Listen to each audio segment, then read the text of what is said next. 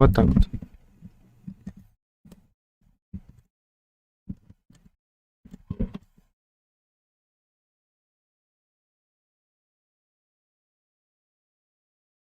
Так, чат вывожу.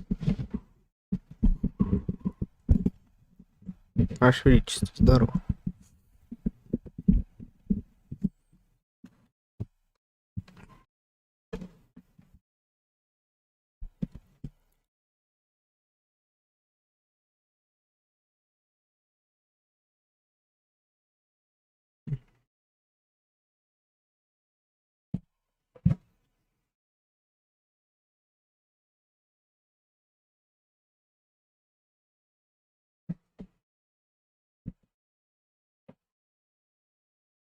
Немножечко, да, в остальном оно такое. Be shipping on all the other platforms as well, and maybe they'll. I mean, there's rumors like, would it be in Game Pass day one or something? I don't know. I think it's unlikely. А где показывать-то будут? Флоридал, здорово. Так, главное, чтобы площадки не добавили. Ваше Величество, еще раз привет. Как дела? Все замечательно. Опять я джойстик новый не купил. На улице просто дождь огромный. С градом. Я в шоке. Так.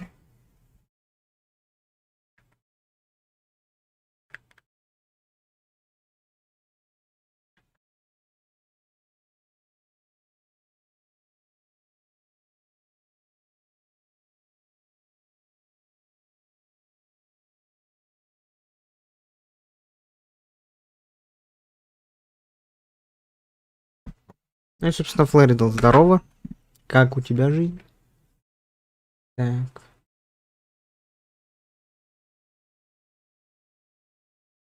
Где?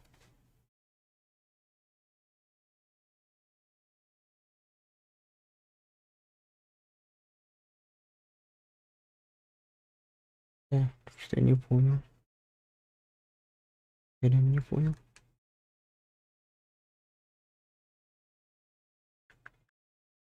И фигня.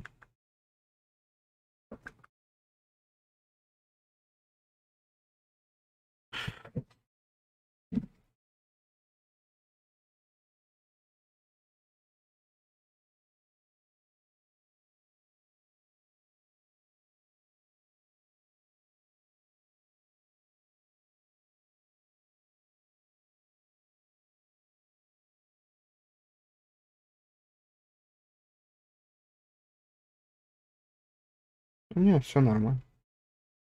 Пока что-то много чего сейчас не получается. Так. А через этот хоть я смогу найти, нет? Нет, серьезно, а что так? Ой, господи, 59 минут. Надо еще понять, где смотреть. Я что-то еще не совсем разобрался.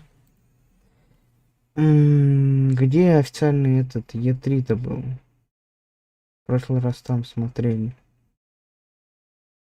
Through that program as well, also published by Humble Bundle, and there's a lot of really great things there. So I just want them to get. Так, а где больше всего зрителей-то? Зрителей 36 тысяч. Тут зрителей 114. Ой, 120. Значит, вот это. Так, все вроде так же, да?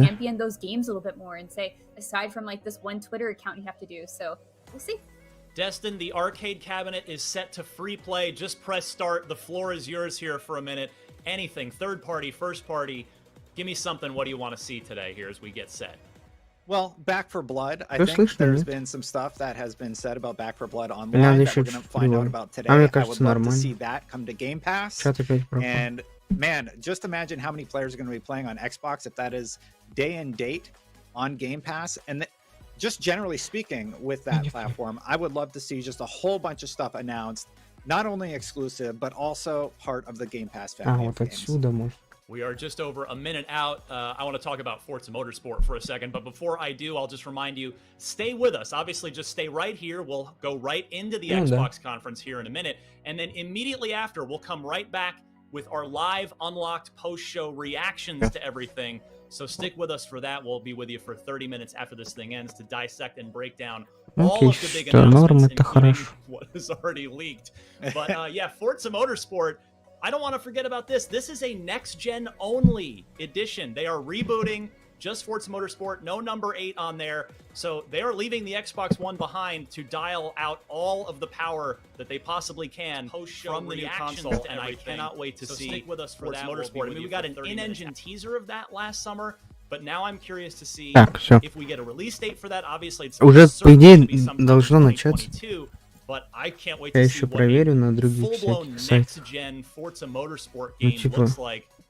And maybe we will also hear about Horizon as well to see what's going on with that. There have been a few rumors circulating about Forza Horizon 5, so we shall see what happens there. But we are about 10 seconds out as I peek out of the corner of my eye at my screen. So we're counting it down. This is it. Stay with us again. We're going to be live during the show. Come right back with us after for the analysis. For now, enjoy the conference.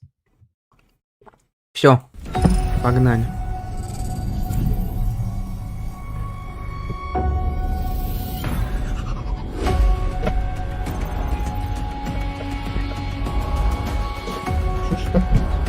Microsoft, конечно, молодцы.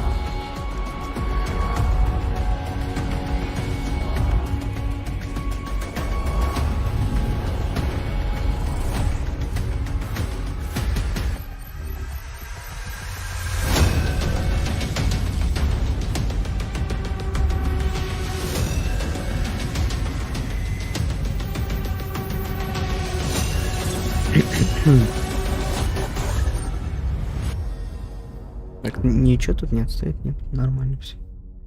Окей.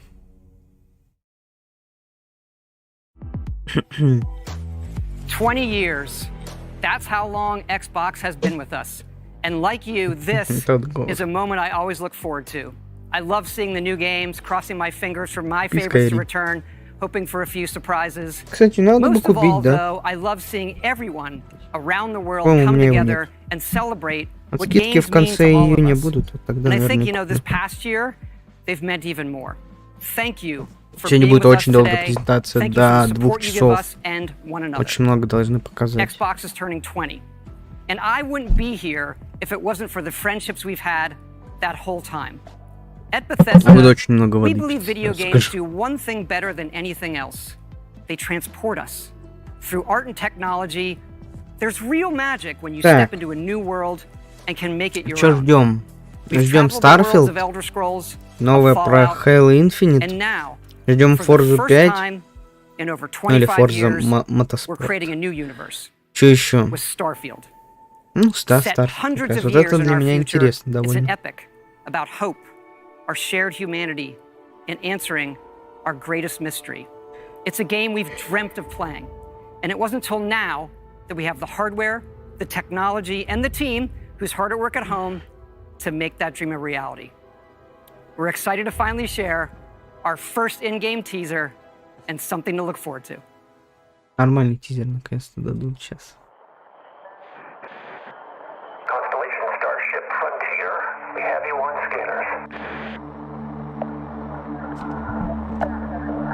Performing remote systems check. Helium-3 tanks checked. Seals are intact. У Bethesda, кстати, коллекционки, если что, всегда довольно-таки дорогие. А это... Если что, гляну, что будет.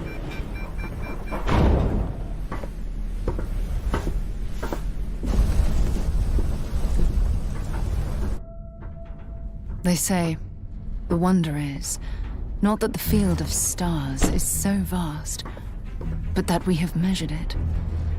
You're part of Constellation now. Part of our family. What you've found, it's the key to unlocking everything. We reach your constellation. This is all we've been working towards. Jemison route looks good. We've come to the beginning of humanity's final journey. Prepare for departure. Graviton loop array. Это кто это идет? Робот Idle Monster. Your space lane is clear. That's why we're here. Main engines go. Ignition. discover what's out there. Good luck, Constellation. You are go for launch.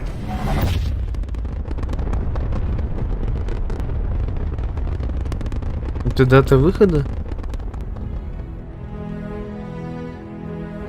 Как-то долго ждать, я думаю... По сливам вроде как в начале следующего года обещали, тут конец следующего года. Фига себе, 11.11.22. Честь. Коллекционка. Xbox эксклюзив. А, коллекционка.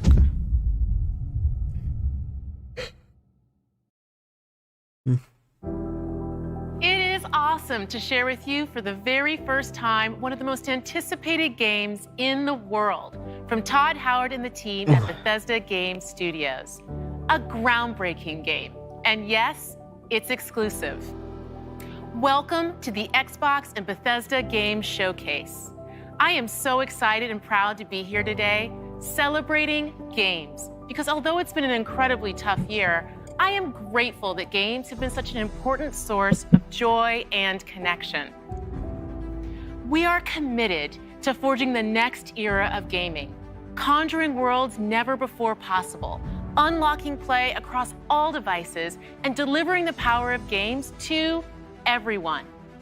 And now, we get to share that quest with Bethesda, not just as partners, but as one team, united in bringing the very best games to more people everywhere. So today, we get to reveal more of what's to come. We have an amazing show, 30 titles, 27 in Xbox Game Pass. And of course, every single console title you'll see today is optimized for Xbox Series X and S, offering next-gen performance, speed, and features. А потом что-то такое, ну блин, ну проще PS5 купить. У меня для Xbox-то ни одной игры нет, а для PS все игры как раз апдейтаны для PS5, так что...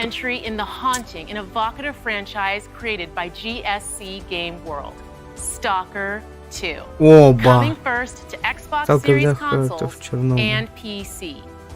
This will be a true next-gen experience, targeting 4K resolution and ray tracing. Это Let's take a название look такое at what you'll официальное. get to play when it launches next year.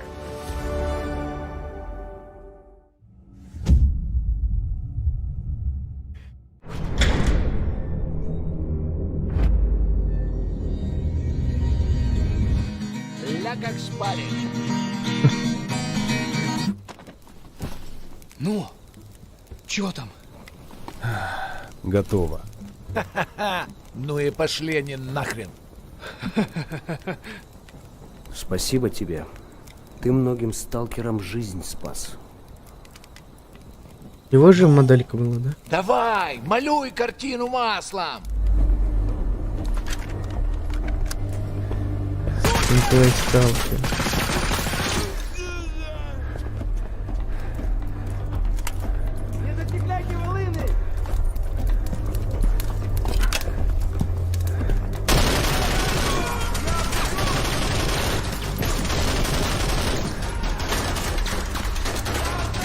Вот поэтому я ни в какие разборки и не лезу. Не хочу пулю поймать. Ну, не знаю. Между аномалией и маслиной я уже лучше пулю выберу.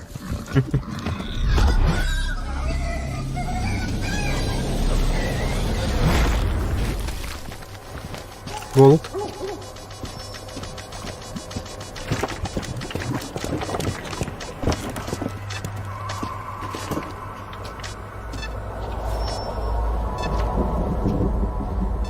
Проверяем аномалию.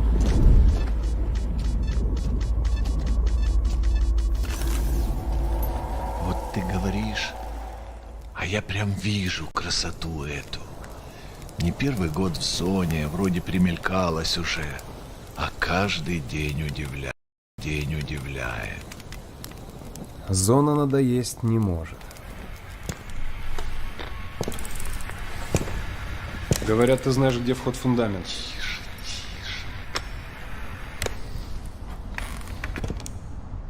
Не отстал, нет.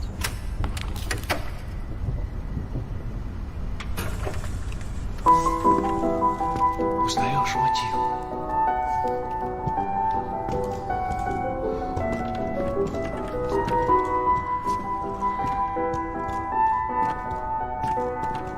Саша, вот это культура.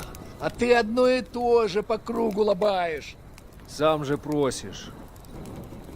У меня музучилище, если что. О, месье, прошу прощения. Может, вам к ученым? Профессура. Они вам лабораторию найдут.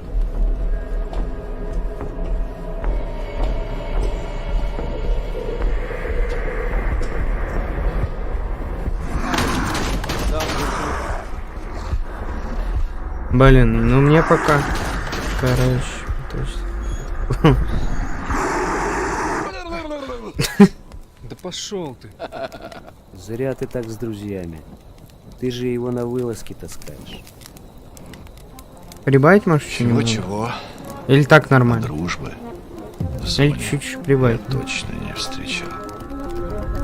Это верно. Он мучился? Нет. Это хорошо. Он этого не заслужил. А пулю заслужил. Жаль, что ты так с ним поступил. Мне тоже. Считаешь, я не думал, как обойтись без его смерти? Она не могла быть свободна, пока он жил. Зато теперь посмотри на нее. Нет, Скиф, я не отдам ее никому. Зона дала мне жизнь, новую жизнь. Жизнь, которую я готов вернуть, если потребуется. Я тогда себе прибавлю. Я буду защищать ее. Всегда. Лисотрон.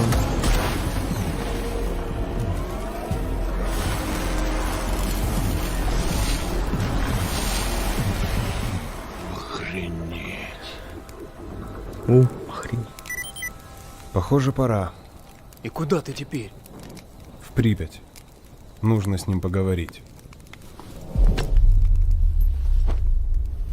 Удачной охоты, сталкер. Блин, не знаю, мне понравилось. —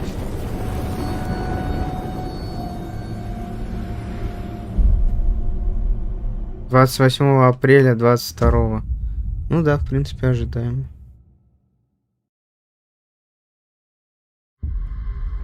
О, у меня на английском. Ой, еще что-то.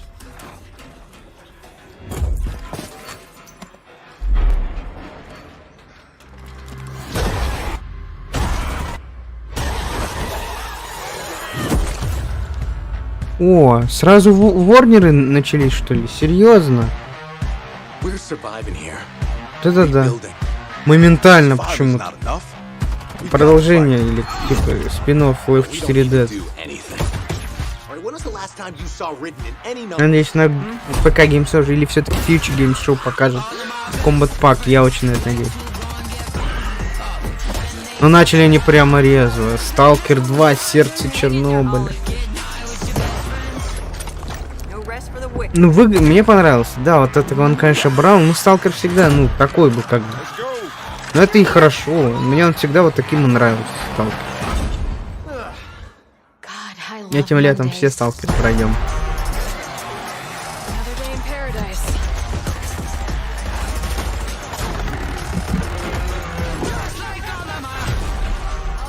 Но они очень резво начали.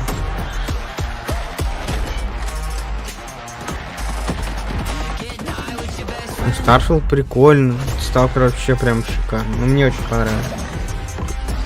Потом еще коллекцион будет. Ну окей, теперь мы знаем, когда выйдет игра. В апреле следующего года.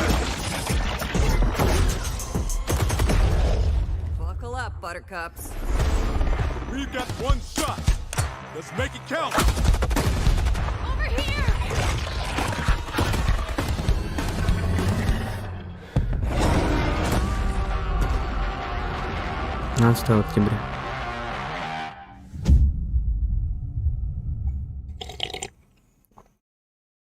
Xbox Game Pass. Ну, блин, Stalker прикольно, конечно. Это обрадовал. Геймплей, ну, блин, ну нормально.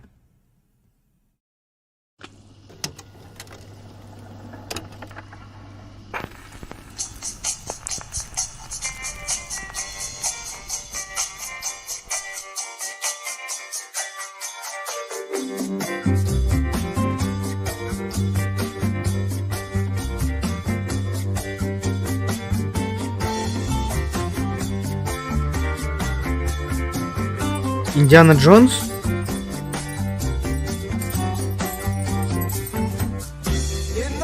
А чё немного подлагивает? По-моему, да, по-моему, это Индиана Джонс, да? Игра по Индиане Джонс.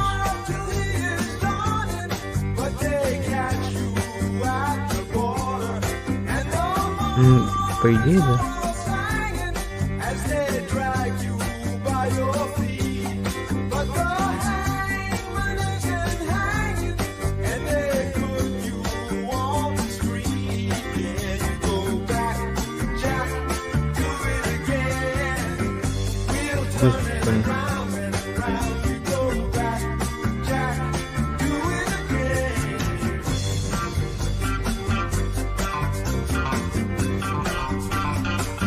Нет, не Индиана Джонс.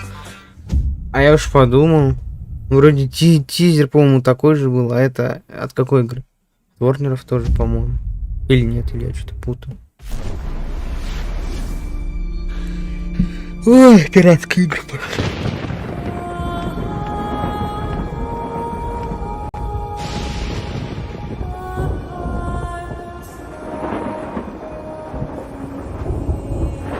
Блин, ну пока майки вообще, конечно, тащит. А чё бы Sony мы? Красавцы мои. А что это за игра вообще? Я ее не видел, что-то я не видел, как в ней играть. Она схожа с Assassin's Creed Black Flag? Ну это что же про пиратов получается?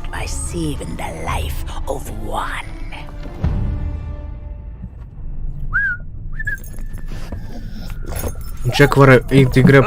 А, сюда его добавят, да? Это он ведь? А, ну да.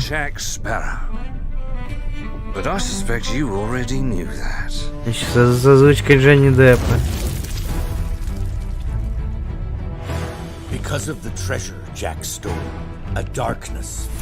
Новая сюжетка такая. О, гипс. This sea holds many secrets. Ah, a new body at last. All I can do is show you the way. From what I hear of this so-called Sea of Thieves, it's nothing but cursed crews, bloodthirsty mermaids, a legion of dead, angry pirates. Ah, yes. And now one Davy Jones. Шоколадниц Дэвид Джонс. Well, I believe that now is the perfect time to use these cannons. A world without the attack of our Прикольно. Ради этого уже можно игру. Nothing lasts forever. Destroy them.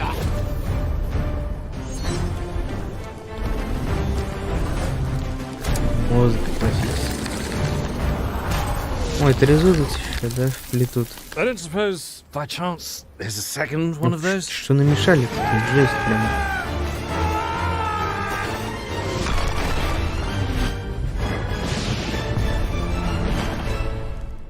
The Sea of Thieves, eh? Bring me that horizon.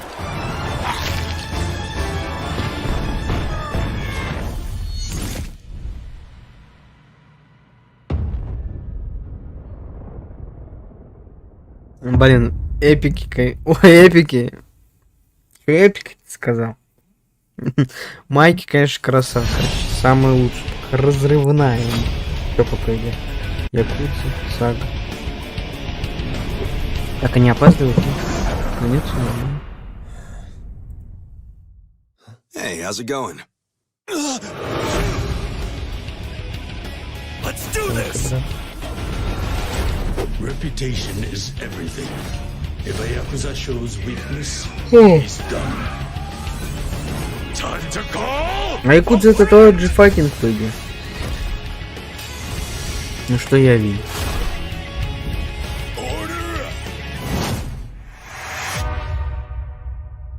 What the? Happy birthday!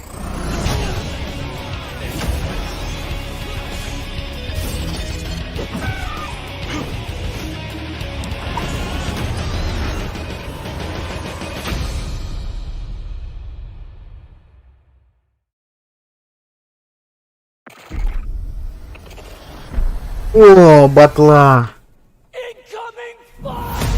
Вот я сегодня с другом говорил, куплю или нет, ну, как бы вроде и не должен покупать, но я, короче, сказал, гляну на геймплей сегодня.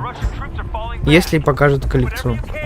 Я, наверное, возьму коллекционку, если мне понравится.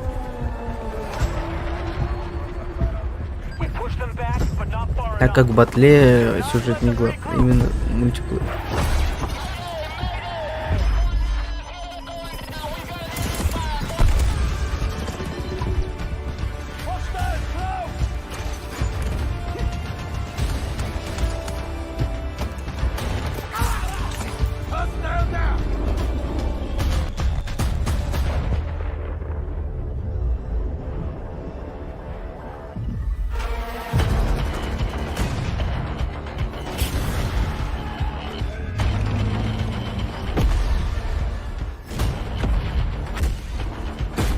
Да, Майки красавец.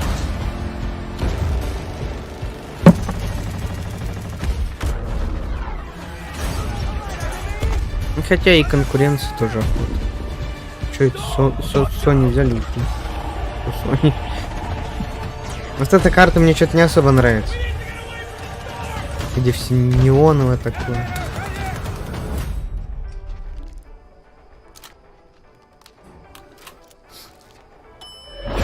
Это на джойстике, понимаю, да?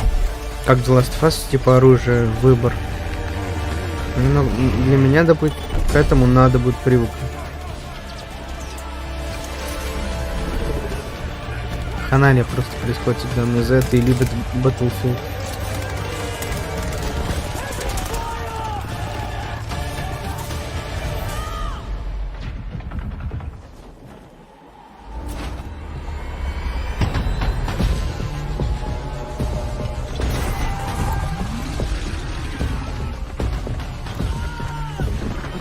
Вот так засасывает, да?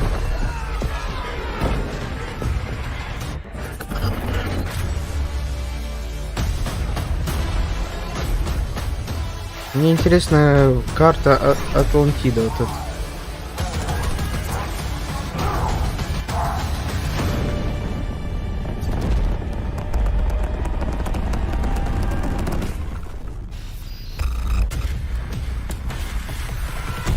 Мне нравится, что здесь очень долго. Мое дихо хоть зашибись. А коллекционку покажут? Нет, ну ладно. Эта игра чем-то похожа на Resident Evil 3 фильм. Это карта. А, это карта. Чем-то Resident Evil. Там пустыня. Police, you're under arrest for your father's murder 8 years ago. What's going on? Shut up! You know what this is. You've been lying to me all this time? I should never have told you. I'm out of patience. What? I know I say this a lot, but I love you. I say this a lot too. Что это такое? Back at you. Не понял.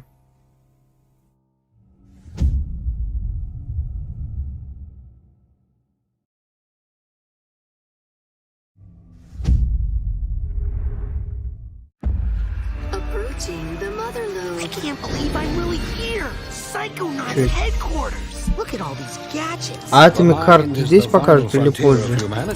I'm ready for anything. Сейчас хочу проверить.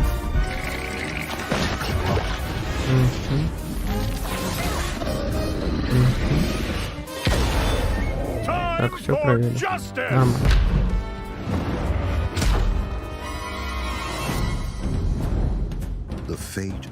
Нормально.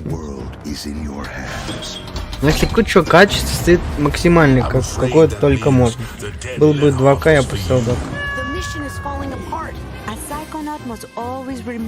Какие-то все стрёмные.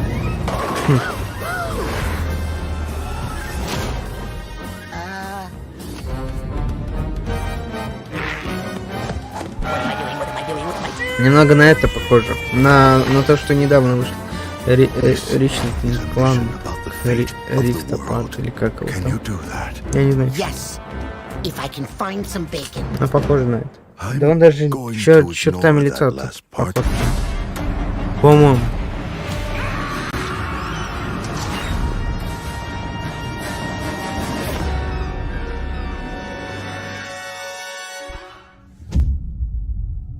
Блин, еще 30 минут не прошло, нам уже столько показали. Это шикарно.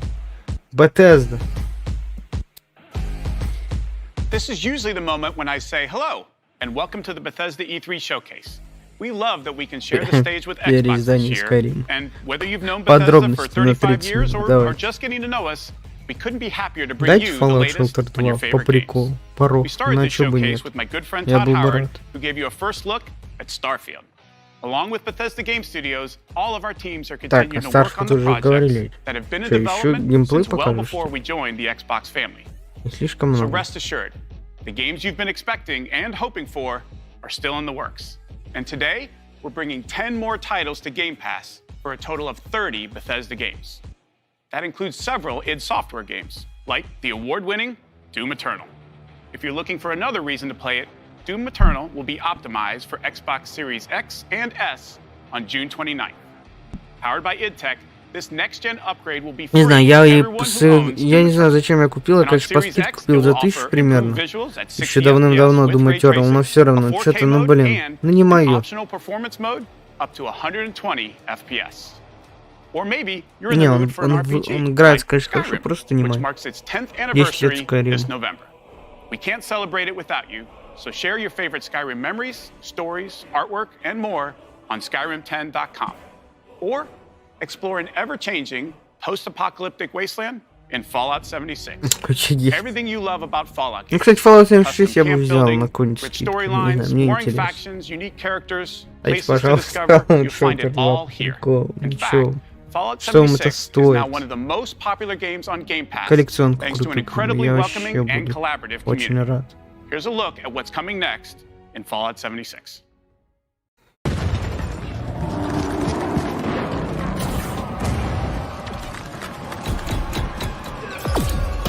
Brotherhood of S.T.A.L.K.E.R are guardians of human civilization. Fort Atlas is safe. It came at a great cost. The Brotherhood must stand united. The super mutant threat takes priority. This proves more than anything the need for our justice. You're splitting our forces, Shin. Кстати, я понял, во всех играх, которые... Это, все что-то забывают. Которые при выходе очень много багов имеют. Тот же Fallout 76. А Cyberpunk я уже мало где слышал. Я уже сам в него перестал играть. Сейчас я его четвертый раз, по идее, перепрохожу, но все равно, что уже перестал играть. Реально, и вот улучшение выходит. Ну, таких крутых DLC для 76-го Fallout я вообще не помню. А для Cyberpunk, ну, надо еще глянуть. I believe that we are now stronger than ever. This is a choice that can never be undone.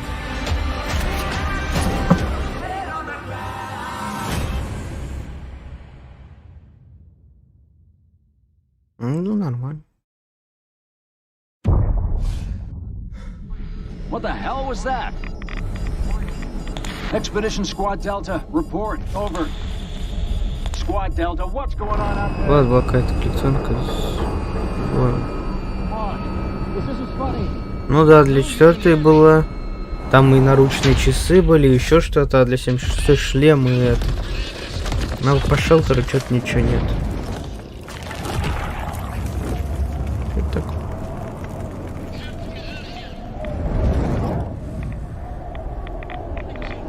«30 минут только прошло, 31 минута, жесть, они уже столько всего показали. Вот что значит середина этого.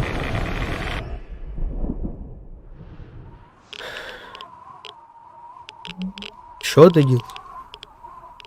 The Wasteland isn't the only open-world playground with an amazing community. DLC какой-то The Elder Scrolls Online from ZeniMax Online Studios has now surpassed 18 million players and shows no signs of slowing down.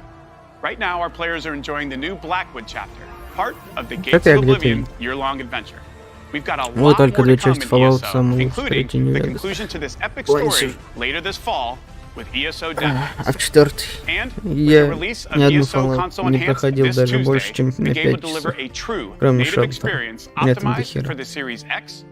Ну, в смысле, ни Нью-Вегас, ни 3-й, ни еще какой-то. До конца, в смысле.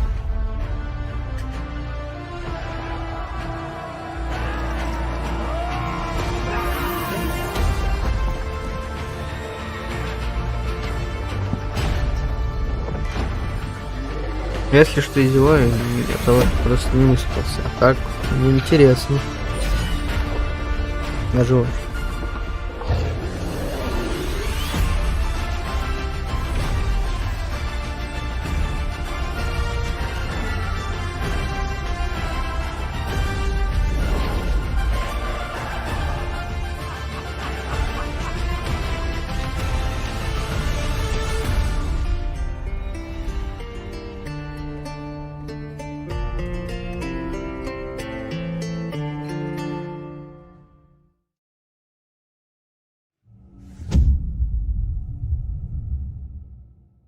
It's a new world with new rules.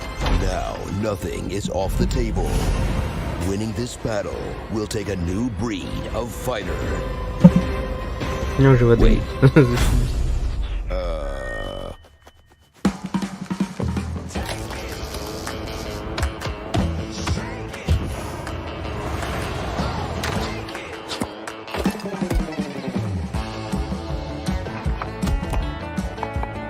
Какой-то новый вот этот вот, как вот S.T.A.L.K.E.R, такие вот главное. Да?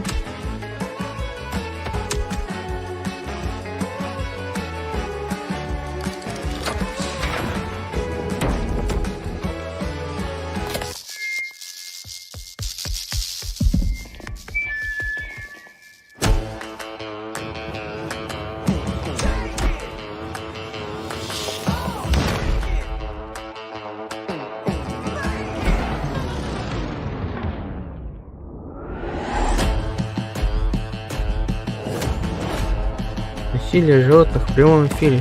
Топором бьют. Вантузами всякие. Битыми, вот еще. Ничего себе. Новый Fall Guys какой-то.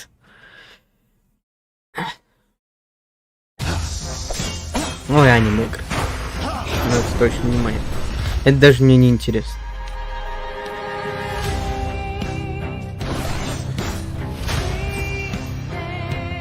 Так, пока это идет, значит так, сейчас я быстренько приду, мне надо просто воды набрать.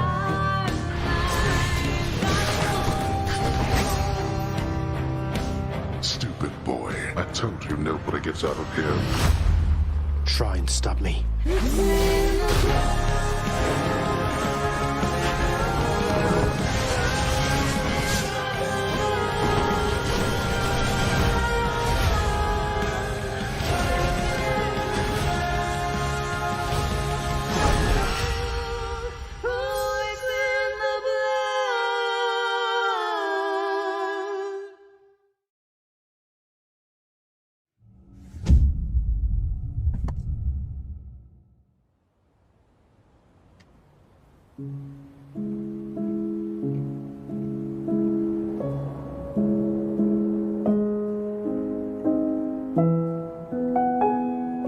Громко.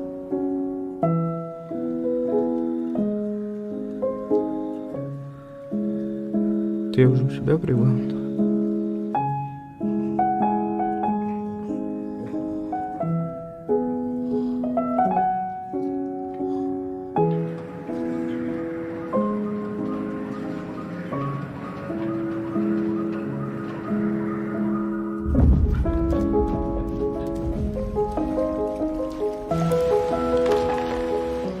О, обожаю такие. Помню немного опасно, а уже нет. Немного S.T.A.L.K.E.R 2. 3D, только все более объемным.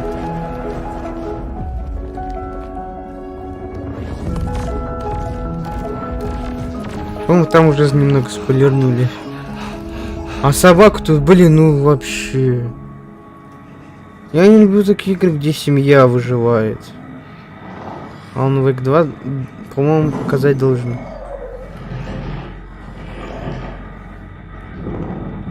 Блин, блин, вроде нормально, а вроде и нет. Я не люблю такие более страшные игры. Тем более, где семья выживает. Тем более с животными. Но явно ведь кто-то погибнет. Ой. This holiday Halo marks the Infinite. 20th anniversary of Xbox and the 20th Вот это нормально, anniversary как of они там Halo. графон подтянули. To our millions of passionate fans, thank you. We wouldn't be here without all of you.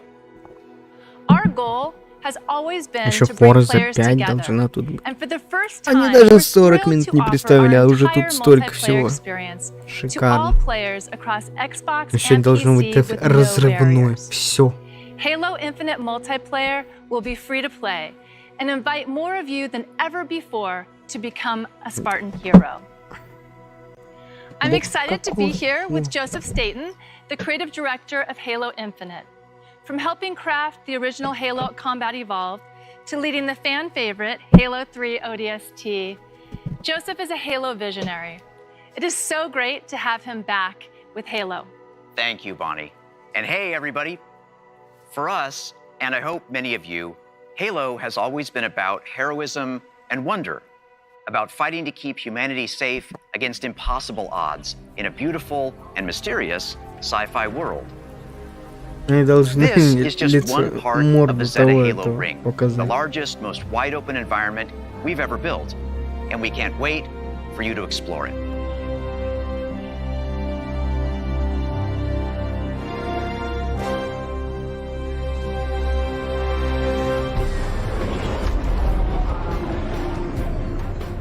The heart of Halo is Spartan 117, the Master Chief.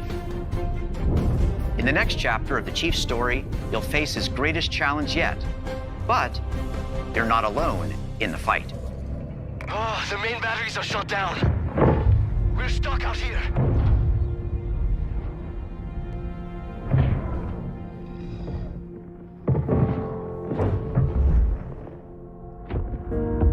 You have one bullet against an entire army. What can you do on your own? I told you. It's enough. So I see.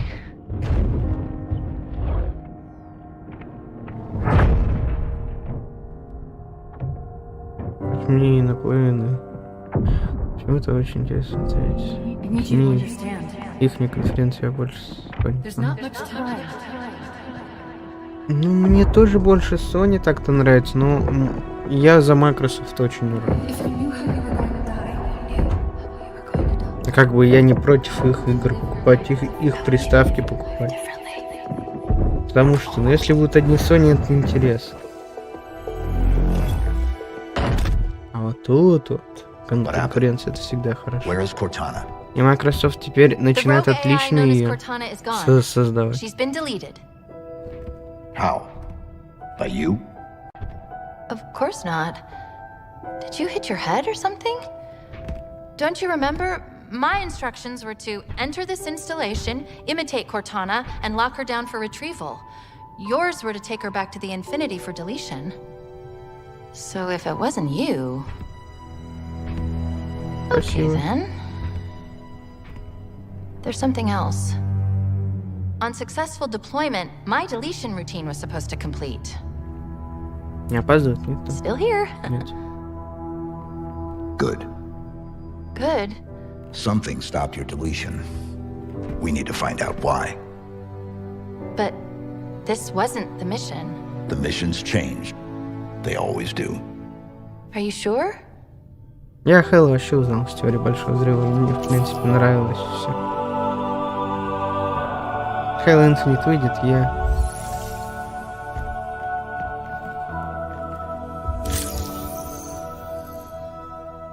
Of course, you can't have a Halo game without multiplayer.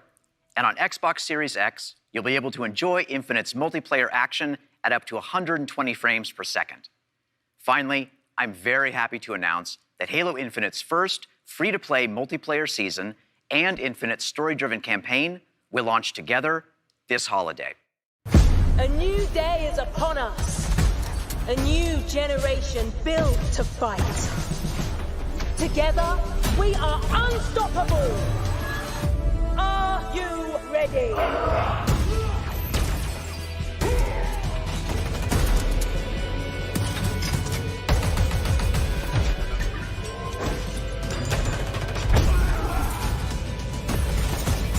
Что они просто сказали, ребята, из Microsoft в этом году вам в Sony ставить. Так Sony, по-моему, на прошлой E3 не были. Да вот чё все уходят с E3, ну реально, ну раньше столько ажиотажа было. Вот реально, ну все создавают, просто невозможно уследить. В любой студии теперь по несколько конференций в год проходит. E3 это было шикарно раньше. Сейчас все ушло.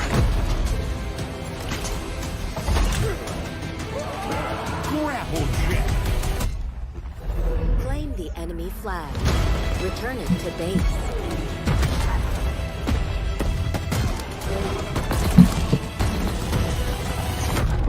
Ordnance drop inbound.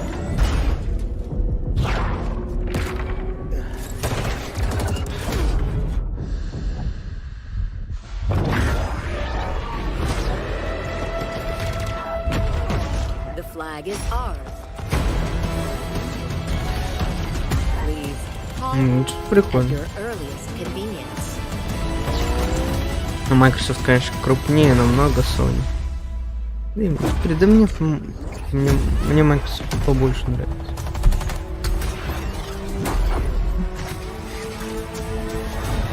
Now, show me what you can do.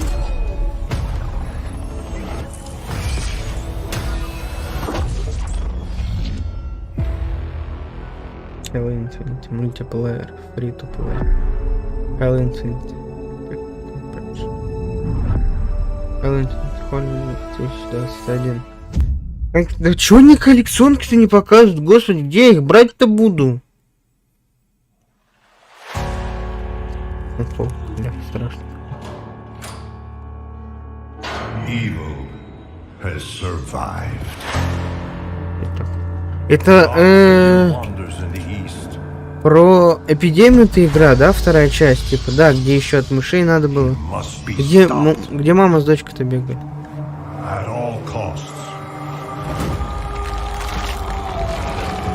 Это, да, или нет? А, нет, другой. Ну и то должен тоже показать. Это Diablo 4, что ли?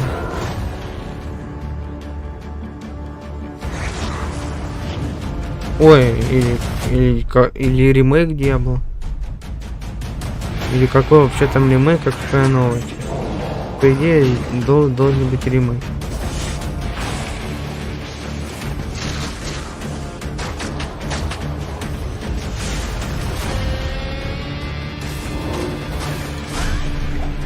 Сергей Варганов, привет. Назры непонятно когда будут, но надеюсь либо на Future Game Show, либо на ПК Game Show покажут. Да, это уже с 12:30 примерно стартует до 2 часов. Это еще очень долго. Потому что очень много студий еще будет.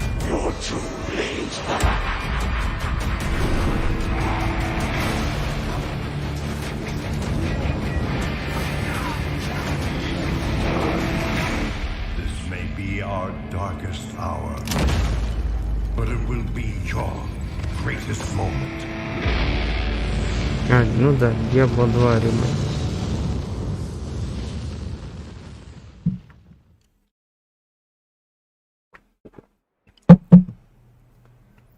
Вот эта игра, да, про пандемию сейчас будет? Ну, должно быть вот это уже, да? Где мамка с дочкой бегали от крыс всяких. Ну, это, по идее, вот это вот и должно быть, да? I don't know. But he's my brother. And I would die for him. Не опаздывает. Ну да, я уже.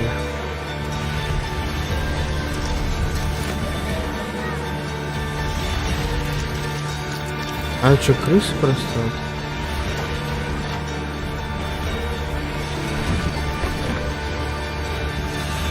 Блин, надо в первую часть будет сыграть как-нибудь.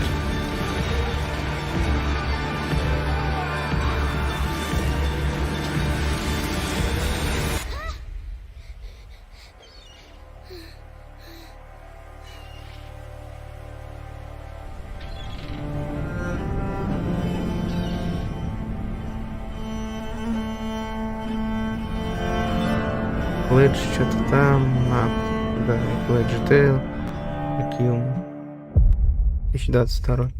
Коллекционку, как всегда, не покажут, да? Дальше их... Да почему они коллекционку-то не показывают, господи? А когда Microsoft обычно показывает коллекционки? Потому что многие студии сразу показывают. А Microsoft что? Потом когда-нибудь с релизом игры? Еще фрагмент один. Hola, fascista. I recognize that voice. Let me ask you a question. When I am dead and Yara is burning, what exactly is your plan? Hold hands, sing songs around the fire? Sure, I know just the song.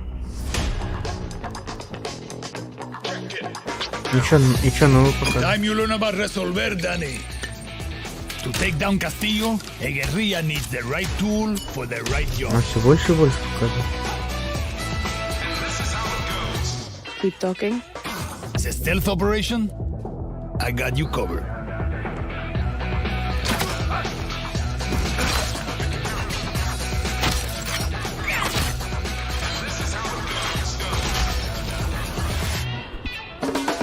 Taking out a high-value target? I have just what you need.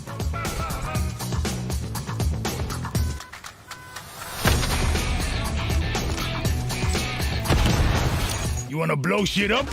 Juan Cortez at your service.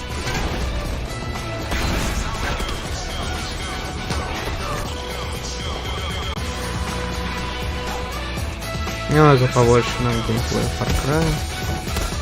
Хотя нам дофига это все показали.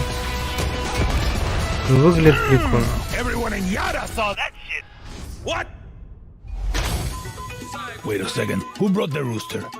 Hey, whatever you need to get the job. Это новый питомец. О, да. Еще одного показали. Еще одного. Как, блин, не питомец. Союзник. Да, вот эта собачка.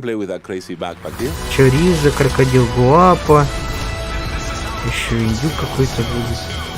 Помощник.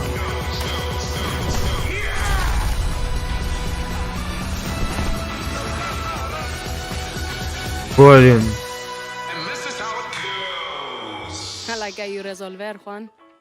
Что так прикольно-то у них все?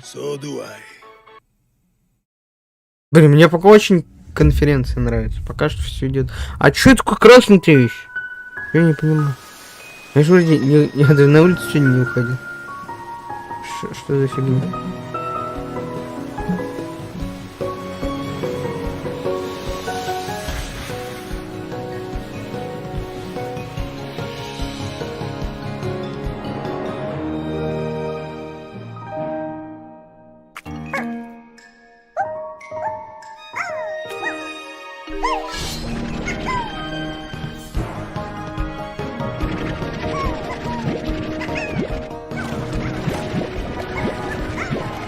Что он всас?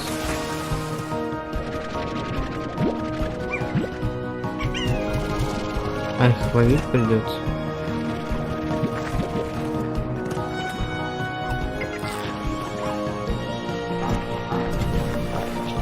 Это, по-моему, знакомый.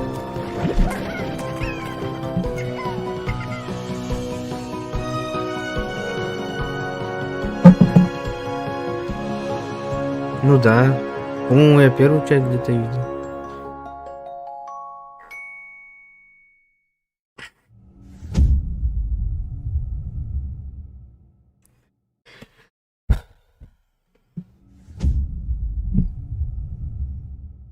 Boom punch. Welcome back to Shred-Ageddon. Here's a new trick. Let's go. Так в Steam не будет Far Cry 6. В этом-то и прикол.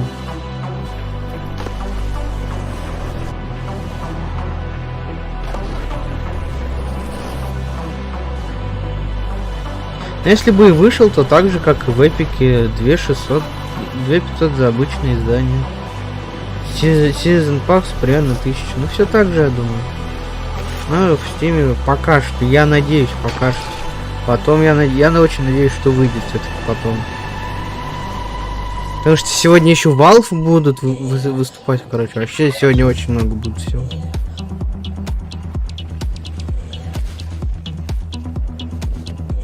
Этот, кстати, тоже прикольная игра. Но, по-моему, у Ubisoft это смотрится намного круче, намного ярче. Здесь, может, нет какой-то графика, как симулятора. Ну, все равно.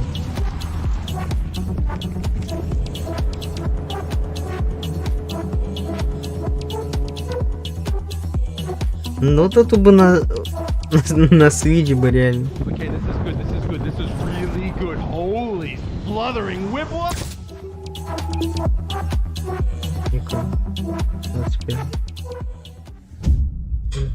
У нас только 53 минут прошло, они уже до хера. Нет, 50 минут даже прошло. Они еще минут 3 просто что-то говорили. Это Мех-Варриор? Да.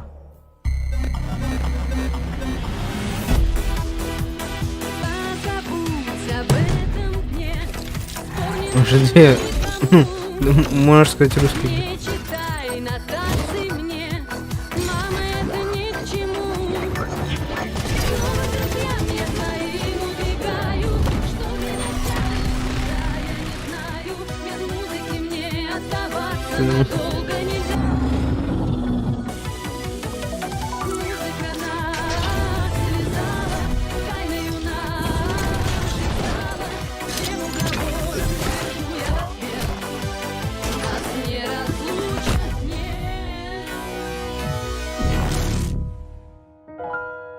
Блин, прикольно смотрится. Блин, молодцы. Молодцы. Прикольно трейлер замутили. Тянуть, ну, можно сказать, тизер.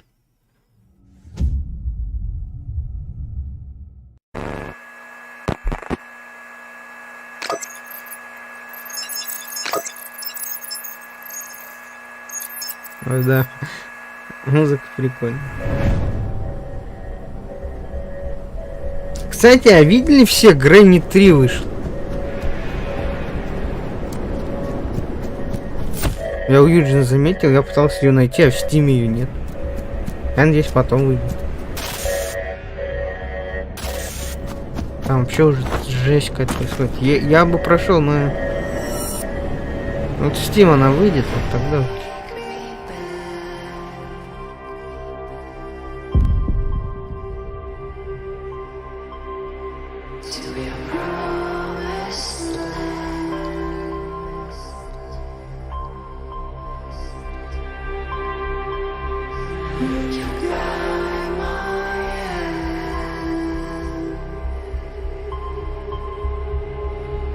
Прикиньте, если Незеры, ну то есть Ворнеры, вот получается сейчас ведь презентацию Ворнеров показали на у Microsoft. То есть прикиньте, если они договорились и сейчас Kombat пак покажут, было бы так прикольно.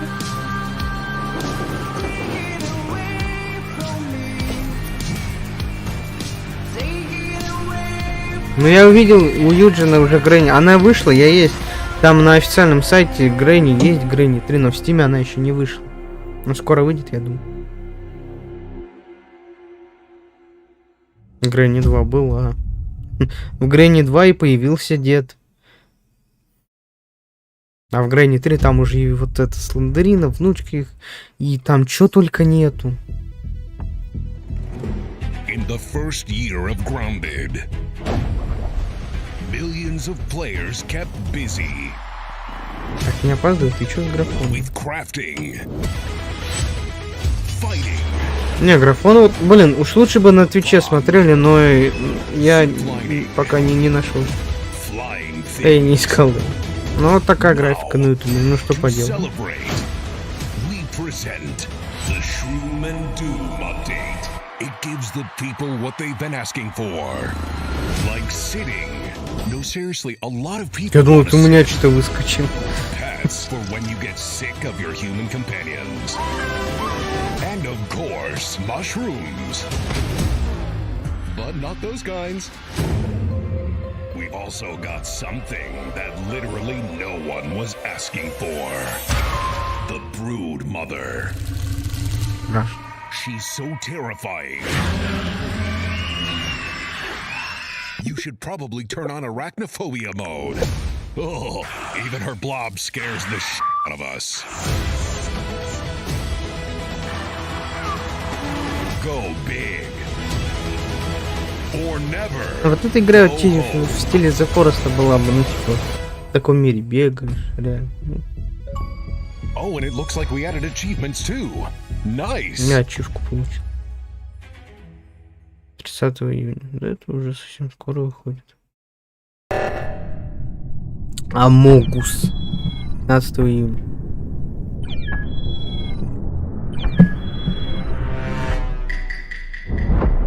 Три импостера. 15 игроков. Это новое. Вот это есть типа расширение. 15 игроков и уже 3 импостера, да? Фига. Скоро будет настроен. Это будет очень сложно. Что там оружие? Чё?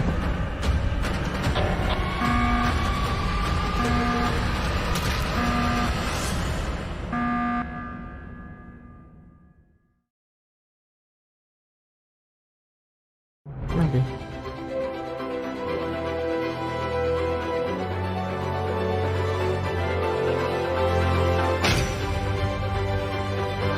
Опять Games, что-то знакомое.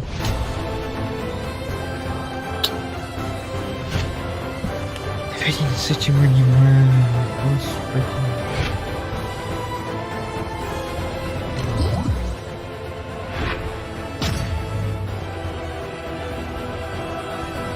Пятница. Ну блин, аниме мне вообще не интересно. Он к моей обязанной игре. Естественно. А у меня он есть. Чем покупать? Но там ведь все эти DLC, они ведь бесплатные.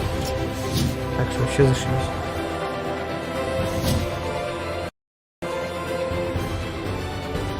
Минуточку. Я на всякий случай F5 нажму, слишком много всяких этих происходило. 235 тысяч на трансляции. Ну, быстрее, ёб твою мать. Побыстрее можно, пожалуйста. И можно 1080 сделать хотя бы. Спасибо. Что за факел?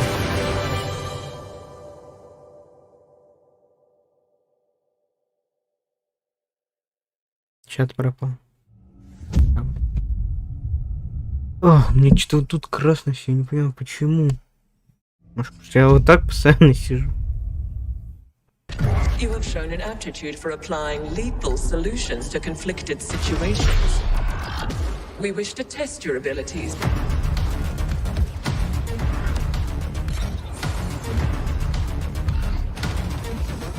Так, теперь ты меня позволил. Нормально.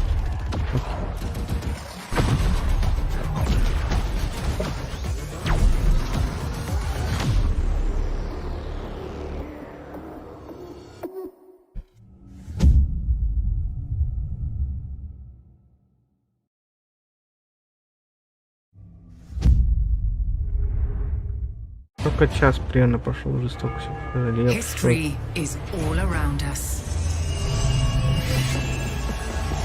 Those who made it have never been forgotten. Their daring choices echo across time, turning land into kingdoms and mortals into legends. If history was in your hands, what would you build?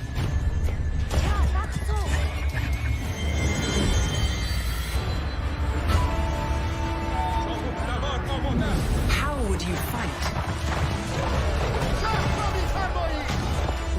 would you go? What will you be remembered for?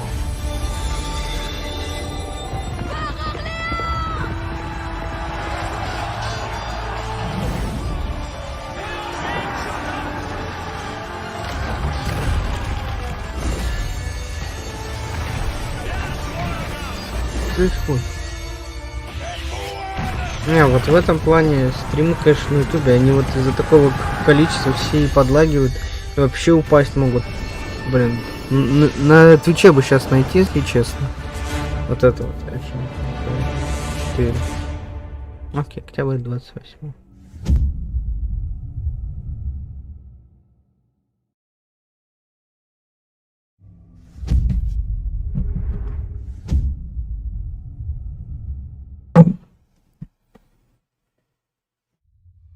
We begin by hearing an old, wise А кто у нас следующий? Square Enix, да? Ну что, Warner вроде как показали свою игру, или они очень подробно будут рассказывать? Я не особо знаю. Something must break the serenity. Will this creature be in the game? No. Say goodbye to it forever. Suddenly, and for no reason, people running. These pointless slow-motion shots make everything seem cool and should bolster pre-sale numbers. That wah sound can mean only one thing.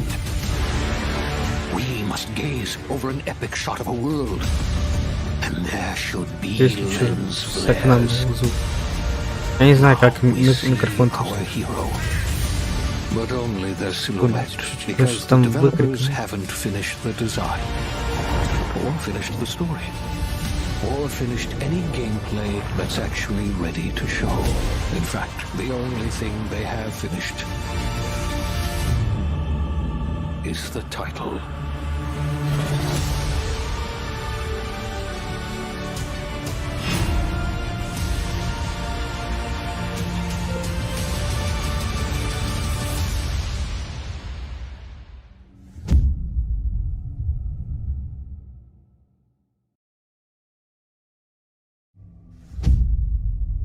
Два раза показали, ничего себе.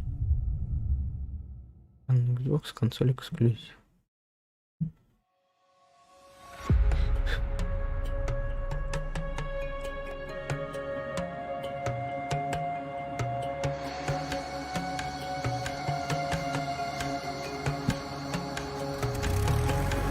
Флайт симулятор вот этот.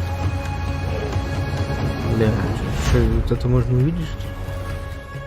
Прям реально бегемот, крокодил, саны. Можно становиться выйти. Это прикольно. Я бы купил, но дорого.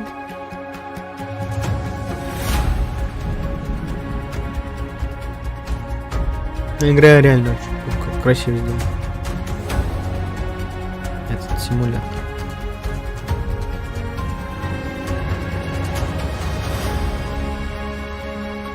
Со всякими DLC еще можно вообще все русские, российские, все достопримечательности поместить.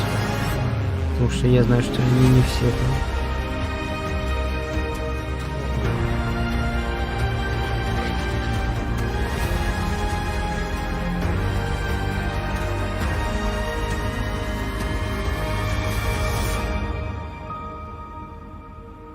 Ну, красиво, да.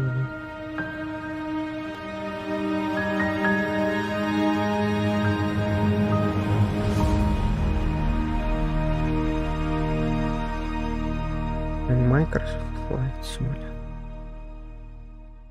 Ой, да блин.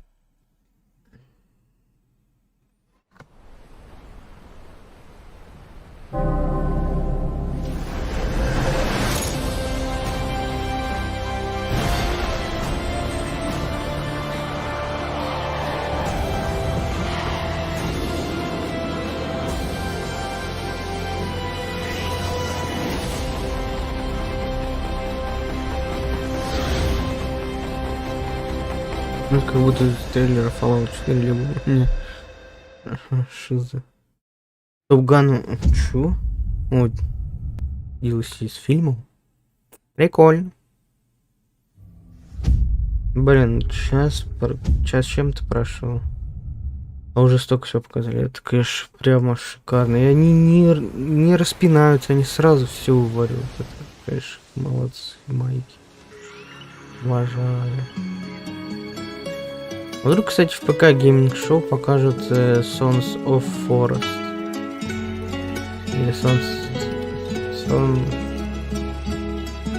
the Forest. Son of the... Короче, сыны леса. Ой, это уже Forest покажут.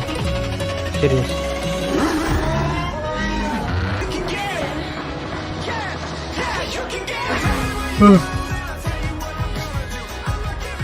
Я просто не выспался. Мне очень интересно.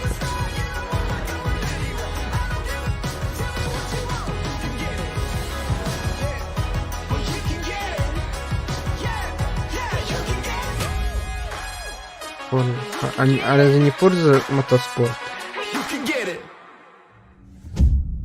9 ноября. Что они кликсонки вообще не показывают? А когда их покажут-то? Hello, I'm Mike Brown, creative director at Playground Games, and I can't wait to show you what we've been working on. Так, все, один целый час примерно с чем-то рассказывать. Все вываливали, а сейчас они начнут распинаться. Окей. This year, the Horizon Festival arrives in beautiful, diverse Mexico. This is the largest and most diverse open world ever in a Forza Horizon game. And there is no better car to explore it than the stunning AMG Project One Forza Edition. Rendered in unparalleled detail and with ray tracing in Forza Vista, thanks to the power of the Xbox Series consoles. I've invited along some of the team to help give you a taste of some of the amazing content that's waiting for you in Forza Horizon 5. Please welcome Bill, Maddie, Sierra, and Don from the Forza team. Hey, Mike. Hey, guys, what's up? Hey, everyone. Hey, what's up, Mike? And we also have Abraham with us as well. He's one of the talented actors who will be appearing in the game. Bienvenidos a México. I can't wait to show you what we've been working on. We begin in the rainforest on an expedition. This is a new campaign mode in which you set out on an adventurous journey across Mexico to explore new locations and discover places for the festival to expand. I'm on the river now. We're getting close. There you are. How's the expedition going? I'm racing a car through the Mexican jungle, Rami. Doesn't get much better than this. I can see some ruins up ahead. Bienvenida a Uxmal. Look out for the flamingos! This city is still a jewel of Mayan architecture. That's a peek Да, с той машиной, вот эта машина стоит соревноваться. Бесполезно that's best enjoyed with others. Let's go and see what some of our other players are up to. The Xbox Series consoles allow us to capture every last detail, right down to the individual needles on these cholla cactus. The scene looks real, but there are no tricks. This is in-game. Maddie is behind the wheel of the AMG Project One Forza Edition in Mexico's lush, living desert. The perfect place to meet up with friends and head out for a drive. Thanks to the next generation of our Horizon Live servers, everyone else we see here are real players. And it looks like Maddie has been joined by some other members of the Forza team.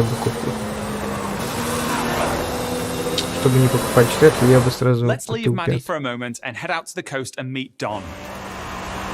Don is already on the move, exploring this idyllic seaside town. This is a recreation of Mexico that is honest, authentic, and filled with love. Speaking of, hold up, Don. Oh, hey, what's up? This is a mural by Mexican artist Farid Rueda. Just one of the many beautiful, faithful pieces of Mexico you'll find all over Forza Horizon 5.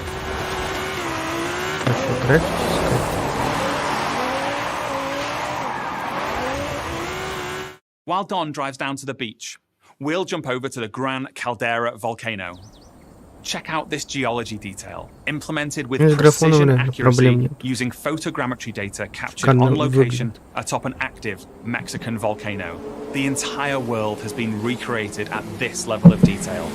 And here's Sierra in her favorite off-road buggy, The volcano Sierra and friends are exploring is the highest point ever in a Horizon game. And thanks to the power of the Xbox Series consoles, from up here we can see for miles in every direction. In the distance, we can just about make out Guanajuato. Let's take a closer look. Guanajuato is one of the most beautiful cities anywhere in the world. It's a colourful, undulating city full of vibrant architecture. It even has a sprawling network of tunnels. And these twisting, turning, overlapping streets mean that as well as looking good, it plays great too. As we see here, as Don is challenged in Horizon's open-world battle royale, The Eliminator. While Don tries to win that race, the rest of our players are still out exploring this diverse open world. Let's head north to the canyon. The Horizon series is known for its uplifting beauty, and using our unique HDR camera rig, we captured 24-hour shoots of real Mexican skies at 12K resolution. And thanks to the Xbox Series consoles, these photorealistic skies result in lifelike lighting that dynamically changes every frame, making you feel like you're really there. Here's Maddie again. She's joined by Abraham and some other members of the team. Our players are using Forza Link, the new AI assistant that intelligently tracks the status of you and the people you meet online, and then helps you link up and play together. We'll now head deep into the rainforest and rejoin Bill and the rest of our players. Here we see our new volumetric lighting system filling the scene with God rays as the sunlight dapples through the dense rainforest. A Horizon arcade minigame is about to start. Forza Link knows that Bill loves minigames, so it intelligently prompts Sierra to invite Bill. Bill accepts, and they're seamlessly linked together with their GPS route set. With that Horizon arcade minigame starting soon, all of our players are coming together. This minigame is called Piñata Pop, signaled by the Horizon cargo plane dropping a payload of piñatas. Ooh, over this way. Gotta catch up to you guys. Our players now have to work together to find and pop as many as they can. Okay, go up here to the left. There's loads along the main road. Here I go. I'll take a look through the bushes here. There's some between the houses. Oh, there's a couple more over here. Sweet. While the team grab those last few piñatas, we're going over to the stadium because I have one more thing to show you. This is Event Lab, the incredible new toolset that allows you to create your own races, game modes, and gameplay experiences. You customize everything, right down to the fundamental rules of the game. It is. Forza Horizon 5 is the largest, most fun, and most beautiful open world we've ever built. And it will truly be an astounding showcase for the Xbox Series consoles when it comes to Xbox Game Pass this November 9th. Thank you so much. I'll see you all in Mexico later this year.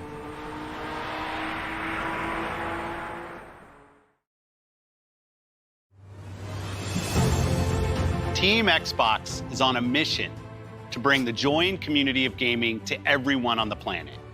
That's why you, the gamer, are at the center of everything we do. Today, we showed you 30 games.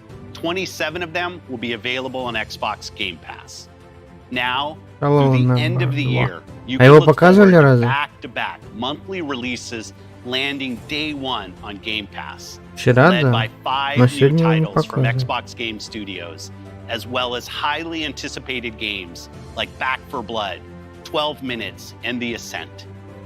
And as we look ahead to next year, I'm inspired by the creativity of Bethesda and Xbox Game Studios. We showed you the highly anticipated RPG Starfield coming exclusively to Xbox. But we also have some of the industry's best RPG storytellers working on Avowed, Fable, The Elder Scrolls Online, Fallout 76, The Outer Worlds 2, and Elder Scrolls 6. We unveiled the stunning multiplayer mode for the world's most beloved shooter in Halo Infinite, adding to the roster of iconic Xbox shooters alongside если что, напомните потом мне включить запись, а то я ее отключил. А МК могут в любой момент показать. Да что угодно могут в любой момент показать. Bringing you a vibrant and authentic depiction of Mexico in a game built from the ground up for next gen, while the team at Turn 10 is hard at work on the next Forza Motorsport. Our growing family of 23 studios is devoted to advancing the medium we all love. Xbox has been here for 20 years, and that's because of you. Our team strives to make Xbox a place where you'll find the greatest games, the most dedicated developers, and the most passionate community. Together, we all make Xbox the best place to play. Before I go, there's one more thing. Take a look at this brand new original game from the Arcane team at Bethesda, the studio that created Prey and Dishonored. Arcane created something new for them, an open world immersive shooter that you can play alone or with your friends. And like Starfield, this game will be an Xbox exclusive.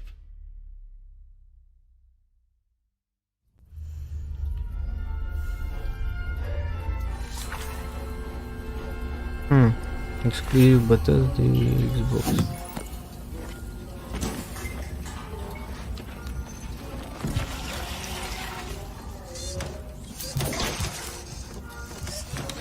Pobre bribón. I'm gonna have to take you apart again. Hey, Dev, anything interesting? Ingredients exist too. Bendable, 25 centimeters. Dramatically elongated bacteria. Go on, make yourself useful.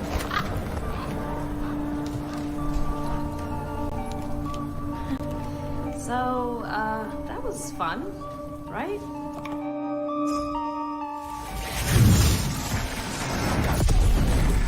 That's your cue, mate. Sleep tight.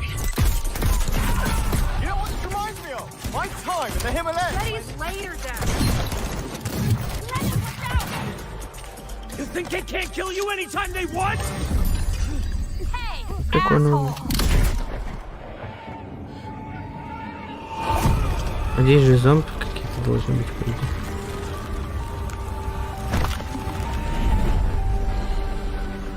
Что это за вампир? Кого он укусил? Одного из их отряда?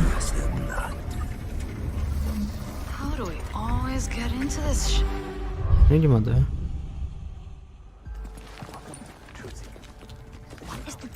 In the field in Redfall, Massachusetts. Behind me, we are witnessing clear signs of cult activity as the locals engage.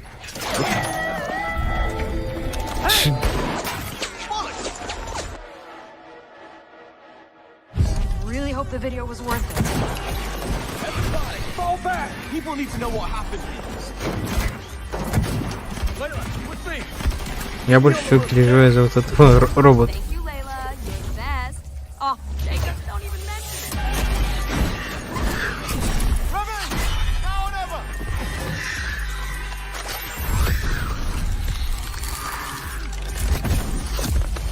Прикольное оружие. Where's the other one? Where'd it go? Give me a taste. That's bad. Bloody hell. Taste this, cabrona!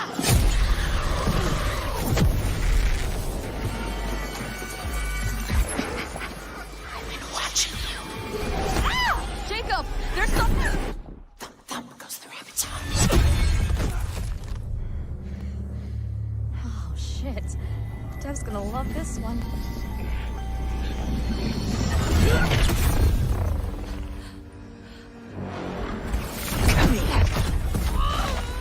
You better have a plan, Jacob. Yep. Don't miss. Don't touch me! Look, a new one.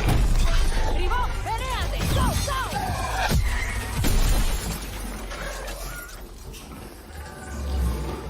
А, это показывают события, которые были до этого, я понял.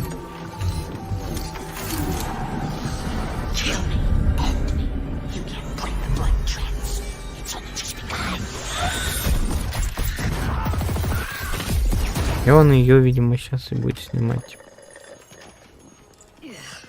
think there's vampire in this. Прикольно выглядит. What does it taste like? Be specific. Like blood and death and strawberry. Sun's coming up. Let's keep moving. Let's keep moving. Sure thing, Edgar Allan Bro. That's a good one. Do you think things will Рыб ever go хромая back to normal? Would you want to go back to normal? Not if I still have to pay my student loans.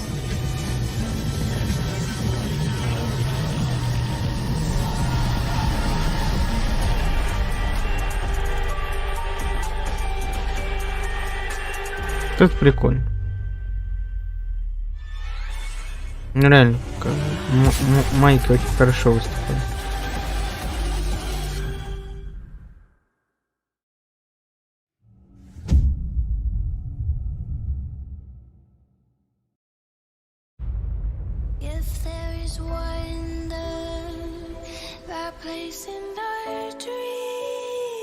А, все.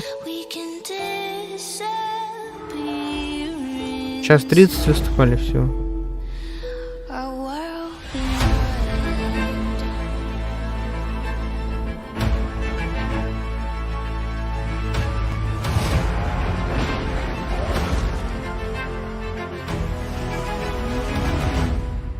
Bring me that horizon. If we can imagine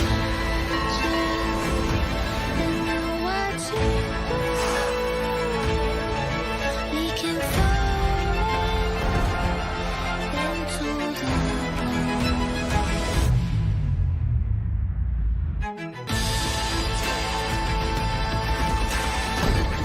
За окном мне какой-то салют. Надеюсь, вы это не слышите.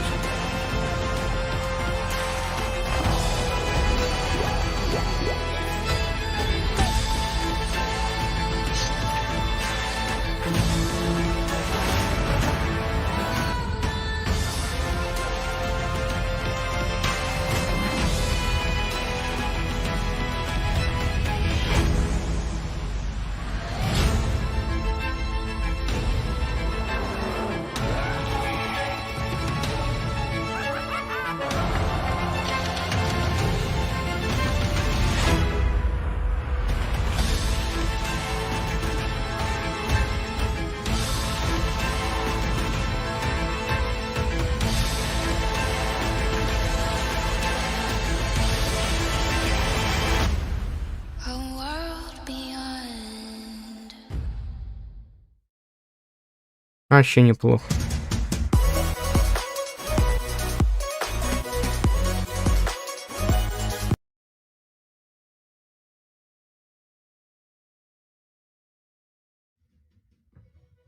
Which block? G2. All right, I'm ready. Так, сейчас. Wow, whether you are a Прикольно, прикольно, прикольно. Так, я сейчас... love the sound of my voice. That's not why you're here. There is a lot to be excited about. Let's discuss. I'm Ryan McCaffrey. This is a very special Unlocked post-show live after the Xbox press conference. It's all part of IGN's Summer of Gaming. Joining me to help break everything down, Miranda Sanchez, Destin Legary, and Cam Hawkins. And in the chat, we have Jada, so be sure to say hi if you're in chat. Guys, let's get right into it. First things first, biggest topics. Let's go with games first before our overall thoughts of a very impressive showcase. Destin, go. Yeah, wow, what a show. I really think they hit all the beats that they needed to, but the one I was most impressed with was Halo Infinite. They did exactly what I hoped they did. They showed off the engine. They told the story of Master Chief.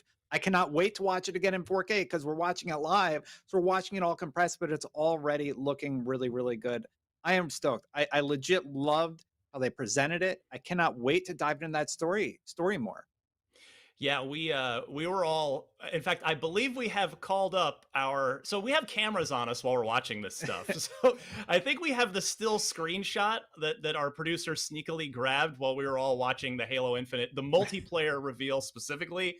I don't know if we're going to put that up on the screen here in a second, but I was expecting great things from Halo Infinite multiplayer, and holy crap, that looked great. The new Banshee looks awesome. It looks like the return of the Brute Chopper, if my eyes did not deceive me. The new Banshee looked great. Miranda, I know you love Halo as well. Talk about how great that Halo reveal was. I just had to like. Что, не слышно было, что ли? Ёб твою мать. Серьезно? А чё я тут распинался? Что, на сегодня все или еще что-то будет? Да, конечно, будет. До 2 часов ночи будет сегодня, алло. В 22:15 сейчас Square Enix будет выступать. До этого я не знаю, что практически час до этого остался. Я не знаю, что сейчас покажут. Потом у нас ПК Гейминг Шоу, потом Future Game Show. Там, я надеюсь, хоть что-то покажут. Надеюсь, на Kombat Pack 3 и так далее. Если что, потом сменю канал, так как я не знаю, здесь написано только про Bethesda и Microsoft. Но, в общем, все. Я сейчас пойду за кофе, всякие эти. В общем, вот. Надеюсь, хоть что-то покажет. Ну, еще как бы очень долго смотреть. Ну, в общем, пока что вот, смотрите. It's fantastic. I'm just so excited, now, y'all. Miranda, did you see this as well? It looked like Valhalla, the map Valhalla in there. Did you see that too? Oh yes. Oh yes.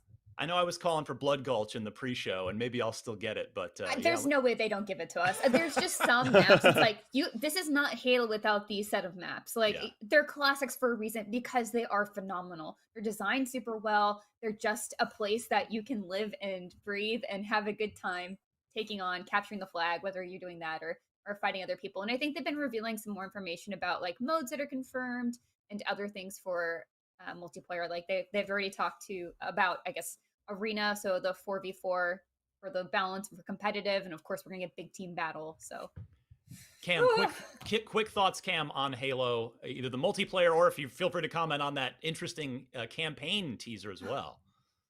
Oh yeah, so just with the multiplayer, it exceeded my expectations. Like I already thought it was going to be great, but then we see like the deflector shield like blocking a plasma shot and redirecting it, the ricochet gun. There's so much there that just needs to be unpacked. Like you need to do like a rewind theater trailer video and just like pick out all the new things that have been introduced. Like I didn't think that they would be able to expand that much on the mechanics of Halo, like the way we're seeing it. We saw it in that trailer. It looks absolutely incredible. And with the story, like I don't even know how to process it, but it's going to be really interesting seeing Chief with this new AI that's not Cortana, and like it's going to be really fascinating. It did everything that it needed to do. I'm super, super stoked for Halo Infinite when it comes out this holiday. Yeah, shout out to the part where he grapples an explosive crate and then throws it at that warthog coming at him. I love that so much. Yes. All right, Starfield was the other big one. We talked about this in the pre-show. We were expecting it 11/11/22. So we have a year plus wait here. Todd Howard really seems to like November 11th because Skyrim came out on 11/11/11. Destin, we got to see, we didn't just get a CG teaser. This was in-engine stuff here. What did you think of the new Bethesda Game Studios universe? Yeah, the creation engine is looking really, really good. I was impressed by this, and a lot of people, almost to the credit of this trailer, were saying, this looks CG. It's in-engine, though. So I'm incredibly impressed by what they were able to show off here, because all they're really doing is they're saying, look what our engine can do. And the thing that I like the most about it, when you start diving into what we're seeing, you pointed it out as looking like early space, Ryan. So like everything you have is sort of a little retro, a little analog. Yeah. It's retro. Everything's sort of not like the best thing in the world, except for his weapon, apparently. But the ship that he's actually flying in, it's sort of like a clunker, right? So it's kind of like pieced together. And then she actually takes off near the end of the video. But I'm really, really interested in what this world is. Why are we here? The waving robot has that perfect amount of charm and sort of humor. Like it's just subtle enough that you want to know more about it. You want to learn more about this world. I really, really liked how they handled this Starfield reveal. And the fact that we know now that it's coming out next year and we have some good titles hitting in 2021. Ryan, 2021, they're ramping up to a killer 2022 where they will hit full speed by the look of things. Yeah, Cam, all worries put to bed here if you're an Xbox fan. Starfield, completely console exclusive, will not be coming to other console platforms. as we've been saying, as we've been expecting, you know, this is such a huge get for Microsoft. You don't spend $7.5 billion on all those studios, on some of the most iconic, you know, one of the most iconic RPG studios ever made, to put them on your competing consoles. It's coming to Xbox. It's only going to be on Xbox. Let's go, baby. So we already know the big holiday title, or at least one of the big holiday titles from Microsoft next year. We still don't have a date for Halo. I find that a little interesting. I still maintain that the 20th anniversary date of November 15th makes a lot of sense, but there's another game coming out a week before that, so I don't know. And that game is the big, pleasant surprise, Forza Horizon 5. I am a massive fan of Forza Horizon. I think it is the best driving game, period, of the last decade. And I'm not exaggerating. I truly believe that. Each one has somehow gotten better than the last. Cam, I see some nodding heads all over the place here. Tell me about Forza Horizon 5 and your reaction to this. Yeah, like, this might be blasphemy, but I've really not played our Forza Horizon game before, but like, this is the opportunity to jump in, and the variety of environments that we saw like a tropical rainforest, we saw like just by a beachfront, we see like a desert landscape. There's so much variety in what we're seeing, what we saw in the trailer. And a short break, but stick around. We have plenty more. There is so much more. This was a great conference we're going to talk about here. IGN's Summer of Gaming will be right back.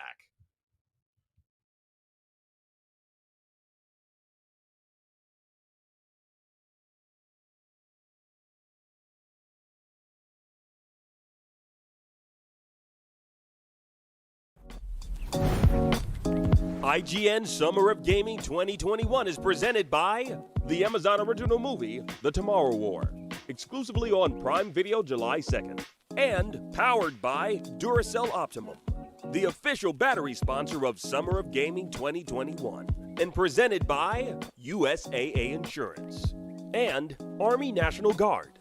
Pursue multiple paths while you serve. Reach your greatest potential with Army National Guard.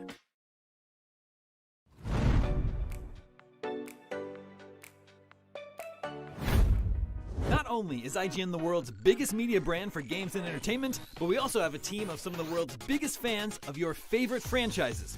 From breaking news and exclusives, never-before-seen looks at movies and games, to reviews, let's plays, and live streams, IGN brings you all the coverage you need, no matter where you are. Whether you're on IGN.com, the IGN app, YouTube, Facebook, or Snapchat, we've always got you covered. IGN, the #1 source for all games and entertainment fans worldwide. In a world with non-stop news about Marvel, DC, Star Wars, you need a show with accurate reporting, hard-hitting commentary, and me, Akeem Lawanson, host of IGN's news show, The Fix Entertainment. Whether it's the latest superhero scoop, film fiasco, or anime announcement, I'll be here covering all the breaking movie, TV, and streaming news that matters most to you. Make sure to catch The Fix Entertainment on IGN for your fix of entertainment news. Let's drop it. If you're not following IGN on social media, what are you waiting for? We're constantly updating our feeds to bring you the latest news, gameplay, custom Я original смотрю, тут content, реклама фильмов была. the best Если что-то по user-generated videos ребуту Резидента будет, вы напишите. memes, and a whole lot more. Be part of the conversation throughout the year. Follow IGN on Instagram, Twitter, Facebook, TikTok, and Snapchat.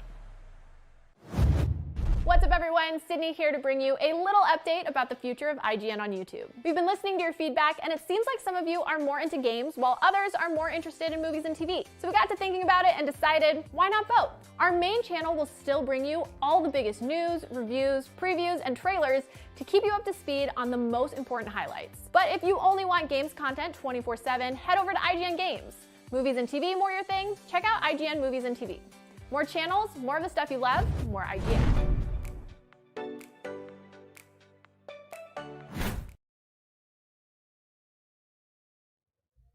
Welcome back. Coming up at 12:15 p.m. Pacific time, we've got the Square Enix E3 showcase. Good luck following Microsoft. That was awesome. But right now, it is time for more Podcast Unlocked right here, right now on IGN Summer of Gaming. Now, as of April, there are over 23 million Game Pass subscribers.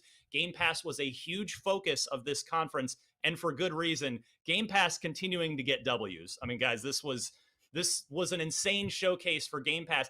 Obviously, the first parties are all Game Pass, but let's talk about the killer third-party Game Pass lineup here. Miranda, I want to start with you with a game that I think was kind of the darling for most of us as we were watching, the one that really jumped out. I saw a lot of chatter on Twitter about it as well, and that is Replaced. Yes, absolutely. So this one was just immensely stylish. Like everyone's just like, wait, what is this? And it just kept getting bigger and bigger. The graphics themselves are just so layered beautifully. The action looks really fluid. We got to actually see a lot of it, which was not what I was expecting. So it was cool we saw it, but we didn't actually know what it was about. So Xbox put out a tweet and said, "You're an artificial intelligence trapped in a human body. What's the game plan?" So I was like, oh, this just makes it so much more enticing. Like, I mean, Replace sort of makes like sense with the title, but I think everyone was just really surprised by how cinematic that looked too. Because like with side scrollers, I think playing with the perspective is kind of difficult, right? Since you are limited. But this one was just showing like, look how cool we can make this, like how much we can push these boundaries of this art form. And so I think it was just snap with so many people. It also just have, again, that very odd, like futuristic, but kind of gothic mix. And so I think that was also very appealing to myself and a lot of other people. Destin, another game that's captured imaginations and curiosities, because it's just looks straight up weird every time we see it, but in the very best of ways. Atomic Heart, another big third-party game coming right into Xbox. We got a new Atomic Heart trailer here. Yeah, I didn't expect to see this one at all, but this one gets tons of views every time we post anything about it on YouTube. So to see that it's coming to Game Pass and people are going to be able to play it right away. You know, you always hear that people talk about how, what are you playing on Xbox right now, right? We're playing Game Pass. Install Game Pass. You have all of these games to play from, including Atomic Heart, and it's just such a killer deal, and this further adds to it. I think this show was a lot about establishing just what you get when you get Game Pass, and we have some awesome games to look forward to. How about Contraband? Cam, this was one of the earlier games in the show, kind of the first non-Starfield reveal of some new surprise. This is Avalanche, which is a studio that's got a lot of pedigree. What'd you think of this? Oh yeah, it looked interesting. It like when the trailer first played, I was just like, it gave me like kind of Guardians of the Galaxy type vibes because of like the music. But you know, we found it was a co-op heist game of sorts. At least that's what it seemed to be teasing. And like I'm interested. I love co-op games. I love like working together as a team and you know, being able to do something kind of like what you do in Payday, like, but in a new way. I'm interested. Avalanche brings out good games, and it's a great get for Xbox. Now, one of the longest segments, the game that got the most stage time here today was Stalker 2, a game, again, we talked about it in the pre-show, ton of interest around this. We've seen it on Microsoft stage before, but it got an extensive gameplay demo. Miranda, this was visually stunning, and even on the 1080p live stream, we still haven't even had a chance to go back and watch it in 4K. Yeah, it was gorgeous. I cannot wait to watch that in 4K. I just really didn't care too much about Stalker 2 until I had read the book that Stalker is based off of, which is called Roadside Picnic. And that gave me a lot of context for what was happening in this trailer, which it's just very impressive to see how they've adapted this for a video game. So of course, like the visuals are beautiful. It looks like the gunplay is going to be really fun, and there's a lot of different tools you're going to have to use to get through the zone, which is what this place is called, where like aliens came and left a bunch of stuff, and it's very dangerous. Yeah, can you explain the part where where you were throwing like looked like kind of a rusty bolt into a swamp? Yes, so essentially you have to have just like things to throw around because there are these things in Roadside Picnic called bug traps. And so what it is like this weird altered field of like gravity and like compression. And so we did see an enemy like get stuck in one of them, and it just gets torn to shreds, like exploded. So if you step in one of those, it's just done. Like you are over. So there's like a carefulness to exploring this world. And I love seeing that. Like that danger is so present. And again, like just look at this game. Here we're about to see the bug trap if you're watching the video. There it goes. It is just bye. And so I love that they're really utilizing tools here as well. And it's not just about the gunplay and how they've adapted it to be like a rather scary looking shooter. you have to use your tools in order to survive, and I adore that. I think in the conversation at the campfire too, like they're talking about, like, you know, you really got to look out for yourself because you can't really trust people here, and that's such a big part of it as well. That, you know, the danger here is not only the land and the monsters that are waiting you, it's like also the other people. So I think this game looks like it has a lot going for it. And again, I think even without having read the book, like this was wildly impressive and is now very much on my radar. Yeah, Destin, this vaulted very high on my wish list. I imagine it did the same for you. How about the in-house engine at work here? The facial animation and the hair. Like this game looked amazing, did it not? Yeah, I was absolutely blown away. Getting to see the lighting effects hitting the side of the gun right away. You show the lighting hitting the side of the wall, how they're handling shadows, cascading across the room, the lighting spilling in through the window. Every little detail just looks absolutely gorgeous. And then you start seeing the combat that Miranda was just talking about in action, and you see how it all starts playing together. I am incredibly excited to see what they managed to do with Stalker 2 beyond just what we've seen. And so everything we've been talking about since we came back from break, again, all Game Pass. These are all third-party games that are going right into Game Pass. Another of those, Cam, is Plague Tale Requiem, a sequel to Plague Tale Innocence. That I know that jumped out at you as well. Yes, I'm super excited about that game. A Plague Tale Innocence, which came out in 2019, was low-key one of the best games to have come out that year. I know that it didn't get on everybody's radar because it was it's from a Sova studio. It's not as well recognized as most major studios, but that game was very, very great. It wasn't visually stunning all the time, and you could tell that was done by the development and the budget that game had. But like, assuming that Xbox is helping with the development of this game, with it coming to Game Pass day one, I think the next game is going to be really impressive. I think that it has the potential of being a Game of the Year contender the year it comes out. I am incredibly excited for this game. Yeah, and I want to shout out The Ascent as well, which is coming up really soon. That's July 29th. I've played The Ascent. You can read or watch my preview of that on IGN if that trailer got your interest here in the show. That was a quick trailer just to kind of remind everybody, hey, this is coming out real soon. That's going straight into Game Pass as well. It's got kind of an old school, like Hunter the Reckoning kind of vibe to it, for those of you going all the way back to the original Xbox. So I thought that looked great. But it's just Game Pass. I mean, guys, Miranda, I don't know how you can watch this conference and not want to subscribe to Game Pass if you're not doing so already. Yes. The only thing I ever hear from people of the reason they don't get Game Pass is because they just play so infrequently that they feel bad that they're paying for something that they're maybe not using. But it's like, man, if you didn't just play like a few of these games, like it's already paid for, like if you were to go out and buy these games on their own, like it's just insane. I don't know. I don't know if my siblings are watching, but I'm like, the birthday gifts are just easy. It's just everyone gets Game Pass so you can play all these games with me because it just makes things easy. We're going to take one more short break, but we're going to come back with our best of show picks, and there is a lot to choose from, so stay with us. We'll be right back. IGN's Summer of Gaming is powered by Duracell Optimum. All summer long, we're bringing you the game announcements, developer interviews, and all the demos you care about. So get comfortable and get ready to play.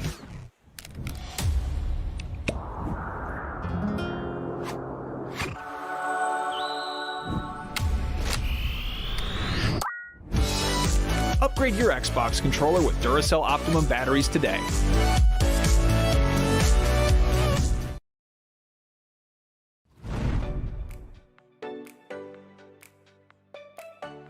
If you're not following IGN on social media, what are you waiting for? We're constantly updating our feeds to bring you the latest news, gameplay, custom original content, the best user-generated videos and art, memes, and a whole lot more. Be part of the conversation throughout the year. Follow IGN on Instagram, Twitter, Facebook, TikTok, and Snapchat.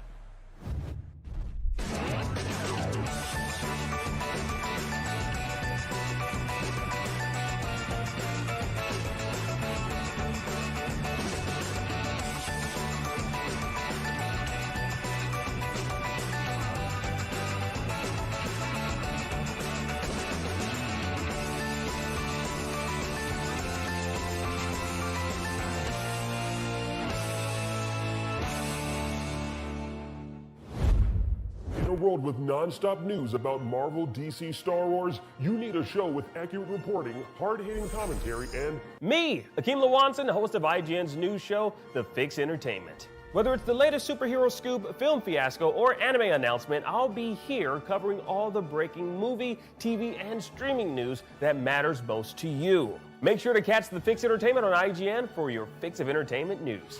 Let's drop it.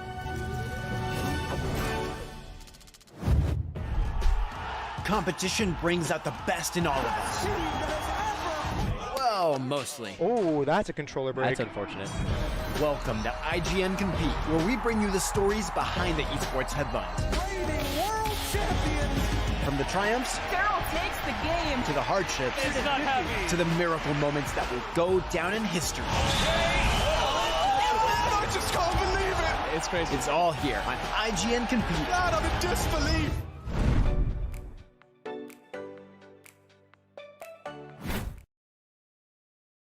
Just win copy. We are back. It's time for best of show picks. We're just getting warmed up. There's a lot to talk about. Let's see. Who do I want to roll the dice and go to? Who wins? Miranda, your best of show pick. Was it the one more thing? Was it something at the top? Because there was plenty of things to choose from here. Your best of show. Yes, very difficult to decide, but I had to go with the one that was a surprise. So it's Redfall. Guys, I love Arcane. They have not let me down between Prey and Dishonored, and then seeing them come out with Redfall, and there was a lot of commentary around like, well, we're not actually seeing gameplay, we don't really know what this is, and it's like, guys, have you played an Arcane game? Do you know the quality of their games? It's like, I'm sorry, it's like, to some people on the panel were like, well, this looks kind of like Destiny, or this looks kind of like a looter shooter. I'm like, no. It's an open world co-op first-person shooter. Yeah. So that does not mean it's going to be always online. It doesn't mean it's going to be a big thing. But you can play solo. You can play multiplayer. This is, again, an Arcane game. So that's just not in line with how they play. So seeing them essentially just like throwing out these incredible abilities and, of course, doing like some very cool gunplay. Oof. And vampires. Everybody loves vampires. The biggest part, vampires. I think Arcane just does such a fantastic job of like nailing the gothic feel of things without making it feel cheesy. Because I feel like a lot of times that I've seen vampires in video games, it's like Dracula or like that's a really hot vampire doing vampire things. But this one's like, okay, let's make them scary, but also really intimidating and cool. And they just nailed it across the board for me on this trailer. I also love, of course, like the diversity of characters. I felt very like included. I was just like, yes, I'd love to see that. But Arcane's always been great about that. So if you actually look at the Bethesda Softworks trailer for this, they do have a little bit more information. So the idea is that they are in Redfall, Massachusetts. It's called Redfall. And is under siege of a legion of vampires who blocked out the sun and cut the island off from the outside world. So you're trapped with a handful of survivors against diabolical enemies threatening to bleed the town dry. So you get to choose a hero from a diverse roster. You can group with others and essentially just go slay vampires. I loved the tone of this as well. Like they're very nonchalant. It's like, oh, we gotta record this all with the camera. I know sometimes people have issues with how tech or media are used in games, but this just felt very on point of like, no, but it's important. They need to know what's happening. So I love just how genuine it all felt. And I am just looking forward to this so much. And it's soon, Summer 2022, 1 year to go. Yeah. Not good that stuff. bad. All right, Cam, how about you? Best of show. What was your standout here? It's Halo. It's got to be Halo. It just met all my expectations and more. It delivered on every facet that it needed to sell itself on. I'm at this point now where I'm expecting this game to come out. And I'm like, this game can't be bad. This game's going to come out and it can't be bad. It's going to be good. It just blew my mind. Multiplayer's coming out launch, which a lot of people were worried that like it was just going to be campaign first and then multiplayer was coming later. Everything just blew my mind. I just can't. I don't have the words. It just looked so good. You're on the air. You got to have some words, my friend. Yeah, I know. It's just so good. Like the story is super interesting. Added a lot more depth to Chief's character and what he's doing in the story from what we saw last year when they first revealed the gameplay. The multiplayer just again, just looks out of this world. It's going to be possibly the biggest multiplayer game once it comes out with the new mechanics that they put in, with the chain grab thingy that they used to. You just use to hijack the free hook price shot tag. Yeah. Again, like the deflector shield, all the variety of new gear that you can use that I'm expecting you're also going to be able to use in the campaign as well. It's just mind-blowing. Can't wait. Yeah, and I think it can't be understated. The fact that this is free means you don't have to buy the game, you don't have to buy the campaign. Anybody with an Xbox One, with an Xbox Series, or with a PC can jump in on this. This could be this could have a huge community for years to come. I was so happy to see this. Now, I'll go next here because for me, I was not expecting Forza Horizon 5, and I am such a big fan of Forza Horizon because, we got the reveal of the Forza Motorsport Next Gen reboot last year at the showcase. So I thought for sure Horizon would be after that. That's sort of been the cadence as time has gone on. But here we are, that Horizon 5 is not only announced after Motorsport, but it's going to release before it. So that's really fascinating to me. Now, this is cross-gen, and Motorsport won't be. So they're clearly, they're just digging in to move forward on go full next-gen. But man, all the cool stuff, the Mexico setting looks great. The lush jungle, any more to choose from. What do you got? Yeah, they had an excellent show, Ryan. Lots of killer games, and everything everybody has said really blew me away. But one game came out and made a statement right at the beginning, and that was Starfield. 11/11/2022. And guess what? It is Xbox exclusive, as is the game Miranda selected also. That was them setting the tone for the entire conference about console exclusives, things coming to Game Pass. They're saying, hey, look, we have a lot coming, and we are setting you up to have a great gaming season through 2021 and into 2022. Now, I would love to see more. I see the cheese sandwich is already getting a lot of hype online. People are really, really excited about that sandwich. And yeah, the fact that they said that this is basically them showing off the tech that they're able to work with this engine, right?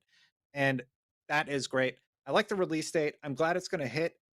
Like, we know what we're going to play next season. We know what we're going to be playing this season. We're going to be playing Forza and Halo, and we already have a major flag in the ground with Starfield, and I can't wait to see more about what this game is going to be. I'm stoked. I think it deserves a lot more praise than maybe it's getting online. We've been doing this live show, so I don't know. Yeah, I want to give a quick honorable mention. I'm going to cheat because it's my show, and I'm going to give an honorable mention to a game that just sort of snuck in the middle of the show, Somerville. It gave off inside vibes when I'm watching it, and there's a reason for that. The studio that's creating that is founded by ex-Playdead employees. So you had a family here. You had a husband, a wife, a kid, and a dog, and it looks like you're with one or more of them at different points. And this just it's got a lot of those same atmospheric vibes that Limbo did and Inside did, and this is going to be one. It's going to be one of those games where you probably don't want to know anything about it going in, because I know that's how Inside is. Everyone listening to this should go play Inside and don't read any reviews. Don't find out anything about it. Just play Inside. And Somerville, from some of those creators of Limbo and Inside, gave off those same kind of vibes. A really cool art style, really cool mood. So yeah, definite honorable mention to that as well. But we're not finished yet. There's obviously more Summer of Gaming to come, but there's also more Xbox discussion to come right here. We're going to take one final short break, but IGN Summer of Gaming will be right back with more from us, and then followed by the Square Enix E3 showcase at 12:15 p.m. Pacific. So stay tuned. Summer of Gaming is presented by the Army National Guard. So let's check in with our gaming guardsmen and find out what they thought about the Xbox and Bethesda game showcase. Hey, what's going on, everyone? I'm Campbell Evan B., a former Army sniper, currently a member of the Army National Guard, working as an esports manager. So we just finished the Xbox and Bethesda games showcase, and holy cow, so many awesome things, especially Back 4 Blood. So I grew up playing Left 4 Dead and Left 4 Dead 2. Co-op zombie shooters. It looked freaking awesome. It's gonna have a PvP mode now. Looks like we got massive scale like enemies, which I'm excited to see. And then Battlefield 2042. I am freaking hyped. I mean, 128 player battles. Levolution is back. Looks like there's tons of different vehicles. I think I saw like Osprey. We've got tanks, 4x4 quads, like so much. I'm excited. We saw an awesome execution right after the grappling hook. I mean, I'm extremely excited to see what 2042 has to offer. I hope they bring back some type of like Titan gameplay or like maybe boarding large ships, something like that from 2142. I'm extremely excited. What did you think of the Xbox and Bethesda Game Showcase? Let us know in the chat. I'm Cam11B from the Army National Guard. You can find us both here on Twitch. Now back to you. Welcome back. Just a quick reminder that we have got that Square Enix showcase coming up in 15 minutes. Until then, this is our Unlocked post-show. A lot to unpack from the Xbox conference. And we're going to do a little social check-in now. Let's check in with everybody on the internet, see what the community is reacting to. Destin, are you there, or are we still in that technical difficulty with you? No, I'm here. Good. Can you hear me? Go for it. Yes. Hello. All right. So I've been fed some tweets, very ballsy of them to do, but I dig it. Still probably do some battle pass thing like literally every multiplayer is doing right now. But whatever, bro. Halo's back. So he's talking about Halo and how it's going to be free to play. Very, very excited from Tyler T15. Who else we got here? We got Smitty, Dante, longtime SOT fan. It's been amazing the last year or so. Had so many sick adventures. This looks class as well. That Sea of Thieves. Pirates of the Caribbean tie-in was totally unexpected, and I mean that got me like, if there's a whole story campaign there, like it made me want to jump back in and play it. I'm just 100%. disappointed we didn't see Will Turner. Where is Orlando Bloom? He's the only one I want from Pirates of the Caribbean. Yeah, what else you got, Destin? I was really surprised by that one also. I think it's a really smart integration to Sea of Thieves. Before it aired, I said, I wonder why they don't partner with somebody. And then sure enough, Disney and Pirates. Anyway, we got one from Fred His Slayer. It says, I love so much the universe of the game. I wish the game would be in third-person view. We will see in the future. That was about Redfall, Miranda's pick of the show. We didn't get everybody's take. Miranda, you really, really liked Redfall. Cam, what did you think?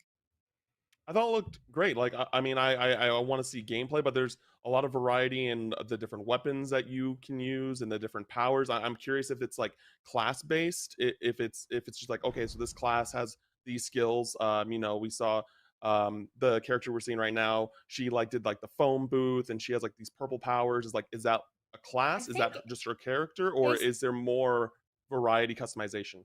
Based on the description of the game that we saw from the trailer, it looks like it's character based. Like it's not classes. Okay. Each character is assigned their own powers, and they have unique abilities that they offer to their team. That's cool then. So I hope that, you know, it'll continue kind of like as a living game once it comes out, where new characters may potentially be introduced along with new content to keep the game alive like post launch. I hope that they do something like that. Yeah, you know, I definitely got a bit of a Left 4 Dead vibe as this trailer went on, except for the part where it was, Miranda, you mentioned it earlier on, that you can play by yourself as well. So it's not just a co-op, you know, Left 4 Dead game. So I'm kind of curious how this is going to blend co-op and narrative and sort of ongoing multiplayer. There's a lot of potential with this thing. Right, and we don't know if it's going to be ongoing either. Like Arcane doesn't really do that. Like they could. Yeah. But as far as I know, I'm assuming this is going to be a story-based open world shooter. Yeah, we had one more tweet here from Thuggins at daddy_sauce. Love the Twitter name. As a big PlayStation fan, good for the Xbox homies personally. I think it should always be timed exclusives for all platforms, but dope y'all got a sick game coming out. there's a few SIT games coming out, including a lot of third parties that are going to be hitting Day Pass day one, and that is really exciting for me.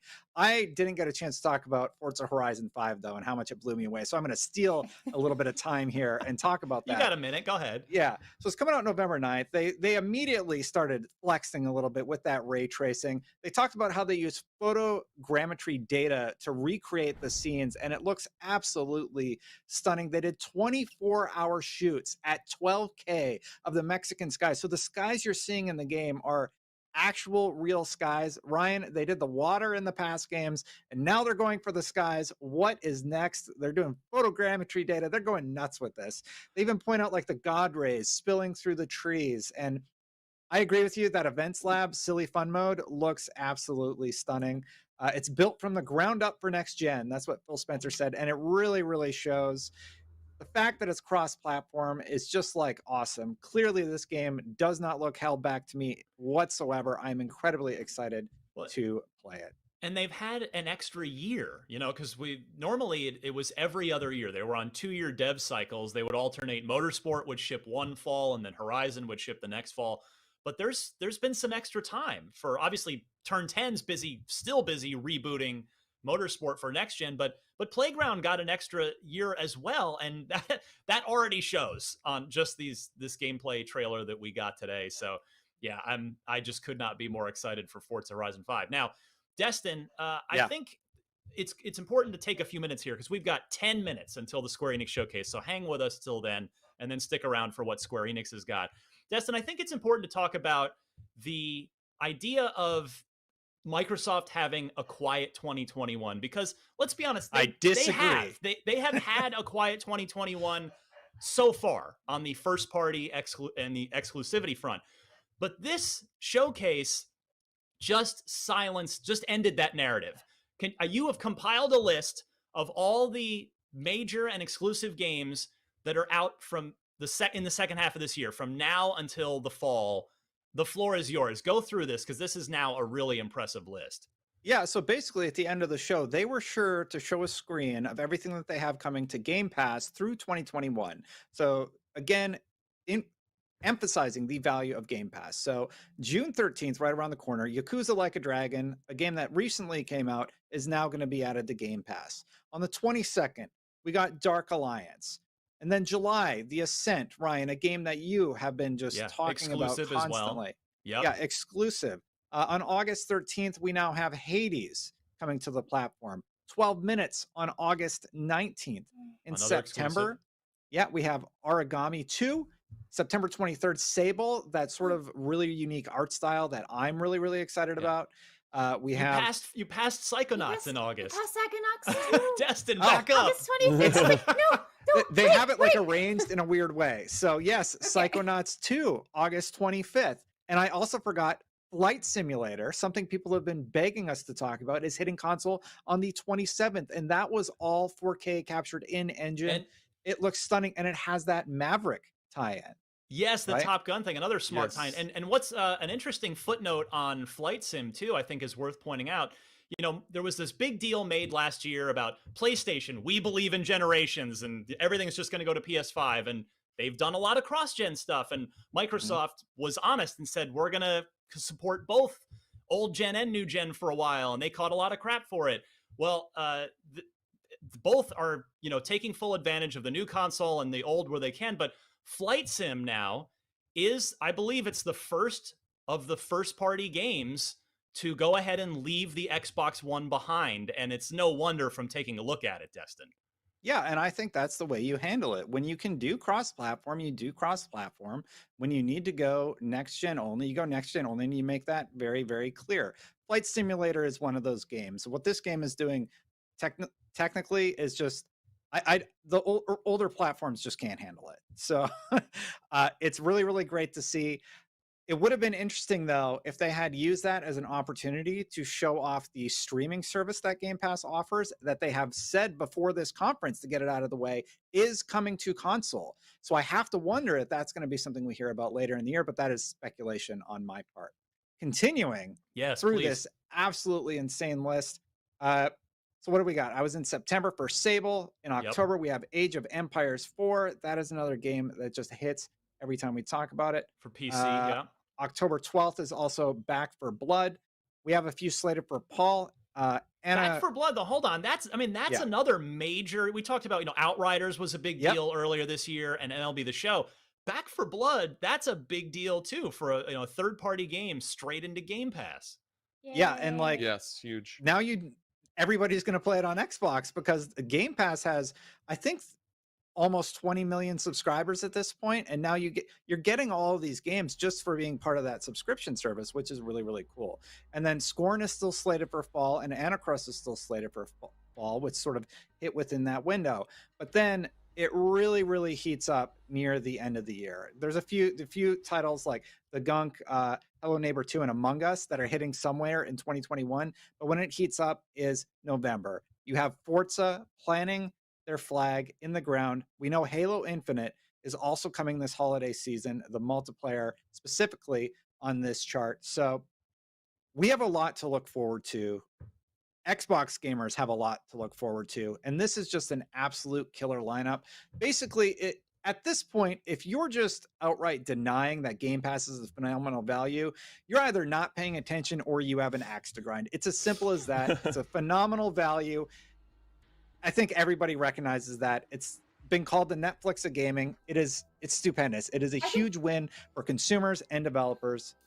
I'm a big fan of what they're doing here. And the reason we keep coming back to it so much, it's not just because it's like, oh, well, we're the Xbox show, so we have to talk about this. It's like, no, it's just like, how is this a thing? Like, it's just really such a big deal if you are playing a lot of games on PC, if you want Game Pass Ultimate, or of course, if you have an Xbox, why not?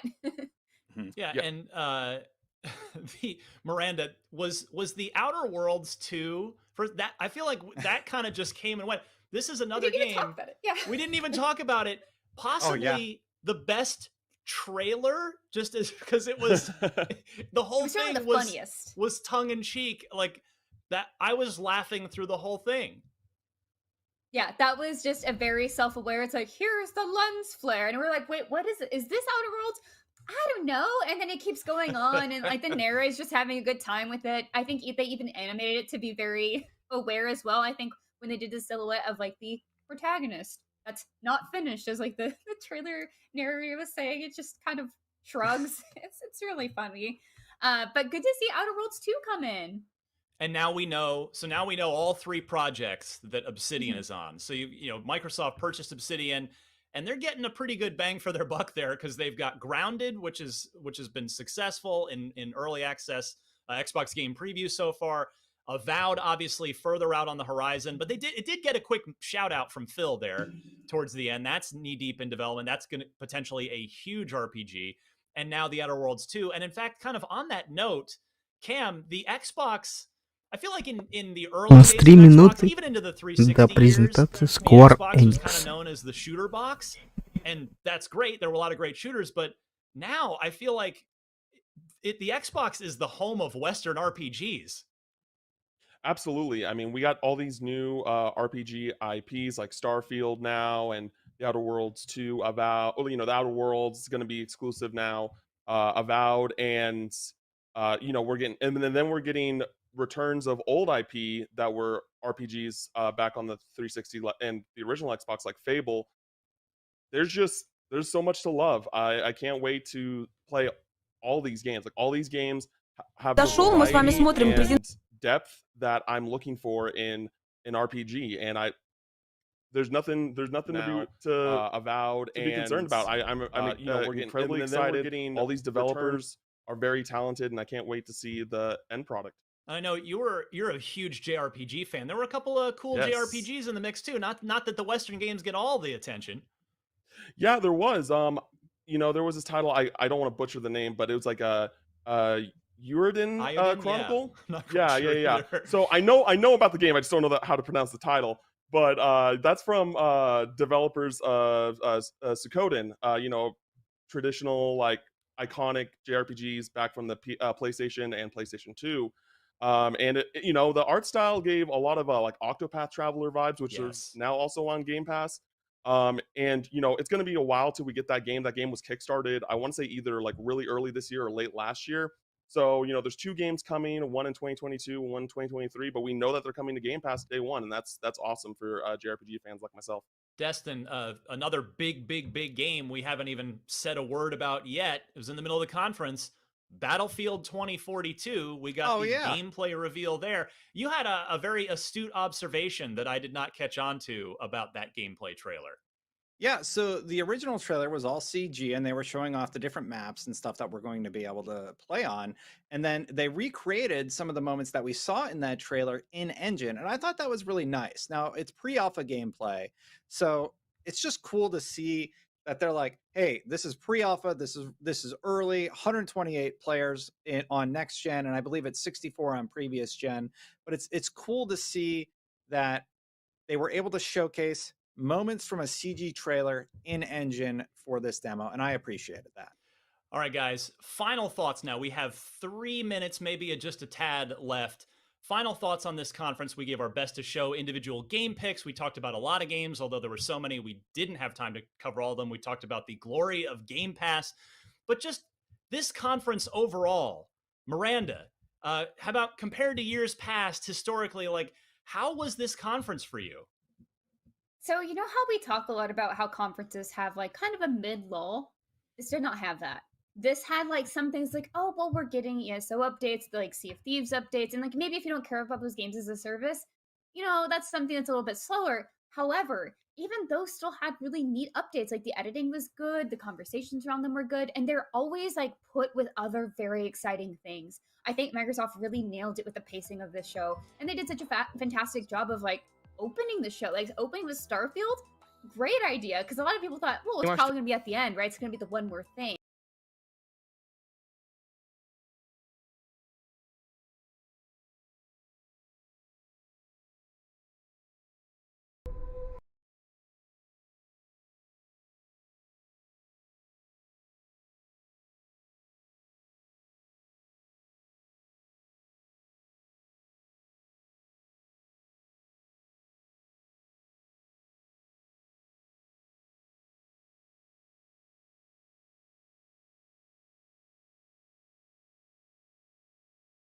To each other, they're just looking over their shoulder to read the teleprompter, and there really wasn't any of that. It was just game, and I agree, the pacing was great.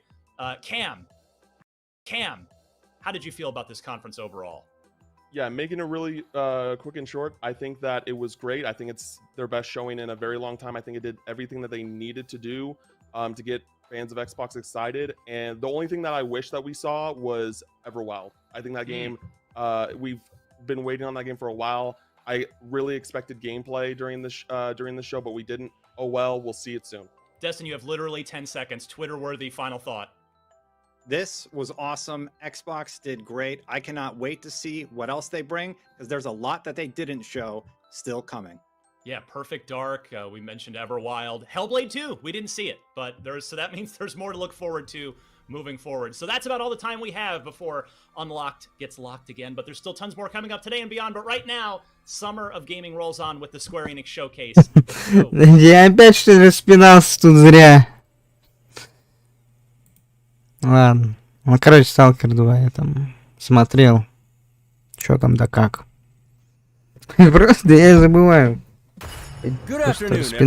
Так, ждем игру Стражи Галактики, еще какую-нибудь игру по Marvel Final Fantasy. Короче, Stalker 2 уже можно в Steam предзаказать, Ultimate 4000 стоит. Будет 2 DLC. Системные требования уже выкатили.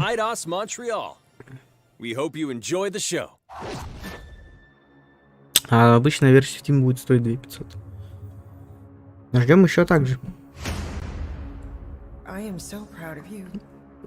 Кофейка. Do you know what a birthright is, Peter?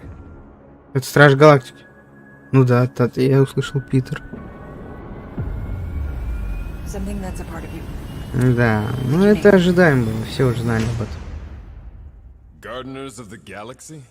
What? No, Rocket. So I let Groot fill out the paperwork.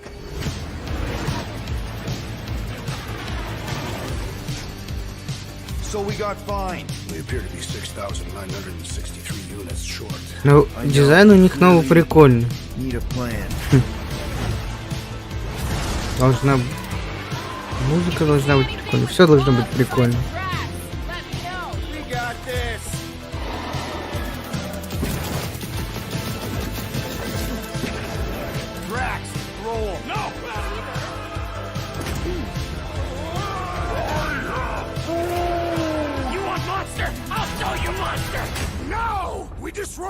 Keep your pants on.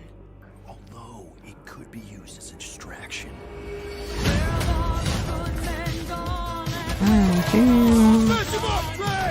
Прикольно. Professionals here, right? Maybe we can work something out. Here. You had one job, Quill. I did exactly what? Some more no killing teammates. That's who. It's literally in your contract. Ракет с доброй прикольненький. Нова. Агент. Ой, человек из Нова просто. We can do this together. Fucking great, Quill.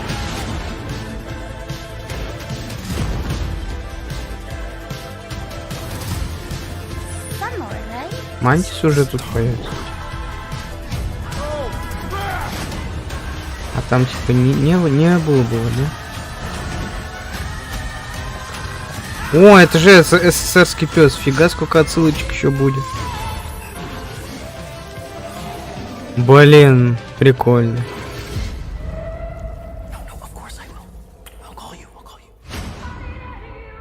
А 6 октября.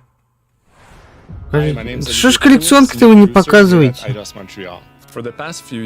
Ну, блин, прикольно, прикольно. Of Marvel's Guardians of the Galaxy and reimagine it into a single-player, story-driven, third-person action-adventure game. Мне нравится, как они дизайн изменили. Ну, это то же самое, что я думаю, Avengers, Marvel's Avengers, то же самое практически.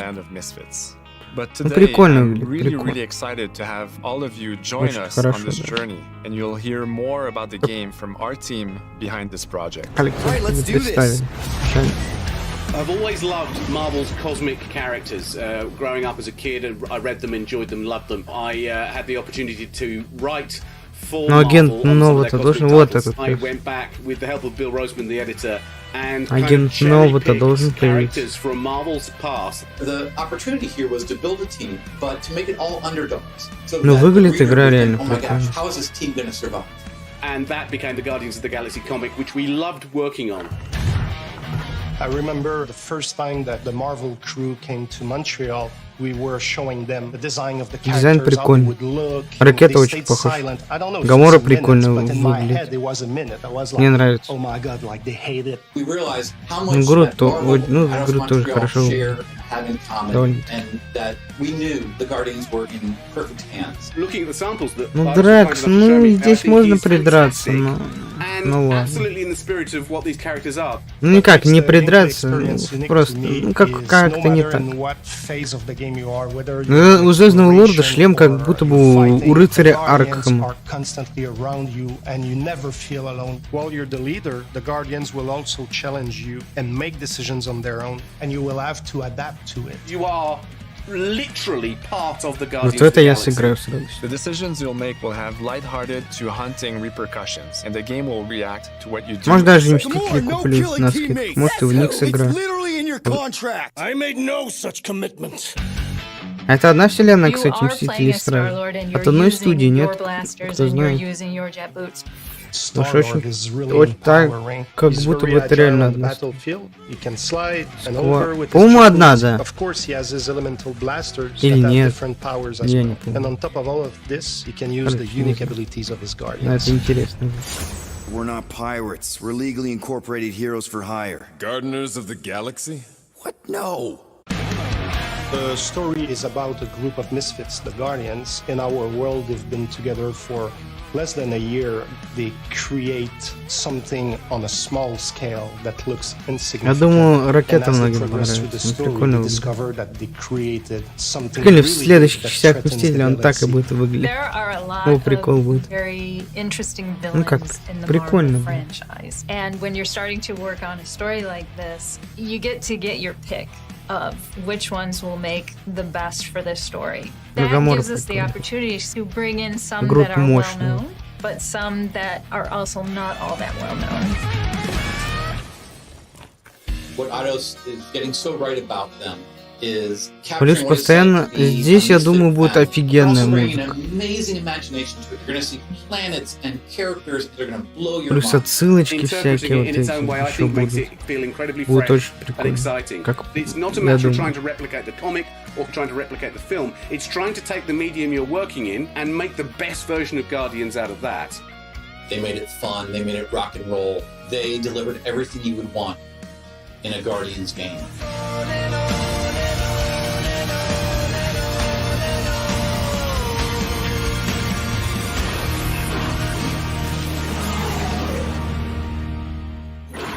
Музыка как будто бы из этой сериала от Netflix про Евровидение, как будто было. Блин, не знаю, еще немного на Звездный войн похоже. Ну, Jedi Fallen Order. 37 units? We appear to be Units. 6,963 units short. If we intend to keep our ship, Peter Quill. I know. We clearly need a plan. What about selling Gamora's crap? What? Oh, come on. You've been hoarding them stupid knickknacks ever Это since я you куплю first с joined us. радостью, I mean, играю, вот don't реально. tell me they ain't worth nothing. Quarantine zone was always Holding out on My us, Quill. figurines are not knickknacks. Нет, я надеюсь, в русском дубляже еще все эти вернутся.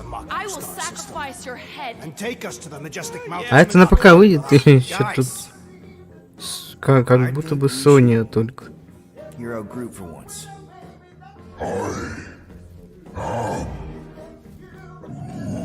You know, the only problem with your plan is that Lady Hellbender only buys monsters, and you are not a monster. Groot, are you really offering to... No, he is not offering that, okay? It could work. Sell Groot? I guess we could bust him out after. Absurd. Lady Hellbender seeks the monster within. The small, ugly one is clearly the correct choice. He is cruel, sadistic, and his soul is filthy and filled with rage. I vote we sell Groot. I honestly think Lady Hellbender will go for it. Yeah, well, I vote for not Groot. I also vote for the creepy little beast. 2 votes each. Peter?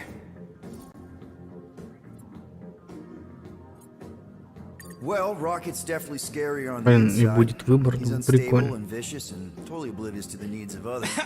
Okay, we get it. All right, let's do this. Let's go sell him Я думаю, можно и Мстители сыграть. We're not seriously flying in. Ой-ой. You say the weather patterns of Seknarf 9 are tied to the temperament of its ruler. That's not how women work. Or weather. Кайвать, как кто-то играет. Flying the wrong way. Yeah, he's not Тут, видимо, flying at all. светится галактика, от этого нас выбрана биология, убийца. Ну да.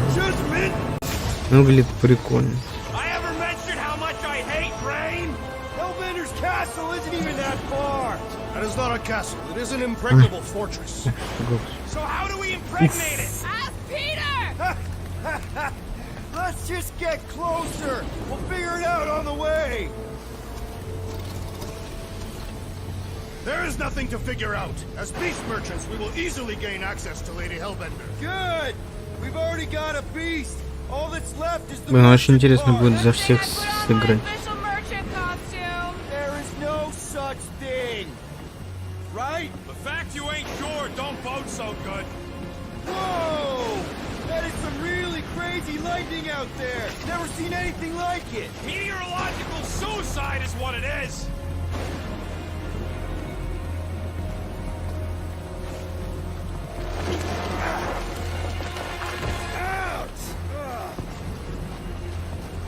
Hey, is my jacket all right? At least you got a jacket. Some of us are soaking here. Less whining, more walking. Hey, Stormlord, we ain't seriously walking through this. It'll take forever in this storm. Stop complaining. The hardship will strengthen your spirits. I faced more than enough hardship. Thank you very much. You are welcome, Feeble One. We got this. Just don't fall and we'll be fine. Это прикольно. Whoa!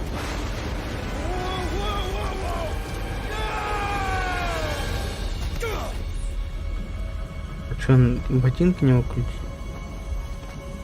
Everyone okay? You should have gone to Mako 4. I would be wary, Rodin. You know what? I survived freaking half-world. I think I'm scared of some little... It's not alone. Get ready. Тяжелее драться, серьезно. Блин, у Звездного Лорда вообще прикольно, он замораживает, может и всякое это.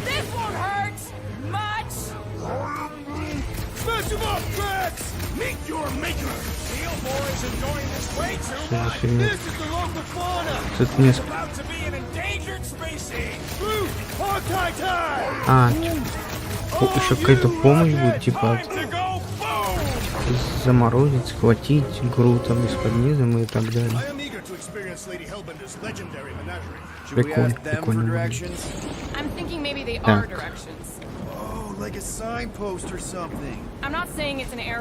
Я проверяю звук совпадает ли.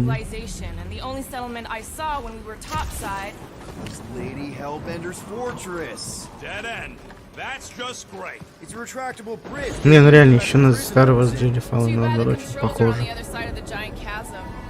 What do you not have time to dawdle in this jungle? I shall hurl the creature over the chasm so he may activate. Дэйв Батист, по-моему, озвучивает так же. Или похоже, по-моему. It'll be fine. Just curl up in a ball. What? Drax, throw him. No. Very well. Peter. It's okay. He'll land on his. Офигели, что? I guess that only applies to cats. You sons of sharks! Отношения типа будут портиться, да? Order the beast to do its job. Rocket, come on, man. Ram it, fast face. Fix the bridge and we'll raise your cut by 5%. Он-то сможет, по идее. Okay, deal. Питер.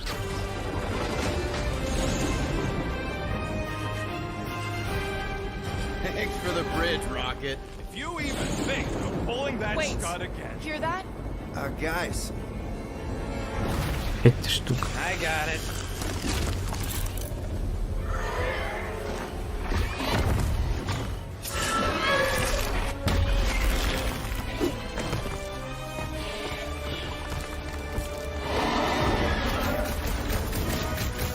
These creatures are perfect predators.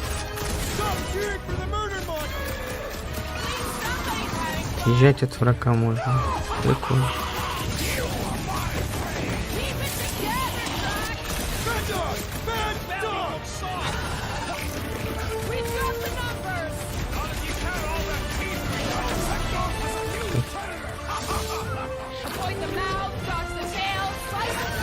Да, вот груд сходить может.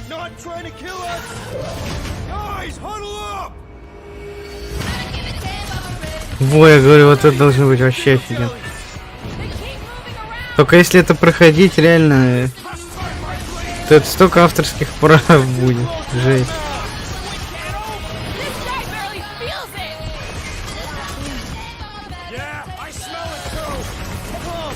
Ну, блин, круто.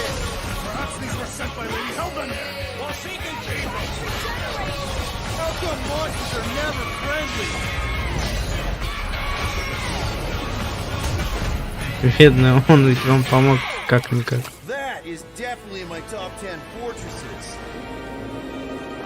Peter? Aren't you forgetting something? Oh, right. The cage. The point of even getting the Flarkin thing was looking like we mean business. All right, Rocket. Time to put on your monster face. I only got one face, Quill. Are you sure about this, Peter? Look at him. You better have one hell of a sales pitch.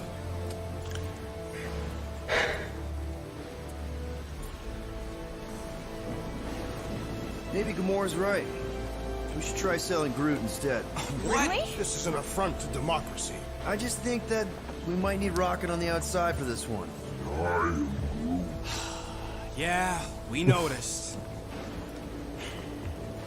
You want to make that call, then you better not mess this up. You hang tight there, bud. When the time comes, I'll get you out of there. Rocket style, if I got it. Drac. Gamora, can you help me with this? What? Why? To guarantee your safety as our leader. Ah, come on. Don't look at me. I ain't pulling that thing. Remember, buddy, menacing, like me, only bigger. I am Groot. Not bad, not bad.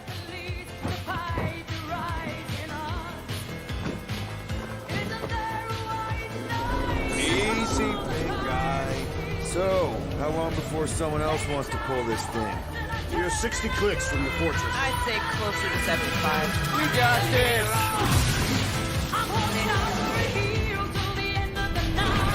Rocky, what are you doing?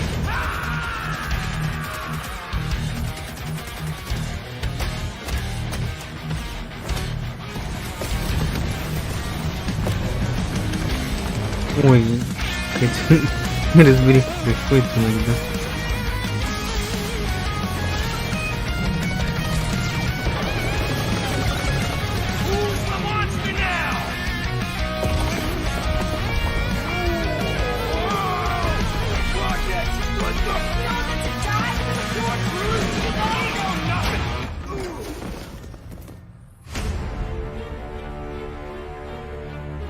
Это нам ее много показывает. How many times do I have to kill you? The audacity that you thought Вот это, наверное, и будет rob злодейка. me, dweller, feast upon them.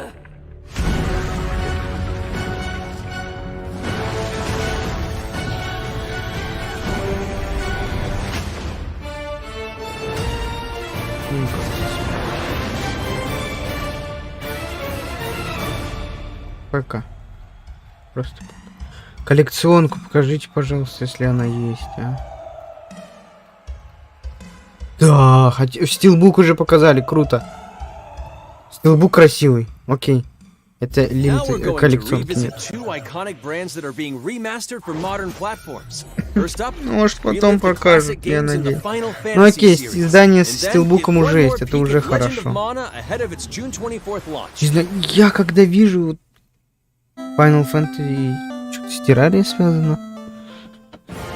По-моему, там что-то с террарией. Я не знаю, у меня какой-то фетиш на стилбуке. Особенно когда их представляют, я прям смотрю такой, как же они красиво выглядят. Ну реально. Ну реально. Ну да, вот это все ожидаемо, да. Мобайл. Steam Mobile. Ну, выглядит прикольно. Ой, аниме какое-то пошло. В Steam вот это типа коллекция выйдет Final Fantasy. Вся коллекция. Ну это, наверное, будет дорого, но по скидке как-нибудь можно захватить. Прикольно. Кажется, мне все нравится.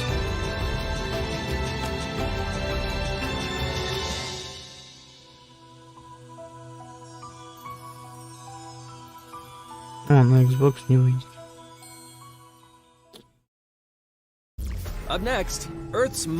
Ну, про Мстителей что-то расскажет. Про DLC, может, какой-нибудь. А, Crystal Dynamics. Вот это Crystal Dynamics первая игра. И вот, Черную Пантеру, да, представил. А, это все DLC. Человек-паук только на PS будет, да, вообще. Но это не особо справедливо. Тор прикольно. Блин, ну вот абсолютно так же выглядит. Но я бы сыграл, если честно.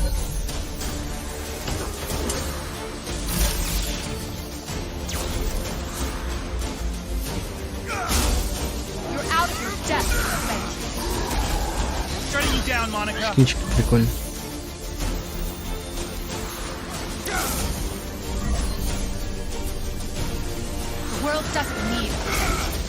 Aim will save this world. I will save it. There is no end to these crumbs. Если будут хорошие скидки, я, наверное, куплю. Значит, там других игр не будет. Так, Хаукай. Скалиный глаз. Чё про него там? А, еще Кейт Бишоп будет, да? Это же она была? Ну да, это не вместе, типа.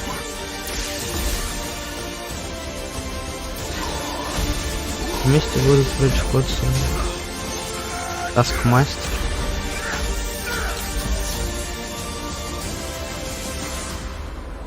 Так. Ваканда.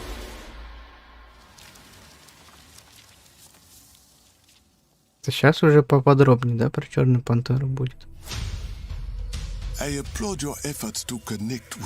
Вот это надо глянуть сейчас. Интересно ли будет или нет. Слушай, ну должен быть интересно.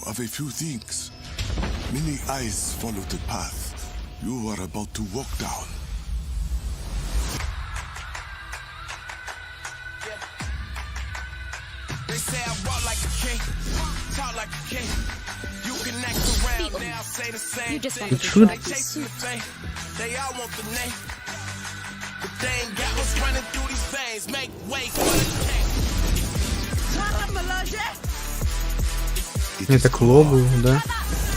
Или кто?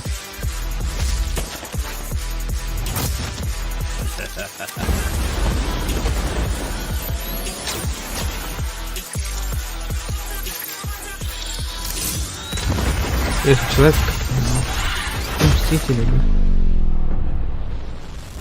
Я просто не знаю. Ну да, это кло. Что тут за сюжет, связанный с Мстителями, с игрой именно?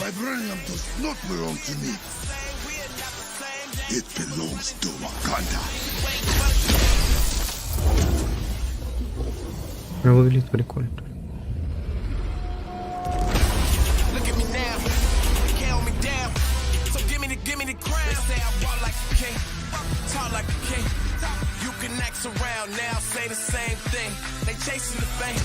Хотят поднять интерес к этой игре, но всяким делать.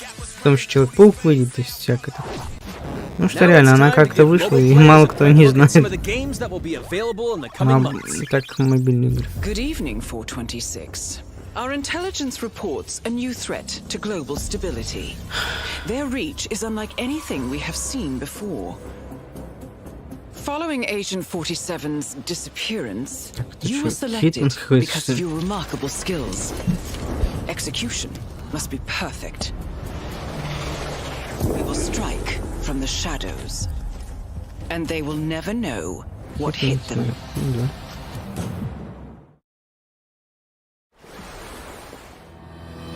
A sad and beautiful tale that echoes throughout eternity. The first mobile entry in the NieR series. NieR Reincarnation.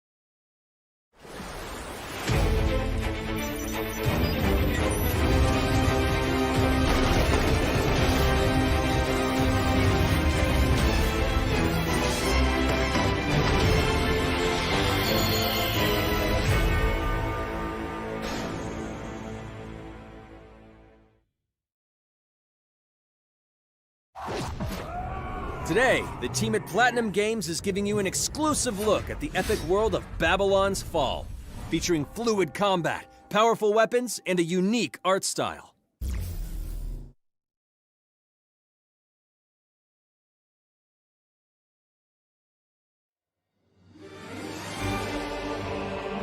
Built over 1,000 years, it was meant to be a tower of dreams. But for 1,000 more, it was seen as a tower of ruin.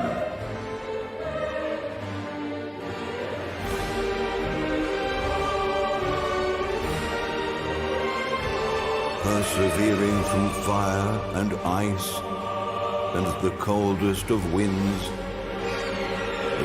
Eventually, the tower became a symbol of unrelenting ambition. Миллер, здорово. That tower's name Я ж тут не is только ради Babylon. Kombat 3, я тут, в принципе, глянуть, какие игры. Плюс последняя будет в Valve выступать, так что я с радостью все это гляну.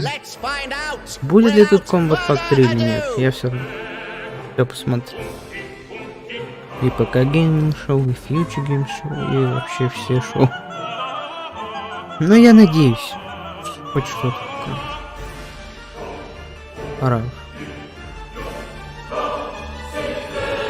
А чё, игра-то так и называется? Marvel Стражи Галактики опять? Marvel's Avengers, Marvel Стражи Галактики. Ну ясно. Стоп.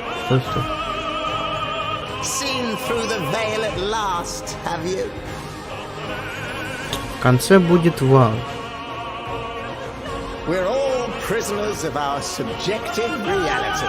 Как бы сейчас Square Enix пройдет, потом в 12:30 начинается ПК Гейминг Шоу. То ли они на ПК Гейминг Шоу начинаются, то ли на Фьючер Гейм Шоу. Фьючер Гейм Шоу начинается в 2 часа. И когда-то Valve там будет выступать. Возможно, скажут о переносе своих игр на консоли, возможно, еще что-нибудь. Ну, будет явно интересно.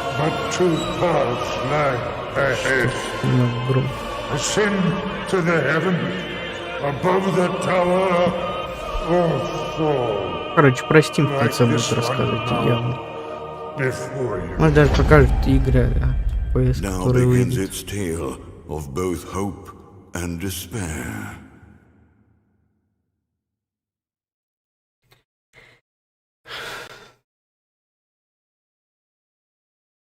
Я смотрю, Square Enix мало так сотрудничают с Xbox.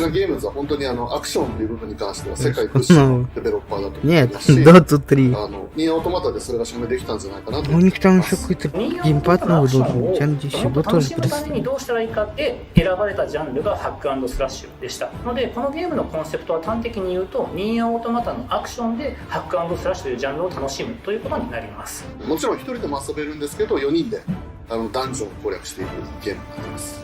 コンセプトについては、プレイヤーが、途切れない目標に向かって、アクション、追い求め続けることができると。プレイヤーは、ストーリーを追いながらダンジョンをクリアして上層を目指していくと。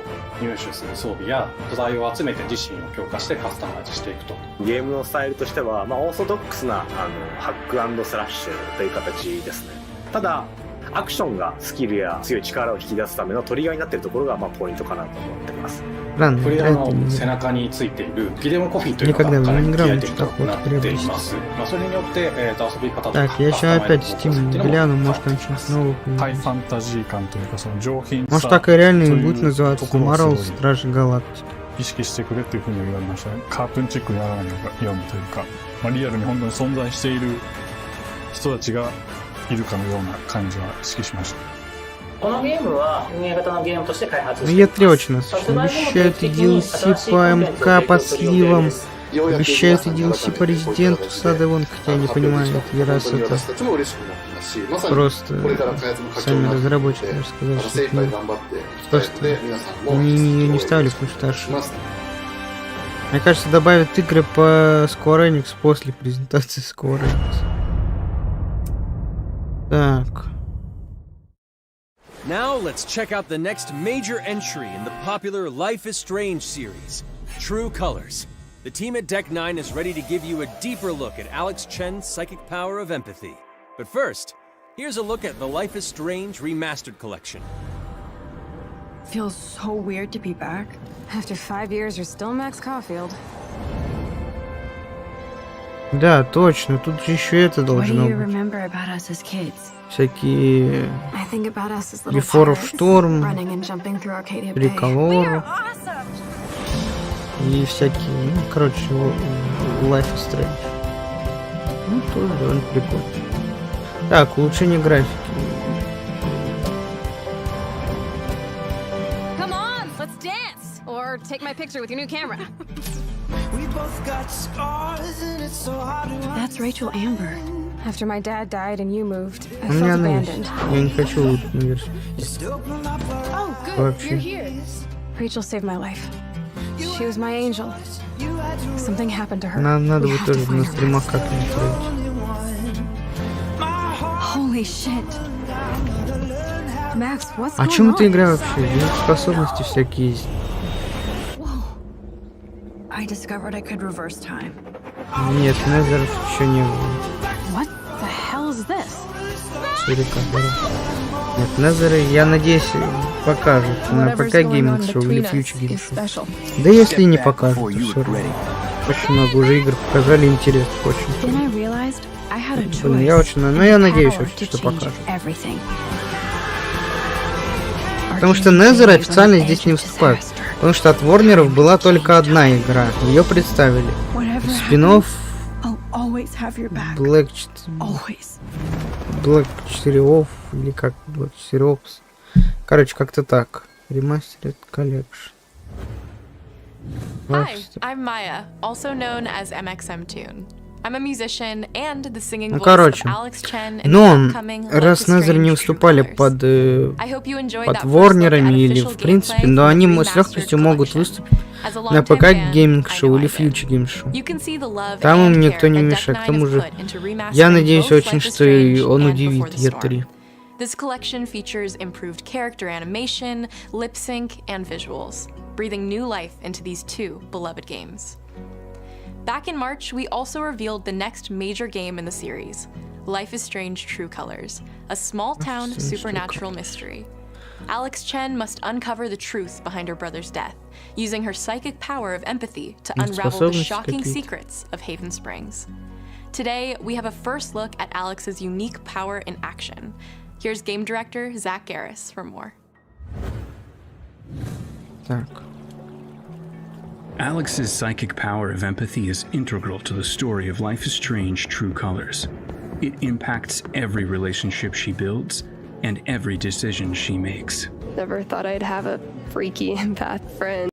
For years, Alex has been unable to shut out the strong feelings of others, the fear, sadness, and anger of those around her, leading her to believe her power is a curse.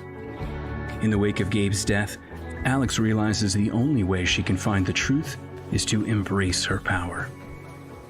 I can't believe this is happening.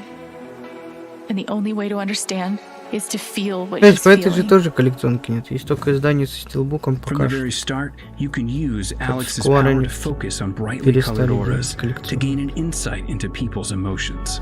Всякие делюкс издания тоже. These valuable insights deepen Alex's relationships with the folk of Haven Springs, as well as sparking new dialogue options and events, as here from a scene very early on in the game.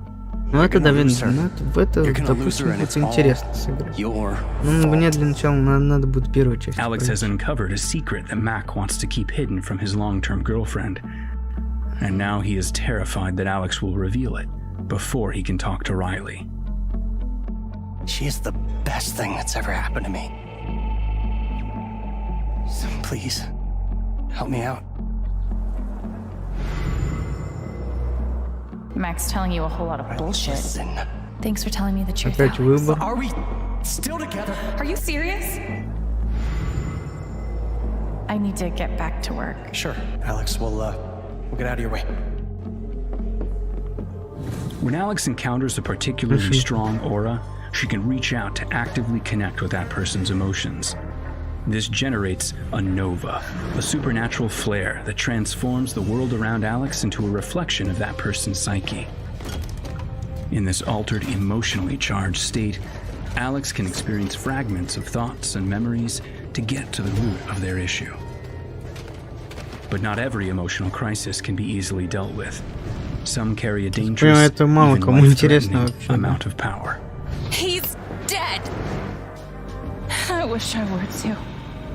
No decision is easy, and the consequences will be felt across the game. This anger could kill her. What if Вот так пока буду комментировать. take it away? Using Alex's powers the only way you can uncover the truth behind her brother's death. What would that do to her? What would it do to me? And even if I can, should I? How far will you go in pursuit of that truth? The choice is yours. Блин, как неудобно тут сидеть. Alex's powers look so awesome. I have no idea how I'll make some of these choices, but I can't wait to play it with you all when it comes out on September 10th.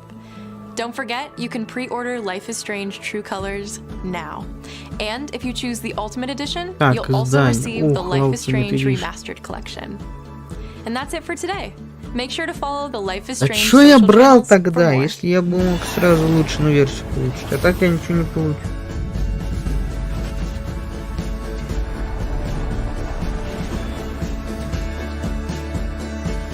Издание покажете физически. 10 сентября. Покажите ссылку хотя бы. Да что ж вы так вот... Ну показывали, да, но все, могли бы еще раз.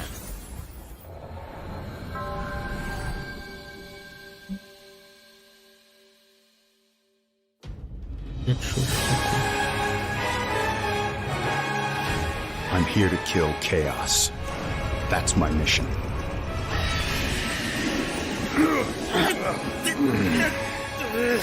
Looks like chaos has been waiting for us. You gonna make us go in there and find you? Guess we'll just show ourselves in. I only know one thing. I want to kill chaos. Какой-то ремейк новый, да? It's not a hope or a dream. It's like a hunger. Thirst. Move aside! You're dust! You sure chaos is here? Yeah, they can only squash monsters for so long. I hate doing pest control. This is the shrine of chaos. He's here. We just have to hunt him down. Feel the pain!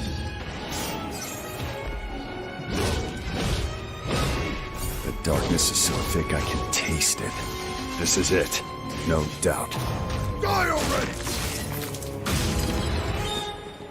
There was a knight who left on the same journey as you, but never returned. His name was Garland. If you could, I would be grateful if you looked for him. Chaos.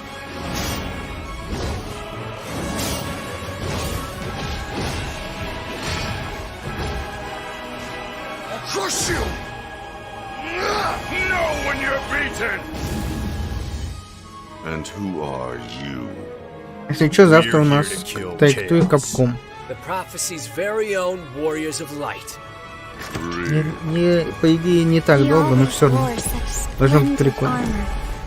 Надеюсь, его Рейдж покажет. Ну, Revolution 3. No. I become chaos.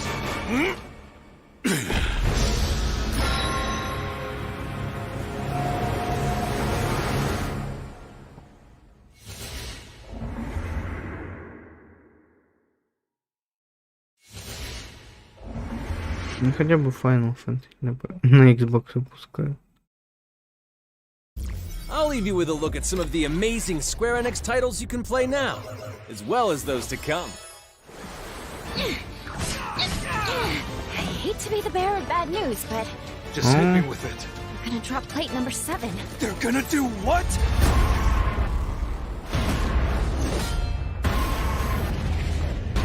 Fantasy 7 ремейк.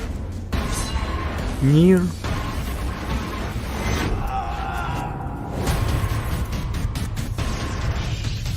Аниме игры какие-то.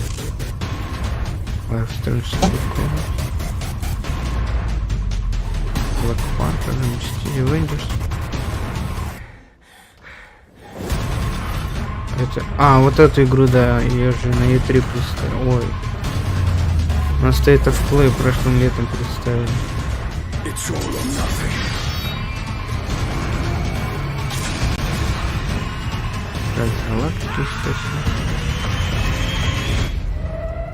No, of course I will.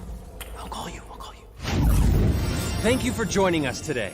Keep an eye out for news about our next Square Enix Presents.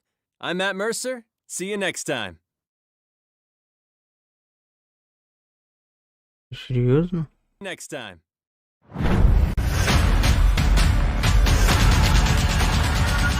IGN's Summer of Gaming has officially partnered with E3 2021 for the ultimate team-up. From direct access to the major gaming press conferences at E3 2021, Так, with exclusive я не gameplay понял. and reveals to Нам что exciting сейчас? first looks at the hottest Еще... new games, IGN's А сколько Summer of еще Gaming ждать-то? has it all. До следующего-то. Если это все, то... Там что, Лара Крофт была? Насколько еще-то... Следующее начнется... А, Бэк 4 Blood еще не показали. В 0,01 покажут. Но это все равно очень долго. Пока гейминг-шоу в 12.01 покажут, короче. Но это уже показали, это странно. Пока гейминг-шоу в 12.30, фьючер гейм-шоу. А фига Take-Two завтра будет долго выступать. Все-таки жесть. А Capcom ночью только начнут. Жесть. И также 15 июня. Nintendo Direct Бандана. Так что, еще дольше сейчас ждать, что ли? Hey there, that was the Square Enix Presents E3 presentation right here on IGN Summer of Gaming 2021. I'm Max Scoville, and joining me right now to attempt to break down everything we just saw, but more likely to just kind of nerd out about JRPGs and superheroes, please welcome my esteemed colleagues, Nick Saltzman, Zach Ryan, and Cam Hawkins. Surprise, we're getting a new Guardians of the Galaxy game in just a few months. This was kind of amazing they managed to keep this cat from getting out of the bag. Black 4 Blood уже показали, значит. Ну да, не показывали. То есть сейчас час 30 ждать до следующего. Серьезно. Окей, я тогда пойду своим делам. Вы смотрите, а может, когда останется минут 30, я запущу какую-нибудь игру в общем все. Но это очень долго, реально. Такие перерывы, конечно, жесть.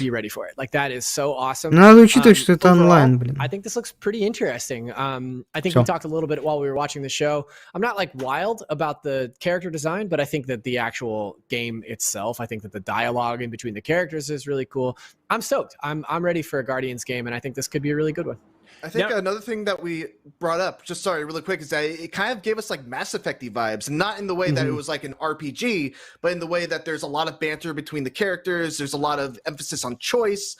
There's a lot of in combat, you're telling your squad mates to do different things. So I was all about that. I thought that seemed really, really cool. Yeah, it's neat. It's kind of got that. You know, it's like Mass Effect with the sort of brainy stuff stripped out of it. Like it's you know, the Guardians are kind of like the crew of the Normandy, but like a little bit dumber and goofier. So it's kind of a good setup there. Cam, a lot of people were talking about the designs. What did you make of those? Yeah, I'm not a big fan. I don't like the whole beard thing that like Rocky Raccoon's got going on. Gamora is an interesting choice. Like I'm not super into the different character designs. Like some of them feel a little bit MCU like inspired. Drax kind of similar to that. Groot looks kind of like that. But to be fair, like some of those characters, you can't really make a whole lot of difference in those characters in a way that like still feels true to their character because they have a relatively simplistic design. So I'm not like really. It's not like a turn off, but I definitely wish that it was different.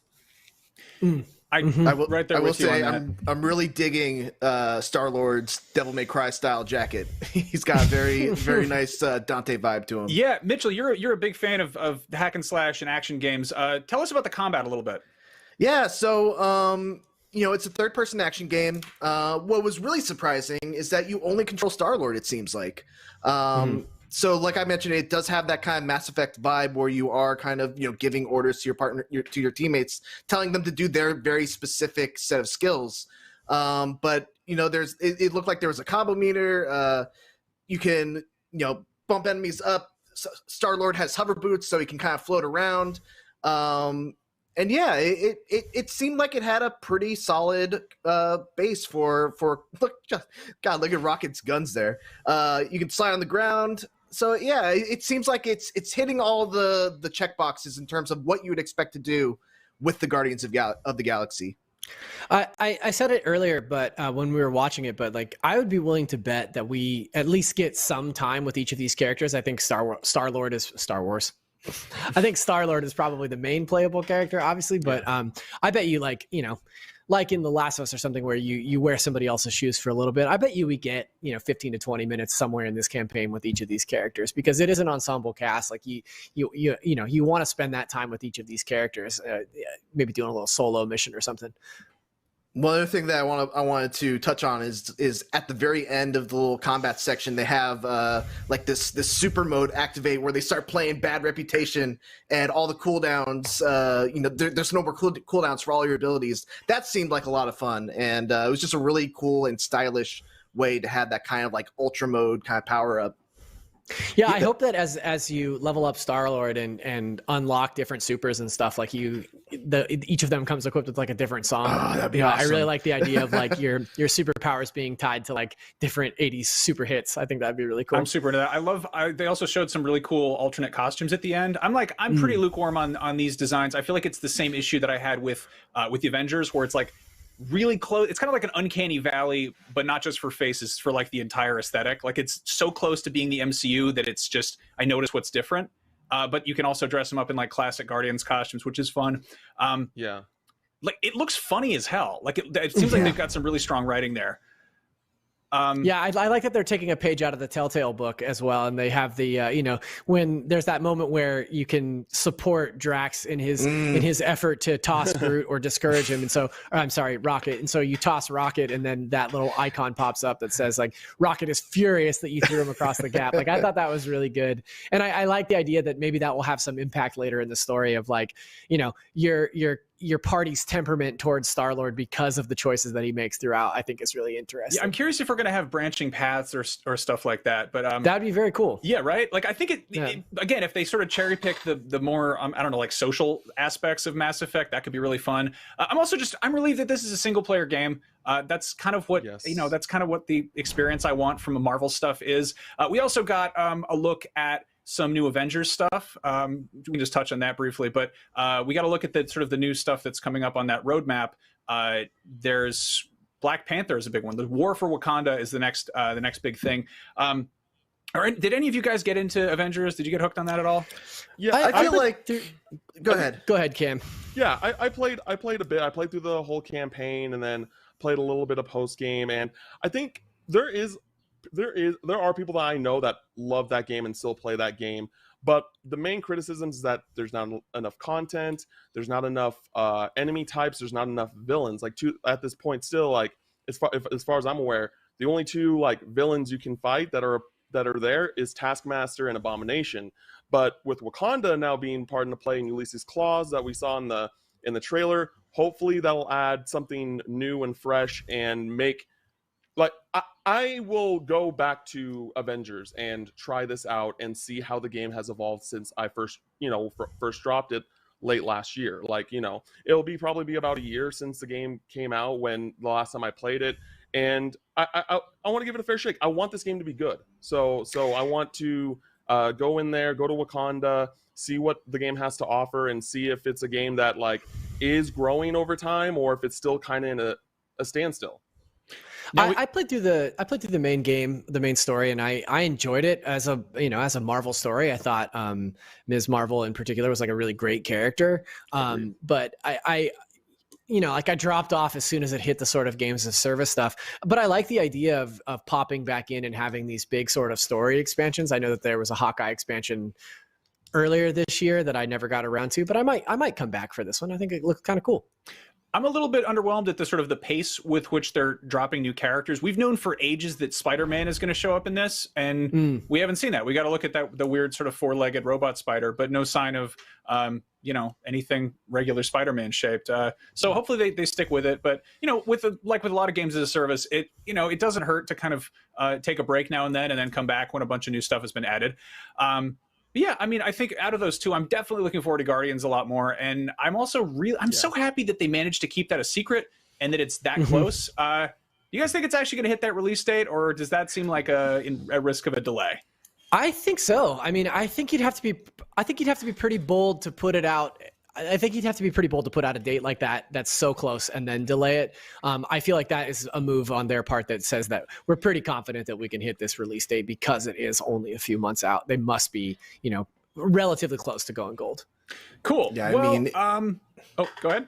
I was just gonna say it's 2021. It's the year of delays. Anything can happen, but I do agree that I feel pretty good about this hitting in 2021. Mm-hmm. Cool. Well, if you're after more Guardians and Avengers details, we have 2 interviews coming up in a little bit, but that wasn't the only thing shown off at the Square Enix presentation. We took some cues from the Final Fantasy VII Remake and decided to split this discussion up into a whole bunch of separate parts, and part 2, luckily, is coming up right after this break, so stick around. IGN Summer of Gaming will be right back.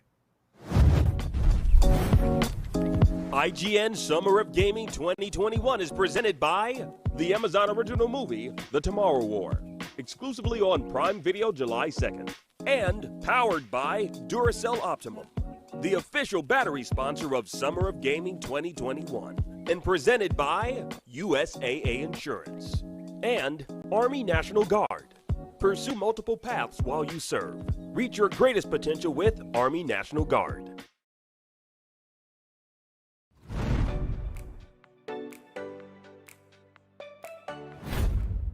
Not only is IGN the world's biggest media brand for games and entertainment, but we also have a team of some of the world's biggest fans of your favorite franchises. From breaking news and exclusives, never-before-seen looks at movies and games, to reviews, let's plays, and live streams, IGN brings you all the coverage you need, no matter where you are. Whether you're on IGN.com, the IGN app, YouTube, Facebook, or Snapchat, we've always got you covered. IGN, the #1 source for all games and entertainment fans worldwide.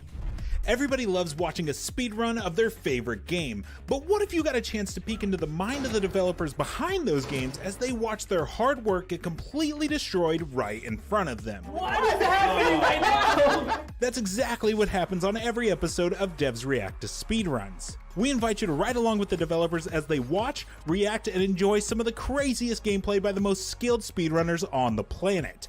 Tune in every Saturday for a brand new episode. Competition brings out the best in all of us. Well, mostly. Oh, that's a controller break. That's unfortunate. Welcome to IGN Compete, where we bring you the stories behind the esports headlines. World champion. From the triumphs Feral takes the game to the hardships It's not heavy. to the miracle moments that will go down in history. I just can't believe it. It's crazy. It's all here on IGN Compete. God, I'm in disbelief. In a world with non-stop news about Marvel, DC, Star Wars, you need a show with accurate reporting, hard-hitting commentary, and me, Akeem Lawanson, host of IGN's news show, The Fix Entertainment. Whether it's the latest superhero scoop, film fiasco, or anime announcement, I'll be here covering all the breaking movie, TV, and streaming news that matters most to you. Make sure to catch The Fix Entertainment on IGN for your fix of entertainment news. Let's drop it.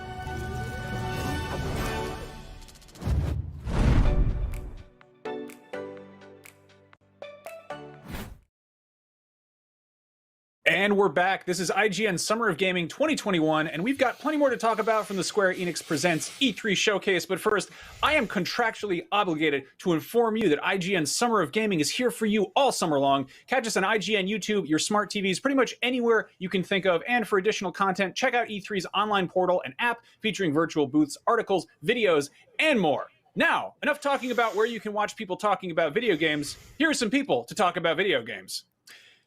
Babylon's Fall. True. Let's get into this. Mitchell, this is you. Go nuts. Oh man. This looked way different than what I was expecting. We saw Babylon's Fall. We saw like a gameplay teaser of it back at, I believe, State of Play last year, and it looked like a different game. That isn't Babylon's Fall. Now we're looking at Final Fantasy VII First Soldier here, which is that's okay. But no, So it looks like they kind of redid the art style. It looks very watercolor heavy. The big thing that I don't think a lot of people were expecting is that this is going to be a multiplayer game. And not only that, it's a live service title. And yeah, it just, I am the biggest Platinum Games fan, I think, at IGN. I say even underwhelming Platinum Games is like just an example of some of the best action games out there. I'm still waiting for the hook of this game. I feel like every Platinum Games has like some sort of hook, whether it's Metal Gear Rising being the Zandatsu thing that you do, Astral Chain having you control a mech and your player at the same time. Every Platinum Games has like a hook that kind of makes combat look exciting. I haven't seen that yet with Babylon's Fall. And so, yeah, I don't know, man. It pains me to say that this was a very underwhelming trailer, unfortunately. Yeah. I don't know how you guys felt. Cam, you had some thoughts on this, yeah? Yeah, I feel the same way. Like, I mean, Mitchell kind of echoed everything that I feel about this game. It's just, I thought that this was going to be like a single player action adventure title, and it's seemingly a multiplayer based play with your friends, which I'm not opposed to that. It's just, I guess this is just something we haven't really seen from Platinum before. So maybe that is another thing that's just rubbing me the wrong way. It's just I had completely different expectations. Like, I'm not gonna completely count it out, but this did not make me more excited for the game. It made me less excited for the game. But like, I love Japanese games in general, and Platinum makes good games, so I'm gonna give it a shot. I'm still gonna like keep an eye on it, but this just did not turn out to be what I wanted it to be. Zach, you're a big live service games guy. I feel like you're frequently just grinding away and stuff. Is this getting your attention at all? I mean, look, I'm not a live service guy. I was excited, I was interested in Babylon's Fall. I'm a Platinum Games fan. I think that Platinum Games is known for making a very specific type of game, and this doesn't look like that. And that is a bummer to me, but I'm also not necessarily willing to put him down for the count here, because maybe this is awesome and we just don't know, like Mitchell was saying, what the hook is. I do love the art style. I think the watercolor sort of painterly look that, obviously it's been given a facelift, and I think that looks really cool.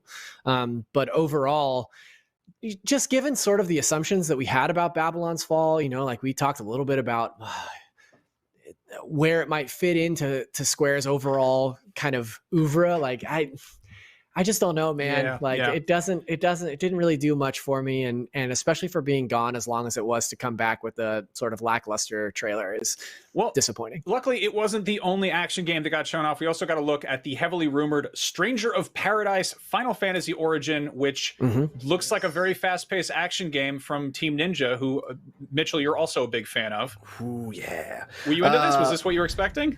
Yeah, so this actually was what I was expecting. Like, contrast to Babylon's Fall being something completely different, this was exactly what I was expecting. Hearing the rumors that Team Ninja is working on a Soulsborne-like game in the Final Fantasy kind of setting. So it looks very much like Neo. If you look at the combat and you compare it to the combat in Neo, I think you'll find a lot of similarities in the animations and just how fast and fluid the combat looks. There's like executions. Looks like there's a ton of different weapons that you can use. I think what's different is the fact that you're fighting with a party. Usually when you fight in Neo, occasionally there's people that join you, but for the most part it's a solo affair.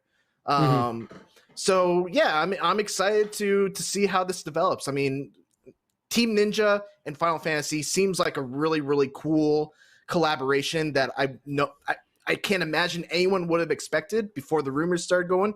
But yeah, this looks really, really cool. Zach, go ahead.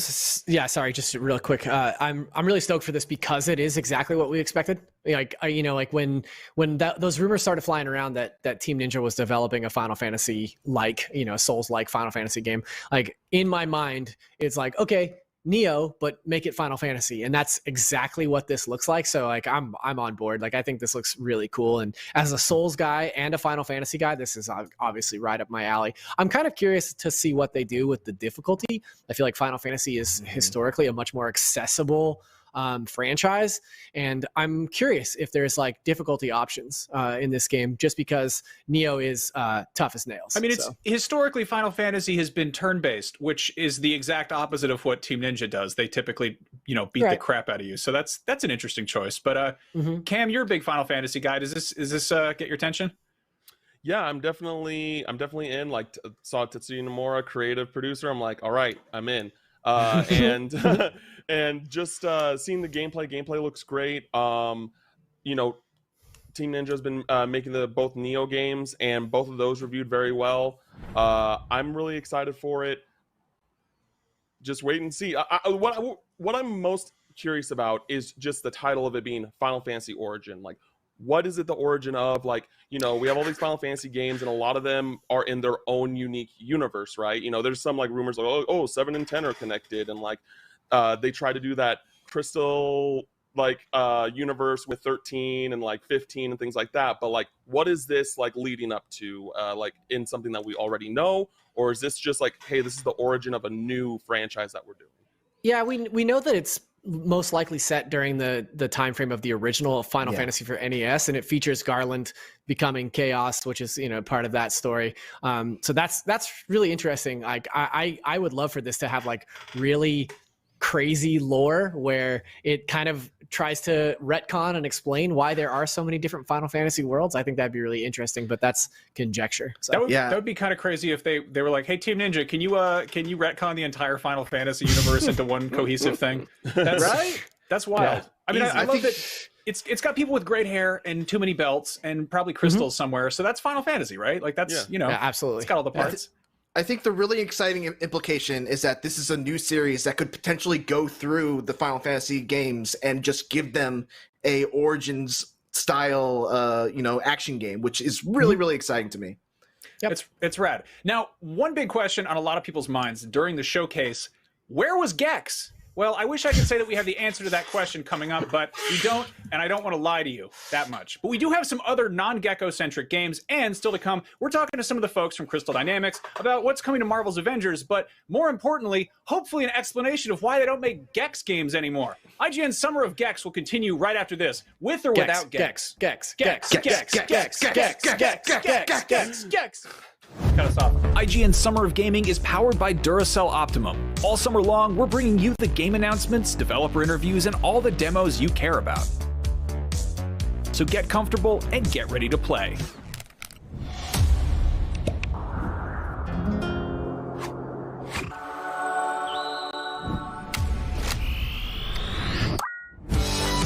Upgrade your Xbox controller with Duracell Optimum batteries today.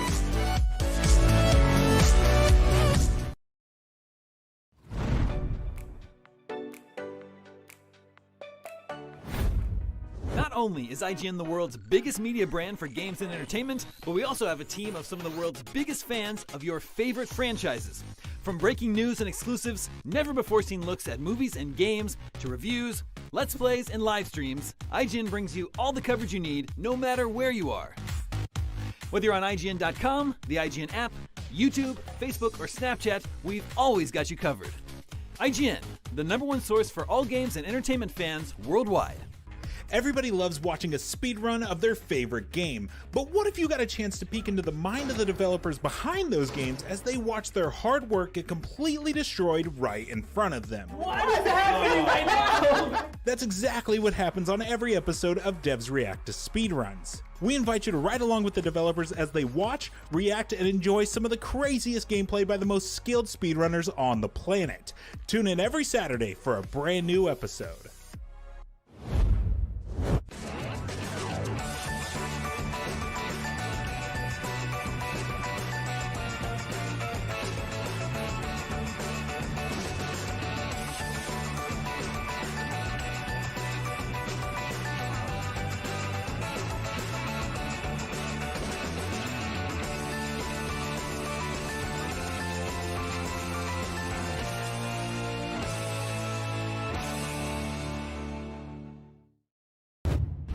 In a world with non-stop news about Marvel, DC, Star Wars, you need a show with accurate reporting, hard-hitting commentary, and me, Akeem Lawanson, host of IGN's news show, The Fix Entertainment. Whether it's the latest superhero scoop, film fiasco, or anime announcement, I'll be here covering all the breaking movie, TV, and streaming news that matters most to you. Make sure to catch the Fix Entertainment on IGN for your fix of entertainment news.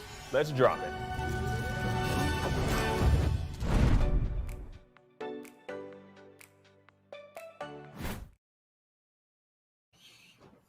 Hello once again, this is IGN Summer of Gaming, where a kid can be a gaming kid. When you're here, you're gaming family. You're going to love the way you look. Gaming, I guarantee it. Now, before I get us sued, let us talk more about Square Enix Presents. While we were taking a break, actually, we got a little bit of news about a demo. Cam, what's up? Yeah, so the Stranger of Paradise Final Fantasy Origin demo that was teased at the end of the trailer for PS5 will be available starting today at 8 p.m. Pacific time, and you can download it on your PS5 until the 24th of June. After that, I assume it'll be delisted. That is awesome. Now we're showing sorry, what did I say? There are too many strange things. Life is Strange, not Stranger Paradise, not Stranger Things. Life is Strange. We got to look at True Colors. Cam, tell us about this. Yeah, so this is the latest Life is Strange game. This is from Deck 9, who did Life is Strange Before the Storm, which is the prequel to the original Life is Strange game. And you are now in this rural town and where your brother lives and unexpectedly dies, and you are trying to find out what was the cause of his death.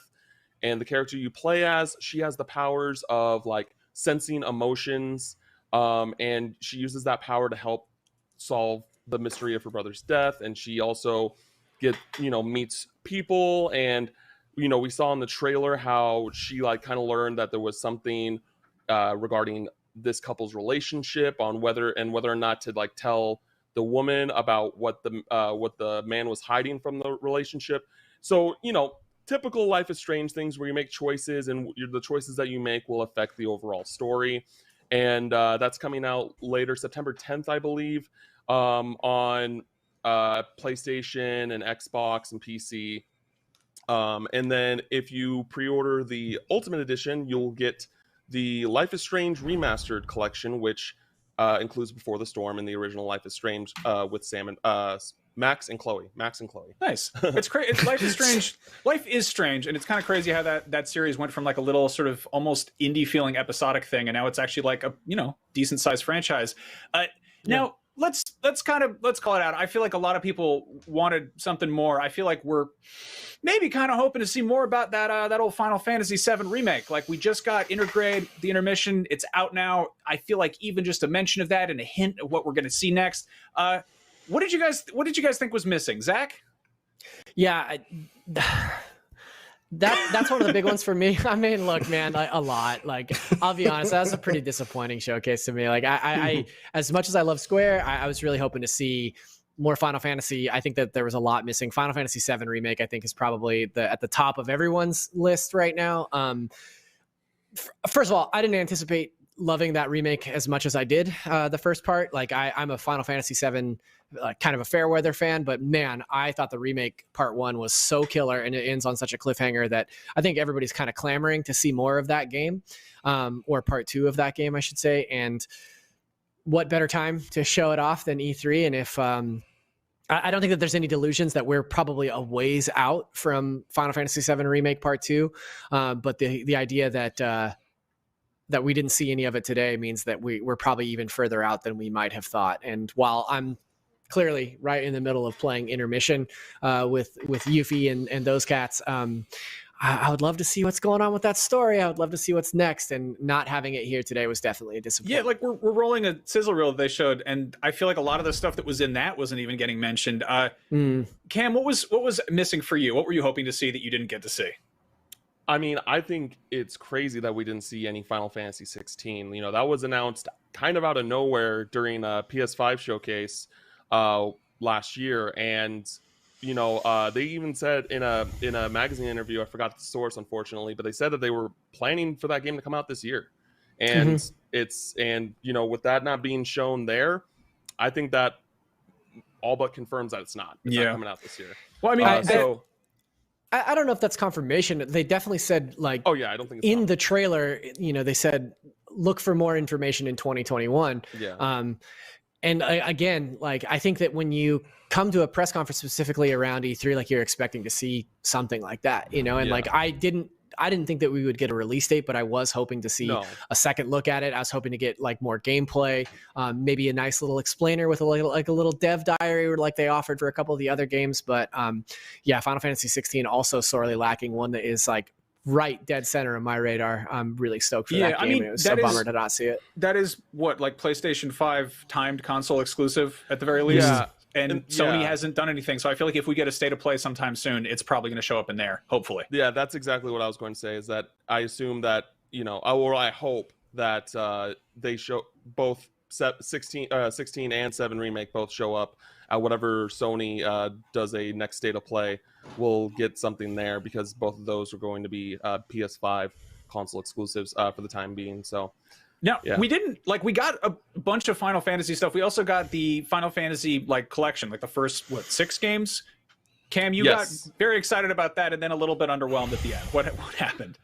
Yeah, so like I was, you know, these games have been kind of hard to get a good version of the original like pixel art. You know, a long time ago, like a few years back, Square Enix put like a lot of them on Steam, but they redid the art style in a really yucky way. You know, and I wanted the Game Boy Advance versions, you know, where they had the basically definitive edition, original art, like more music, more content, and that's what this is, seemingly, but it's only coming to Steam and mobile, not like Switch, which would be a perfect system for this, or any console. Like, you know, it's not going to stop me from playing these games as they come out on PC, but I still think that like I just want to be a fly on a wall during that conversation, like, yeah, let's do this, but only put it on PC and not Switch. It's a weird call, right? Like I could definitely see them coming over at some point, but like it's not I mean, it's I'm sure it's perfectly simple to do it in an illegal fashion. I don't know why Square can't just sort of drag and drop these, you know, 6 very old games onto a platform that people will totally buy it on, because they're, you know, beloved classics. Mitchell, what was missing for you?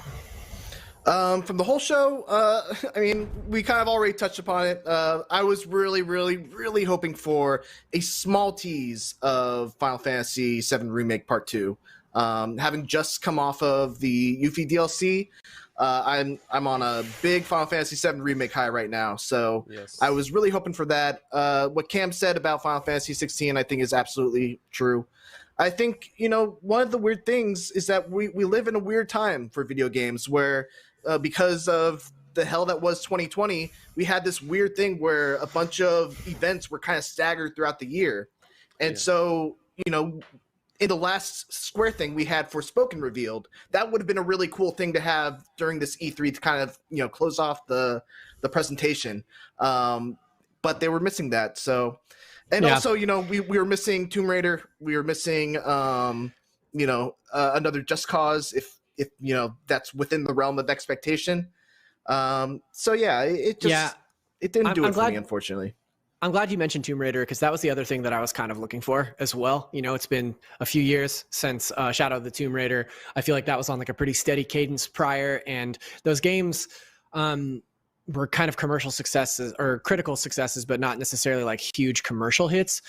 So I kind of understand, like, maybe they're going back to the mat with Tomb Raider and looking at potentially like another reboot or something. But I did kind of think that we would, or at least I was hoping to see something from Tomb Raider, because I love all 3 of those reboot, that reboot trilogy. I think it was really smart, really good. But it was bummer to not see any Tomb Raider in this presentation as well. You know, it's weird. We think of those games as being like a trilogy. I mean, there are 3 of them, so it is technically a trilogy.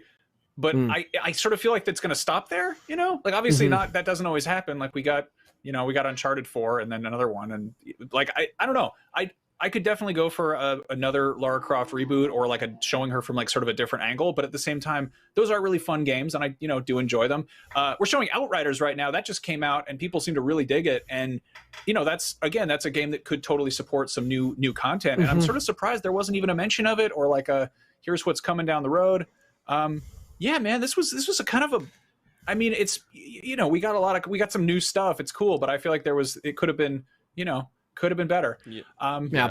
And I just want to say really quick, because I know that there are people that are watching that probably are wondering, where was Kingdom Hearts? And just want to clarify that Nomura said it, I think like late last year, that there's going to be no Kingdom Hearts news this year, basically, because everything's being saved up for the 20th anniversary next year.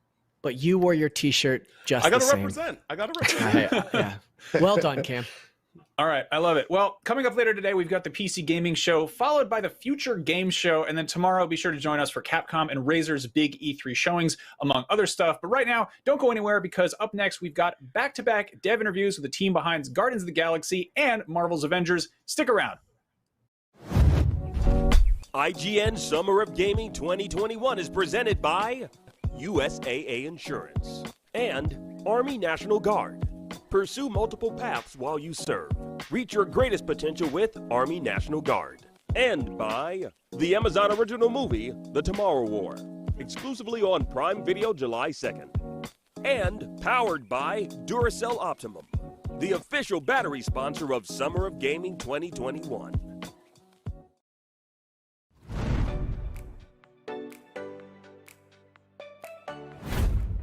Not only is IGN the world's biggest media brand for games and entertainment, but we also have a team of some of the world's biggest fans of your favorite franchises. From breaking news and exclusives, never-before-seen looks at movies and games, to reviews, let's plays, and live streams, IGN brings you all the coverage you need, no matter where you are. Whether you're on IGN.com, the IGN app, YouTube, Facebook, or Snapchat, we've always got you covered. IGN, the #1 source for all games and entertainment fans worldwide. In a world with non-stop news about Marvel, DC, Star Wars, you need a show with accurate reporting, hard-hitting commentary, and me, Akeem Lawanson, host of IGN's news show, The Fix Entertainment. Whether it's the latest superhero scoop, film fiasco, or anime announcement, I'll be here covering all the breaking movie, TV, and streaming news that matters most to you. Make sure to catch The Fix Entertainment on IGN for your fix of entertainment news. Let's drop it. If you're not following IGN on social media, what are you waiting for? We're constantly updating our feeds to bring you the latest news, gameplay, custom original content, the best user-generated videos and art, memes, and a whole lot more. Be part of the conversation throughout the year. Follow IGN on Instagram, Twitter, Facebook, TikTok, and Snapchat.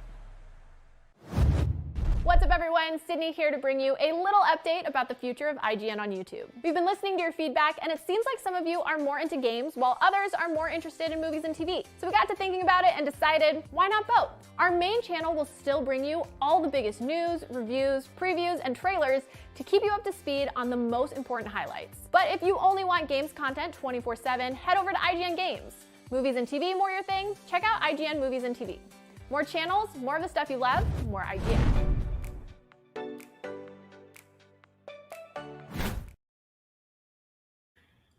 Welcome back. We just got a double whammy of brand new Marvel stuff during Square Enix Presents. In addition to what's coming next to Marvel's Avengers, a brand new Guardians of the Galaxy reveal, and now we've got a double whammy of interviews, which will hopefully distract you from the fact that I just used the term double whammy twice in one sentence, and I don't even know what a whammy is. Forget about it. Please, just watch these short superhero films we've prepared for you. Marvel's Guardians of the Galaxy game is on the way, and to talk about it, we have some extra special guests. Hey, true believers, this is Bill Roseman, VP of Creative here at Marvel Games. Hi guys, my name is Jean-François Dugas. I'm the Senior Creative Director at Eidos Montreal. And I'm Mary DeMarle, and I am the Senior Narrative Director at Eidos Montreal, and super excited to talk about this game today.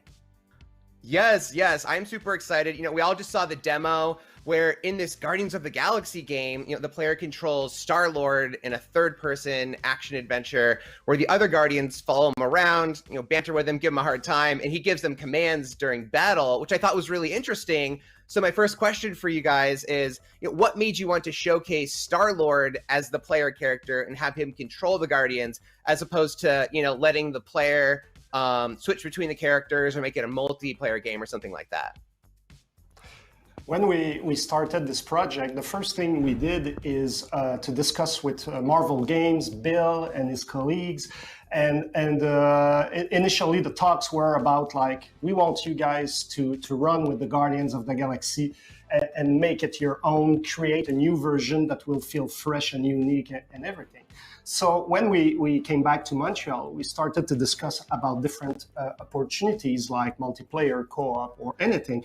But we were looking at what is the Guardians of the Galaxy. And it's all about the characters, and it's all about those colorful personalities clashing with each other, and sometimes like getting along. And it's a mix of all these things with their qualities, their flaws. And we were, you know what, like, it would be freaking awesome if you could be one of the Guardians, and putting you at the center of that team and surrounded by those characters. And this is how it came to be like, well, if you're Star-Lord, you're the so-called leader because you're not necessarily leading them officially. And sometimes the Guardians, they will make decisions on their own and everything. But we thought like that kind of, I would say that ecosystem in which like they can be characters on their own, make their own decisions, have their own reactions, and you as the so-called leader, the player, decide how to react to those things. And we thought that the purpose of that was really, really, really exciting. So we dove into that and explore what it would mean for the game. That's awesome. That's awesome. So one of my favorite things from the gameplay footage that we saw was there's this team huddle ability where Peter Quill picks a song and it gives his team this big combat boost, and they're glowing, and they, you know, it looks really cool. So I'm curious, you know, what kind of songs do we have to choose from? Like, how deep is the playlist here? Well, you know, when you think of the Guardians of the Galaxy, you definitely think of the licensed music. And in ours, you know, Star-Lord being a child of the 80s, Peter Quill being a child of the 80s, we have like 30 amazing 80s classic songs that everything from Iron Maiden to Rick Astley to Kiss to Wham! And it's a lot of fun. And it's more, as you saw with the huddle, it's more than just something that's in the game to support the action and the combat and the cinematics. We have this whole gameplay aspect called the huddle. Yeah, which... and in the huddle, it's like when you're in combat, as you play, if you're doing great combos, you're engaged with your Guardians and everything, so you're getting some momentum, and with that momentum, like it helps to fill the gauge for the huddle. And when this gauge is filled, you can use it at any given time. So maybe you're in trouble, you're struggling on the battlefield, or things are going well. So when you summon that, like Peter goes like, guys, huddle up, and they go into a huddle a little bit like American football. And the Guardians, when they come in, like they will give you some hints, like feedback about like how they're doing on the battlefield. And now you will have a pep talk choice to choose from, in which like Peter is going to draw from the songs he knows to build his own speech. And if you're able to match the right speech with the right feedback of the Guardians, you boost the entire team. And like all the cooldowns are gone, they're all on fire, all the HP points are coming back, everybody is super efficient on the battlefield. And if you choose the wrong speech? A pep talk, the wrong speech. Peter is still boosted because like he thinks is awesome. Like, wow, my speech was fantastic, and he's boosted anyway, so he's on fire. But the Guardians are going back on the battlefield, going like, WTF? Like, what was that? Like, I don't get that kind of thing. So that's the idea. And Josh, great. This sort of illustrates how much the team at Eidos Montreal thought through everything. They just didn't take music and just slap it on there. They really thought about and were very strategic and thought about how can we really make the music part of the gameplay, and how can we illuminate and spotlight what it's like to be Star-Lord trying to bring this team together, and then what will that effect have being Star-Lord on the rest of the team. And coming in through music is a perfect way to really get at what is unique about Star-Lord. He's not the alien. He's the half human, half alien that's out there in space, and he brings that music with him. I love that. You know, music has become a quintessential Guardians thing, and the way you've incorporated it into the game sounds really fun and really cool. So, you know, Bill, what can you tell us about the story? You know, like how long have they been Guardians? What's the big event that gets the adventure going? So, as Jeff and Mary said, we really wanted to present a Guardian story that would be, immediately recognizable, but still ownable and unique. And so the player would say, well, I know this is the Guardians, but I haven't experienced this version of the Guardians. So in this story, our backstory is about 12 years ago, there was a big galactic war. And the universe and the characters themselves are still recovering from this. And out of the chaos and war comes opportunity.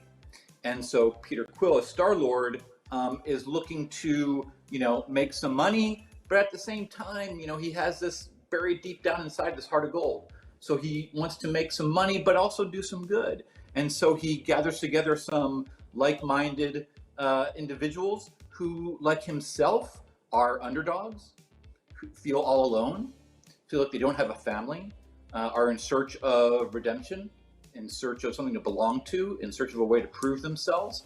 And he brings them together as the Guardians of the Galaxy, and he even has a business card that he's passing around. So at this time, the Guardians are still trying to prove themselves to the universe. And so you, as Star-Lord, you are trying to hold this team together as you're going through the adventure. And as every Marvel story, it's got drama, it's got action, it's hilarious, it's filled with characters from throughout the history of the Guardians, going all the way back, looking to the 60s, all the way to the 70s, to the modern day iteration of the Guardians. So it's a great mix of kind of the best of ingredients, everything you'd want in a Guardians adventure. And for the specific story, without giving any spoilers, essentially the Guardians accidentally knock over some dominoes, if you will, and they turn out to have grave implications across the universe. And every good Marvel story is a sense of responsibility, power and responsibility. And they feel, we caused this to happen, we must solve it. And the rest of the universe looks at them and says, a talking raccoon in a tree, you're gonna solve this? And you as Star-Lord says, hey, we're more than this, and yes, we are gonna take care of this, and have fun along the way. Very cool, very cool. That sounds like a really intriguing setup. In the footage we saw, what appears to be at least the initial villain of the game is Lady Hellbender, who I recognize from the totally awesome Hulk comic book, but I imagine a lot of people have not seen her. They don't know who she is. Yes. So what can you tell us about why you chose her, and what is she up to in the games that she's given the Guardians such a hard time? Well, I can jump in on that one, actually. Yeah, please do. Yeah, go ahead, Mary. Yeah, let me jump in. That was one of the things that was really came from the collaboration with Marvel. It was really, really great because we basically started working on that storyline, and we would come up with ideas for, roles in the story. And in this case, we needed to find a character who the Guardians were going to attempt to con, and who is a bit very, very tough gangster-like person with how we were looking at it. And we approached Bill with it, and we were saying, hey guys, what kind of character could fill this role? And it was at that point that Bill and his team came back to us and said, well, you know what? We think you should look into Lady Hellbender. And so we did, and he passed along the comics to us, and we started reading all about her and everything. And we were very pleased to see that with a few little tweaks to our storyline, she was the perfect character for it. And that's kind of how she came into our story.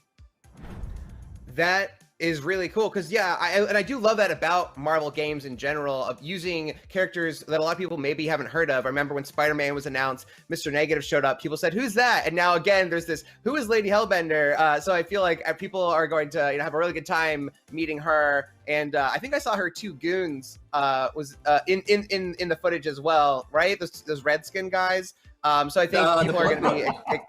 Yes, I think the people are going to be happy to see what she's all about. And again, that's why the team is so smart. We just, we give them all the ingredients. We say, you want to make a Guardians game? Here's all these books. Here's all these comics. You do a deep dive into it, and you come back and tell us what catches your eye. And in that way, as you said, we can have characters that people know very well, and then we can sort of introduce characters to the world. And what that does is it just opens it up. And again, it picks characters and Jeff and Mary did it. They cherry picked characters from throughout the Guardians timeline and mixed it all together in a way that no other medium has done before. And so they're going to tell a story that is familiar, but also very surprising. And because of this mix and little tweaks here and there they made, even the most diehard Guardians fan isn't going to know where the story is going. That sounds very cool. That's actually all the time we have for now, but thank you so much for talking to me about the Guardians of the Galaxy game. It looks really cool. I can't wait to play it. And for everyone at home, it's coming out on October 26th this year, which is very soon. And stick around for more. Thank you. Thanks for the time, Josh. Thank you, true believers. We hope you love Guardians of the Galaxy. Hello, I'm Simon, and I'm here with Josh from Crystal Dynamics, who's going to talk us through what's coming up for Marvel's Avengers. And Josh, first of all, how are you today? I'm doing great. Thanks for asking. Nice to be talking with you today. Brilliant. Yeah, I personally love playing Marvel's Avengers, so I'm looking forward to seeing what's coming up. I think the best place to start is with the War for Wakanda expansion. Can you just give us a brief overview of what players can expect from this expansion later this year? Oh, absolutely. Well, as you know, we just released our cinematic trailer for Black Panther War for Wakanda, where you got a great look at Black Panther without his mask. We also introduced both Shuri and Okoye of the Dora Milaje. And you also got a few glimpses at our main new villain in the expansion, Ulysses Claw. And in our story, he's looking to steal Wakanda's vibranium, and you're going to need to pair up with the rest of the Avengers and the rest of Wakanda to stop him. Sounds good. I mean, this is detailed as an expansion rather than a drop as we've seen previously for Avengers. Does that mean we can expect a lot more content in this drop than in previous characters such as Hawkeye? There'll definitely be more content. There's a lot of things within the operation sort of framework that you can definitely expect, such as a story mission chain, a cinematic story, and a introduction of a new hero. But of course, in this expansion, we're going to be introducing multiple new villains, a new enemy faction, a new social space overlooking the Mound and the city of Wakanda, and an entirely new Wakandan jungle to explore. So there's a lot there in this expansion. Amazing. I mean, let's talk about Wakanda itself. Is it similar to other biomes we've seen in the game? There seems to be quite a lot of variety there. Is it one large sprawling map you can move between the jungle and the city, or is there separate sort of maps you drop into within Wakanda? It's similar to the existing framework that we have in the rest of the Avengers Initiative, and that you'll be selecting missions from your war table and taking on requisitions for unique rewards. Cool, amazing. And sort of the look of Wakanda, have you been heavily influenced by certain comic book runs or the Black Panther movie itself? Oh, absolutely. With the comic books in particular, we've looked at all of the Black Panther runs, and we've most notably looked at the Rise of the Black Panther comic book. And so, granted, we're super excited to be offering a unique take on our Black Panther storyline. But yeah, the comics were an absolute foundation for many of our inspirations and decisions. Mm-hmm. And in terms of that storyline, is this very much a Black Panther story, or is it building more with this overall story we've been getting in Marvel's Avengers with, we had with the Hawkeye storyline, for example, or is it very much a Black Panther story? I think you can definitely look forward to a really exciting story mission chain that really explores Black Panther and his character, and the narrative beats do definitely push him forward. But at the same time, we do want to make sure that the storyline, the main arc of our story, is continuing as well. Okay, cool. And I probably know the answer to this as well. I was trying to listen closely, but is there are we getting a clue of who's playing Black Panther in the expansion? We've already got an all-star cast for Avengers. I was just wondering if that is information you'd be willing to tell me at all today. I would love to talk about that, but our PR guys would definitely kill me if I went there. But as you said, we always work with an all-star cast, and that is definitely something that we put a lot of tender love and care in selecting that for this expansion. Obviously, it's not been the ideal start to Marvel's Avengers lifetime. I think I personally played the game a lot, and player retention is something that maybe the game has struggled with. How do you feel the War for Wakanda expansion and what's coming up in the next couple of months for Avengers is going to bring these players back and indeed bring new players into Marvel's Avengers? Right, yeah, the launch was certainly not without its challenges, but truly, there's never been a better time to jump into the Marvel's Avengers right now. Not only is it in the best shape it's ever been, but we've got 8 heroes to offer that you can play through, tons of single-player and multiplayer content. We've got the new champion system, these ongoing events that we're talking about, such as the Cosmic Cube event, which is launching next week, and giving you the sneak peek at Patrol. So on top of the things that we're really excited about talking to you now, these are all part of the road forward, and we're looking forward to continuing to expand on the content offerings we have and improving on the feature set that we deliver on. Mm-hmm. Is there any kind of systemic sort of changes we can expect with Avengers, or sort of any overhaul of the gear system or leveling? Is that going to change, or are we still kind of pushing ahead with how the game is as it is? Our mantra is certainly to continue marching forward with all of the incremental improvements as we can to sharpen all of the edges as we have across the product. And look, our focus moving forward is absolutely clear. If there's one thing that we wanted to say today, it's that Crystal Dynamics is absolutely dedicated to delivering the Marvel's Avengers game our fans want and deserve. And we aim to do that with compelling new content. We're talking iconic supervillains, iconic locations from the comics, and an ever-expanding cast of heroes, and really partnering that with a very meaningful rewards and progression that our players want and deserve. I can't let you go today without asking about Spider-Man, because, like a lot of people, Spider-Man is a favourite Marvel character. He has been said previously he's coming to PlayStation, he's in the works, coming sometime after Black Panther. We're not expecting him to drop anytime soon, but any updates on the progress of where Spider-Man is all? We don't have any updates today on the behalf of the Spider-Man side of the project, but he's definitely part of the plan moving forward. Cool. And we've kind of teased S.T.A.L.K.E.R is going to be in this Wakanda expansion, along with other villains. Were there any sort of teasers, like any sort of Easter eggs maybe in that cinematic trailer we've just seen that would kind of hint for fans out there they may see something that they recognize? I certainly think it's worth a review of our fans and our community to take a look at it. And again, as we get closer to the launch of Wakanda, I'm sure there'll be more exciting things to discuss. Mm-hmm. And the Cosmic Cube event, I'm just trying to get a grasp on how much content that mission is in particular. Is this like the biggest mission yet for a 4-player team? Is this going to be like an hour long roughly, or is there any sort of sense of that time? Well, yes, it launches next week, and essentially it's a completely new villain sector, which you may be familiar with the game, in which you face off against Monica Rappaccini, Scientist Supreme, for control of the Cosmic Cube, which is sort of this ultimate weapon that she's seeking to use to overthrow our heroes and bend reality itself to her will. On top of that, on Thursday, we're going to be unleashing the Cosmic Threat event, in which players can engage in missions and challenges for unique rewards.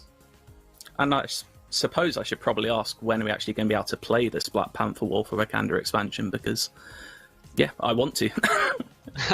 Absolutely, yeah. We're really excited to be announcing that Black Panther War for Wakanda expansion will be launching in August of 2021, and completely Amazing. Free to the player. Brilliant. Thank you so much, Josh. It's been great to speak to you, and looking forward to jumping back into Avengers. Excellent. Talk to you next time. Have a good one. Thank you.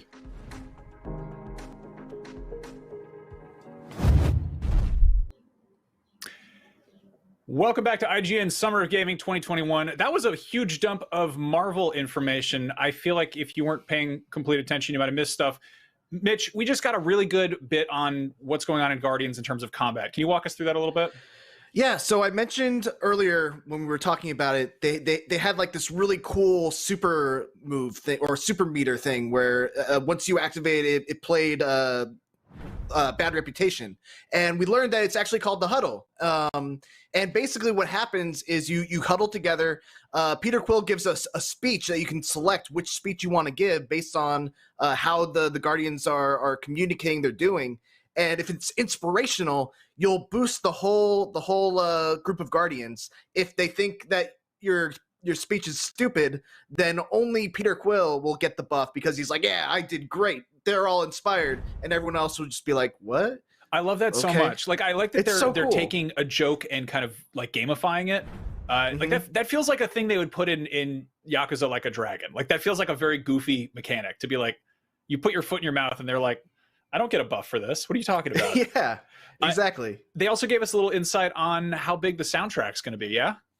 Yeah, so we're getting 30 80s classic songs from bands like Iron Maiden, Rick Astley. I can't imagine what Rick Astley song they would possibly use. And then we got Wham. I think were some of the examples that they brought up, which I mean that sounds exactly what I would want from a Guardians game in terms of their licensed soundtrack. I love it. Gamers do love their 3080s, whether it's songs or graphics cards. We got some info on the villain. I'm pretty big in Marvel stuff, but maybe not every corner of that galaxy. It's Lady Hellbender. Did you catch anything about her?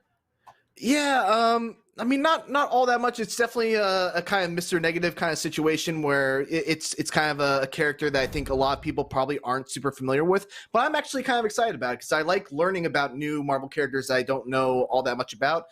They said that they wanted to use this character because they needed to find a character that the Guardians were going to attempt to con.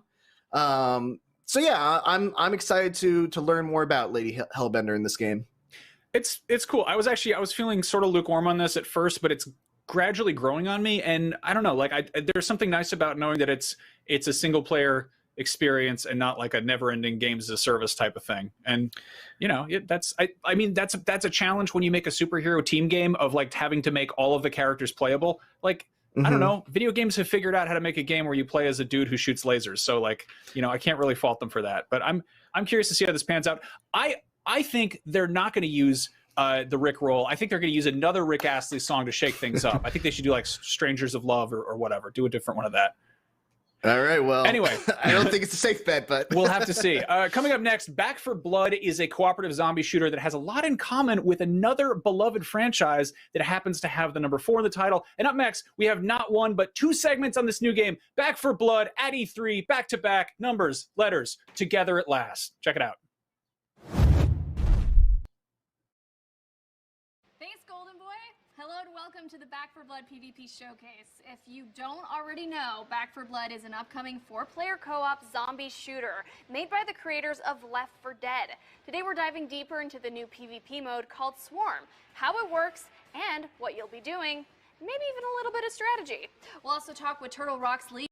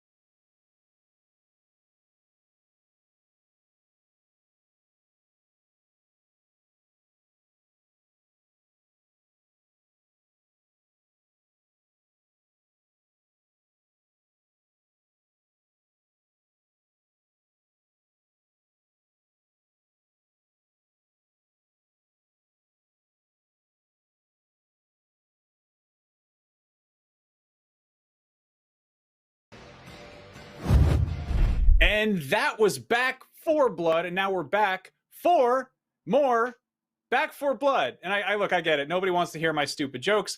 I'm sorry. My boss told me to say something here. Here's more about the cool zombie game right here on IGN Summer 4 Gaming 2024. Sorry. Watch the video. Hey everybody, I'm Nick Lamone, and joining me to talk about the asymmetrical zombie goodness that is Back 4 Blood. It's the lead producer over at Turtle Rock Studios, Matt O'Driscoll. Matt, thank you so much for joining us. Welcome. Thank you. It's a pleasure to be here. So right off the bat, I want to congratulate you for showing off the multiplayer mode, the PvP versus mode for Back 4 Blood. Could you tell me a little bit about how it works? Yeah, sure. So you're going to team up with 3 of your friends and go into PvP or swarm mode, as we call it. Talk a little bit more about that in a minute. And you're going to be either a set of cleaners or a set of ridden. And you're going to play matches against each other. And it's really who can survive longest as the cleaner over 3 rounds becomes the winner. The reason we call it swarm mode is because after each round, there's like a ring of deadly infected insects that are around the map. Each round, that insects come in closer and closer and closer. So the map gets a lot more tighter, a lot more intense action as the rounds go on. Now, the one thing that stood out to me about the trailer was obviously there is the cleaners versus the ridden, and they're trying to outlast one another as they swap between rounds. Is it scored purely on how long the cleaners manage to survive? So if the cleaners survive for, say, 4 minutes, then the ridden, then when they become the cleaners, they have to survive for 4 minutes and 1 second? Or is there a little more nuance to it than that? No, it's really that who can survive the longest. Yeah, who can, and a lot of that comes down to, how you're going to strategize between rounds. What happens in a pre-round is the cleaners have some time to look around the level and go looting for different crates that we've kind of scattered around. And in those different crates, they could find pickups or different guns or attachments or all sorts of different things. And they could talk, hey, over here, I found a crate full of attachments. And one guy would, oh, yeah, I need some attachments. They come over and add that to the gun that they're using. And then while all that's going on, the ridden team are strategizing, and they have something we call the ZMS, the Zombie Mutation System. And so what happens there is you're granted points by the game on each round, and then you can fill those points against upgrades to whichever ridden you like. Those upgrades are kind of based around offense, defense, and kind of like utility upgrades. So there's kind of a little bit of strategizing going on during the pre-rounds as well. Now, when the ridden team is either upgrading or enhancing their characters, are they able to select from the variants that you showed off in the trailer? I know we have the what I like to call the big beefy boy. You've got the Reeker, the Wretch, and the Exploder. Are they able to kind of hot swap at will? Is it all randomized? How does that work exactly? Oh no, you get to choose your character. Like you said, yeah, you got it. It's the big beefy boy. He's called the Tool Boy. He has a couple of variants. He's got a Crusher ability and also a Bruiser ability. You kind of imagine the Crusher is up close. He's going to grab hold of a cleaner, and they're locked in place, and they'll need rescuing all the time. They're going to be taking damage while they're in that position. Or you could be the Stinger. Or the Reeker, and again, you can be one of those variants that they have as well. So again, like Reeker, if you want to just go in and kind of max out your damage, like I said in the ZMS system, maybe you're like going, well, I'm going to apply a ton load of damage, and then I'm going to play the Exploder because I'm going to get one shot. I need to run in, try and explode myself amongst 3 or 4 cleaners if possible. But then I'm going to be kind of dead and I have to respawn a bit. So, you want to make sure you're really doing max damage with that ability. Yeah, one thing I'm kind of dying to know how it works is I actually managed to play a little bit of the alpha your team put together back in December. And the thing that really struck me was the game director AI, how based on how we were doing as a team, the game either threw way more zombies at us or less. Is there how does that apply over to this PvP mode, the swarm mode? Does the Ridden have the ability to maybe control the zombie hordes, or is that all up to the game director? That's actually an upgrade that's available to the player. I kind of didn't touch on that, but yeah, you can, as part of the points that you get with the ZMS system, you can add them into the common horde that also is kind of during the PvP mode. And so it might just start off with a regular horde, and you go, well, I want to upgrade it to have more runners. So like the runners are moving faster, and they'll come at you a lot faster, or maybe you can throw a few armored in there as well. So yeah, you can upgrade the common horde how you see fit. But yeah, it's all up to the players in PvP. Now, I'm not sure how much you can divulge, but I'm dying to know. When I played the early alpha, one of the more troubling enemies that we came across were the snitches or the snitchers. Are there any variants to those in the swarm mode, or I just noticed they were missing from the trailer? Oh, I'm with you. Yeah, no. So the playable, your playable Ridden are kind of what we talked about: the Stinger, Rika, and the Tool Boys. We don't have the Snitcher as a playable Ridden for PvP at this time. Gotcha. And I'm assuming the same is true for the Ogre. Are you will players be able to control the Ogre? Okay. No. Can't. It's just those three at the moment. Very good to know. And another thing I'm curious about is progression. So typically, we want everyone on the same level playing field from game to game. But is there any incentive for players to do well outside of bragging rights? Is there anything that carries over from game to game, whether it be unlocking cosmetics or anything like that? For PvP, we're kind of keeping it all on like a one match kind of basis. So yeah, while you upgrade your ZMS, and you'll be able to add different cards. Actually, sorry, I do apologize. Your cards for the cleaners are a set, a predetermined set that you can make into your own sets, but you can't add new cards at the moment. So you can either take one of the predetermined sets or build a deck from these cards that you have.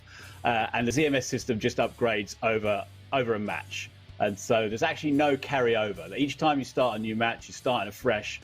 But what we think is going to happen is that it's all about the tactics. When I say start afresh, it's a new match every time. Four new players, all doing 4 different types of tactics. How do you best upgrade your ZMS? What things do you try and scavenge as cleaners? Which cleaners do you play as? It's there's going to be lots of variants and different types of strategy that's going to come for PvP mode. So when I managed to get hands-on with the alpha back in December, the only playable level was Evansburg. Are we going to see the entirety of Evansburg in swarm mode, or I'm assuming it's a more condensed, focused version that gets smaller and smaller over time? How does that work? How do you choose a specific area? Okay, yeah. So we're gonna for our up and coming open beta, we will have Evansburg and another map called Blue Dog. That's going to be available for PvE, and then we're going to have 2 different maps for PvP. Our PvP maps are built around our PvP maps, but there's specific areas that have been selected for gameplay. Copy that. So it's not going to be quite the entire campaign where people make their way from level to level and then swap. It's very much, here's a hyper-focused area designed around the swarm mode, and then you're just going to have to survive longer. That's exactly it. Yeah, that's exactly what we'll have. Like you say, focused area. Right from the start, the swarm is there. So you're already within an area, and you're going to, there is an area for you to scavenge and check for, like I said, for upgrades and that. But yes, like you say, it's a very much focused, tightly tuned PvP maps. Well, thank you so much. Well, Back 4 Blood releases October 12th with the open beta August 5th. Matt, thank you so much for joining. Oh, yeah, thank you. Yeah, August 5th till 9th. If you pre-order, you can get in a bit earlier for the open beta. Other than that, it's 12 till 16. Everyone else can play the open beta after that. And hey, are you going to play, Nick? So maybe we can get together and play a few rounds together as well. I'm 100% ready to play. I warn you, though, I get very sweaty when I'm playing Back 4 Blood. If you watch our IGN gameplay preview, I was basically yelling the entire time we were playing. It was so much fun. Oh, great. Yeah, let's hook up. Let's play. It'll be fun. Thanks, Nick. That Nick Limone is a national treasure. Anyway, we just got deep dives into Guardians, Avengers, and Back 4 Blood, and it's not over yet. IGN Summer of Gaming will be right back to find out what everyone else around the internet was so excited about without the Gex reveal that we were all hoping for. I don't know where that was, but we didn't see it. Maybe it'll show up tomorrow. All of this is leading into the PC Gaming Show, and there's plenty more E3 and Summer of Gaming to come. Stick around. IGN Summer of Gaming 2021 is presented by Army National Guard. Pursue multiple paths while you serve. Reach your greatest potential with Army National Guard. And by the Amazon original movie, The Tomorrow War. Exclusively on Prime Video July 2nd. And powered by Duracell Optimum, the official battery sponsor of Summer of Gaming 2021. And presented by USAA Insurance.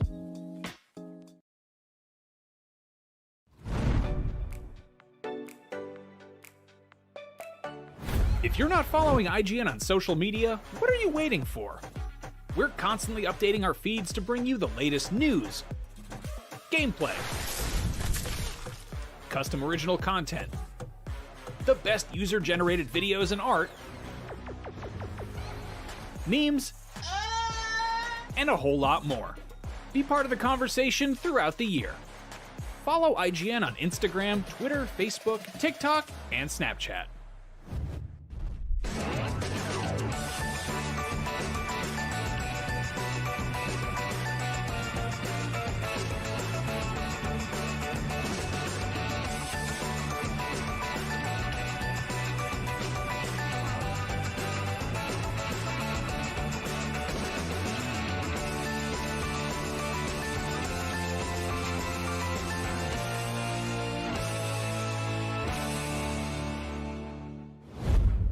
In a world with non-stop news about Marvel, DC, Star Wars, you need a show with accurate reporting, hard-hitting commentary, and Me, Akeem Lawanson, host of IGN's news show, The Fix Entertainment. Whether it's the latest superhero scoop, film fiasco, or anime announcement, I'll be here covering all the breaking movie, TV, and streaming news that matters most to you. Make sure to catch The Fix Entertainment on IGN for your fix of entertainment news.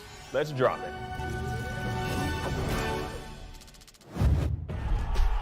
Competition brings out the best in all of us. Well, mostly. Oh, that's a controller break. That's unfortunate. Welcome to IGN Compete, where we bring you the stories behind the esports headlines. Reigning world champions. From the triumphs Carol takes the game to the hardships It's not heavy. to the miracle moments that will go down in history. I just can't believe it. It's crazy. It's all here on IGN Compete. God, I'm in disbelief.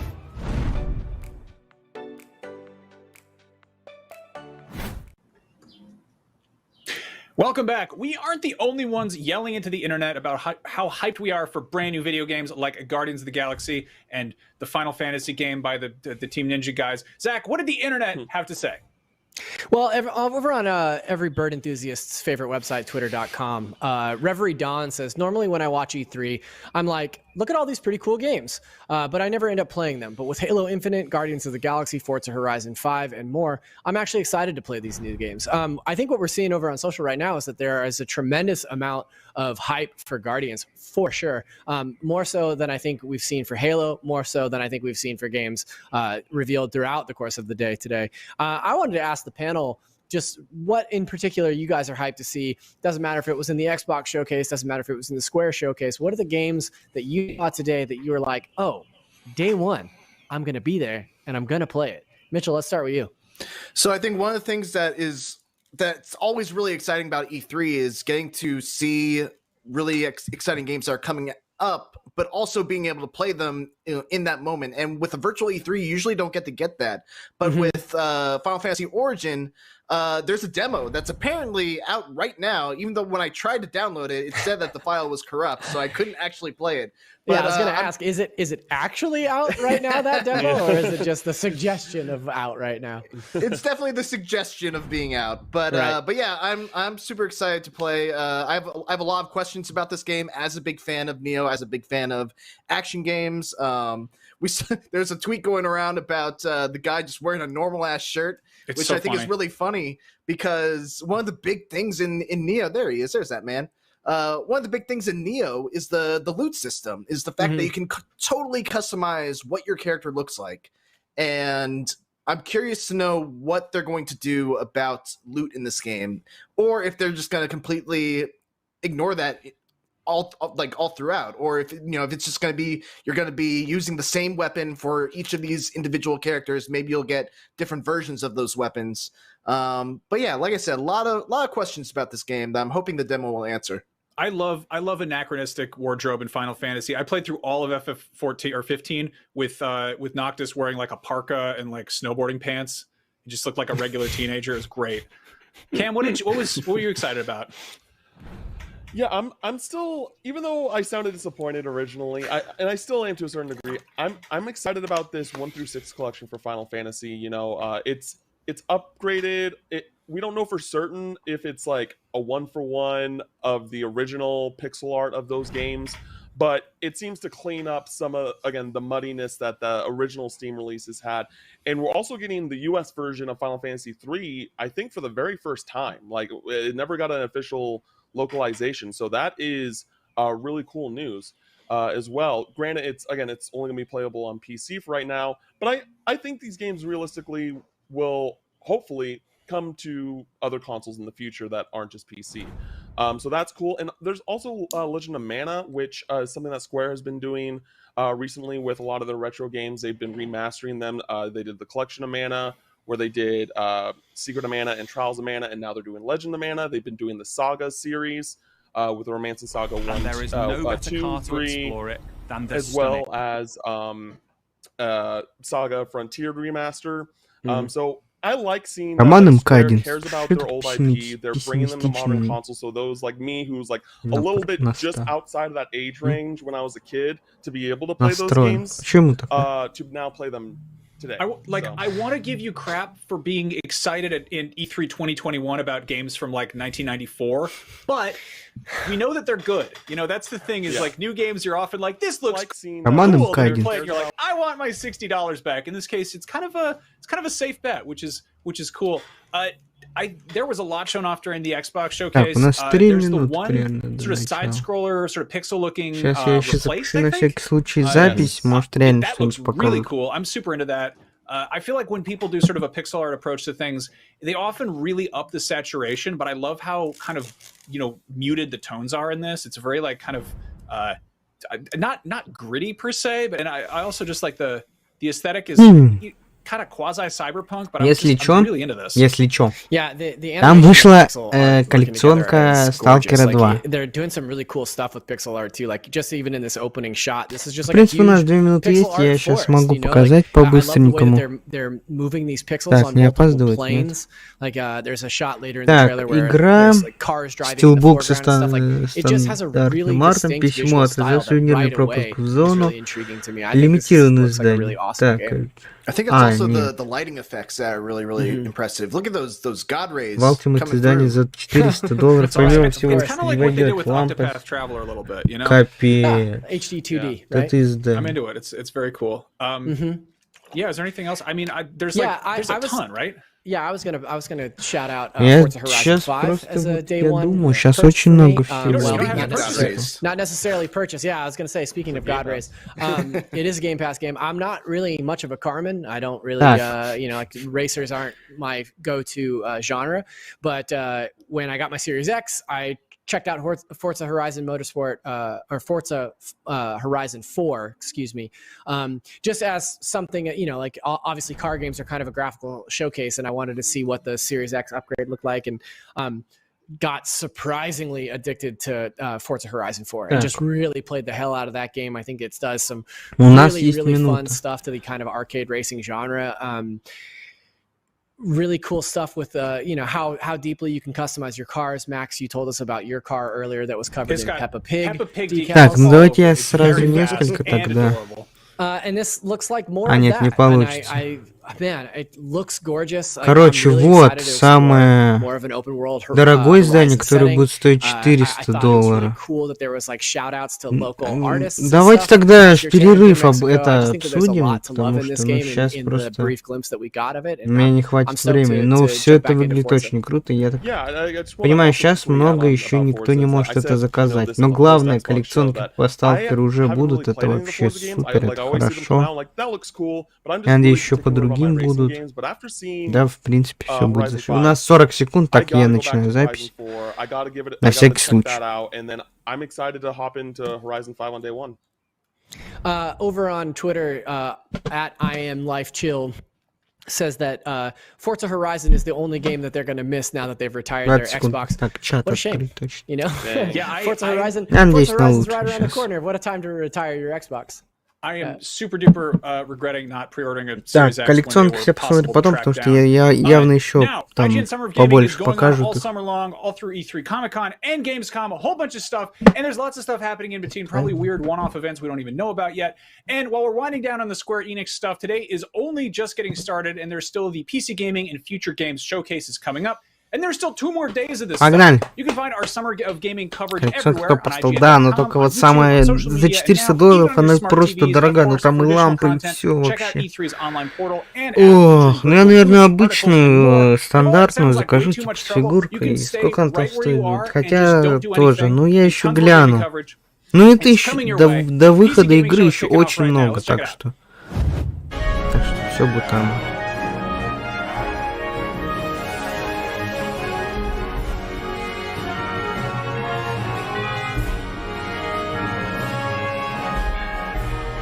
Что такое?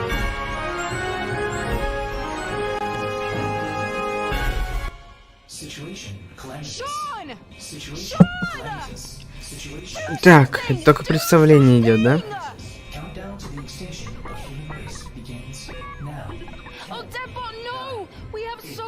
Так, с звуком все нормально.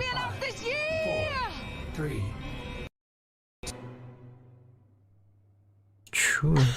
Как это должно быть? So good to be back, gang, and this year we're in space. Aye, aye, Captain. Happy to be remotely on board, Sean. Well, I'm so glad you were able to finance this year's PC game. Немного начало подлагивать, потому что я включил запись. Ah, yes, a crime with absolutely no real-world consequences. Hey, Frankie, wait a minute. Is that a 65-ton catapult mech model CPLTC-1 as featured in Mech Warrior 5 Mercenaries? Sean, I always knew you had immaculate taste. It most certainly is. Если вдруг увижу НРС, то я сразу же включу. I can't wait for this year's significantly more weaponized PC gaming show to go off without a hitch. Which reminds me, DevBot, can you run a quick hitch scan? Yes, Sean. Of course, Sean. Running hitch scan. Если увижу хоть любое лого НРС или всякое, то я тут же нажму начать запись.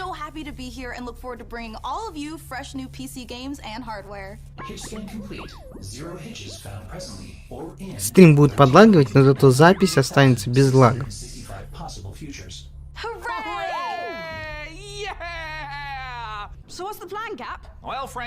Ну и здесь вряд ли анонсируют, конечно. Это, наверное, на Future Games Show. Да и вообще вряд ли анонсируют, но все равно. Посмотрим, что за игры. Mission received. Now this is going to continue until all the targets are acquired and our mission is completed smoothly and without a hitch. Isn't that right, DevBot? Yes, no hitch is located, Sean. Not a single hitch in sight. But first, let's teleport down to the stage to check in on E3 happenings. The only reason we're allowed to legally be back on Earth.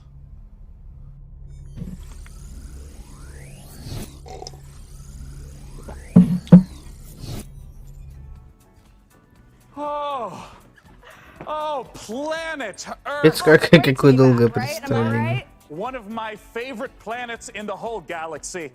It's all right. And thank God that teleporter was conveniently built just out of frame of camera. Mika, are you ready? I'm ready.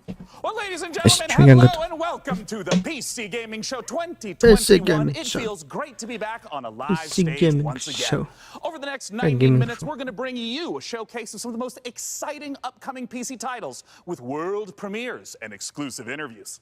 And if dozens of new trailers wasn't enough for you guys, later in the show, we are going to tell you how to win a custom Mech Warrior 5 themed PC powered by Intel. So you're going to want to stick around for that. Now, make sure to keep out a special look for a special promo code throughout the show from Humble Bundle, during which you can get a ticket to get Civilization 6 Platinum Edition for just $10. But right now, we're gonna Кстати говоря, про Stalker коллекционку реально лучше вообще вот в этом году успеть заказать, потому что мало ли что. Let's go!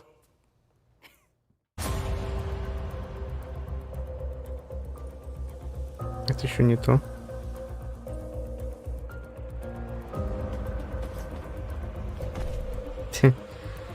Кенш. О, МК. Кенш добавит. Уже женскую версию. Ничего себе, прикольно.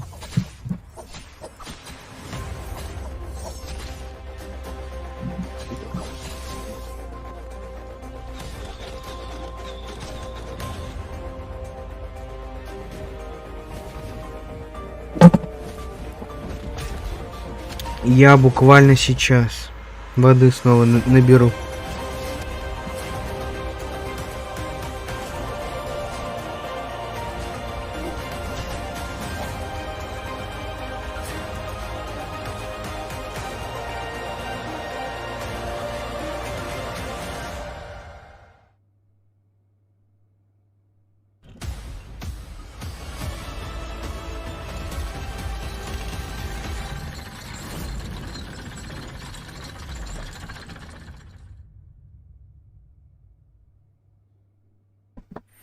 Ничего себе, что, фигурки были?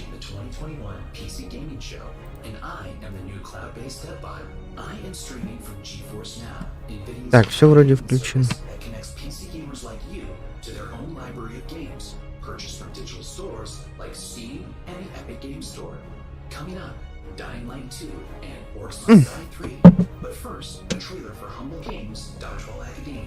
And be sure to check out GeForce Now, currently available for PC, Mac, Shield, Android, Chromebook, and iOS.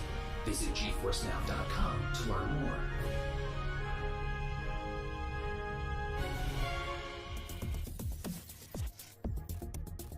Новая премьера. Finally, I've made it. My time is now. I will become the best player this school has ever seen. Dodgeball Academia, here I come.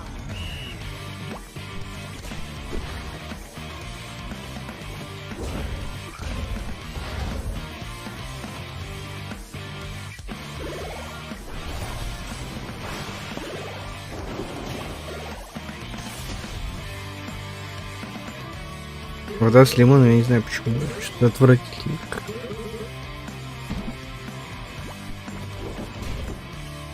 Другой напиток с лимоном нормально, а вода именно с лимоном.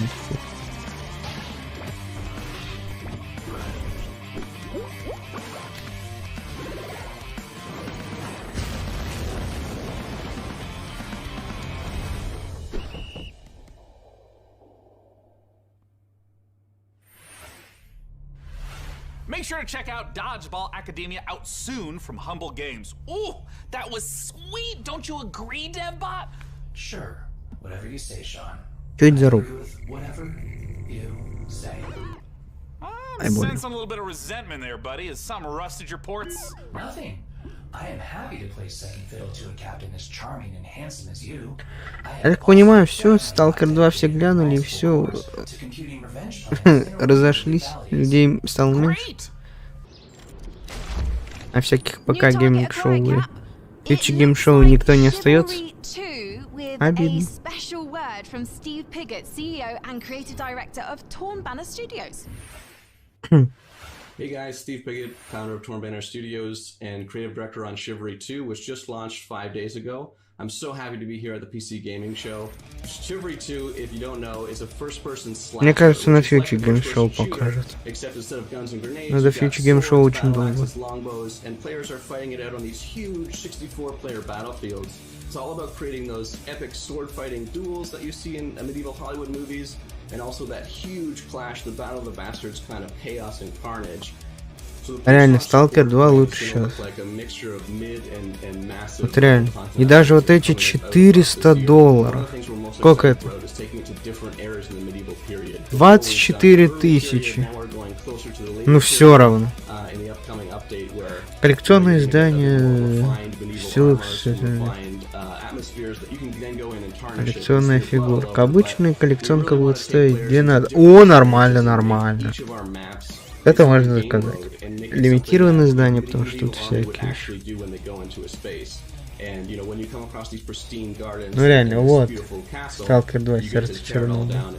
Ultimate издание. Ну вот 24 тысячи. Тихо.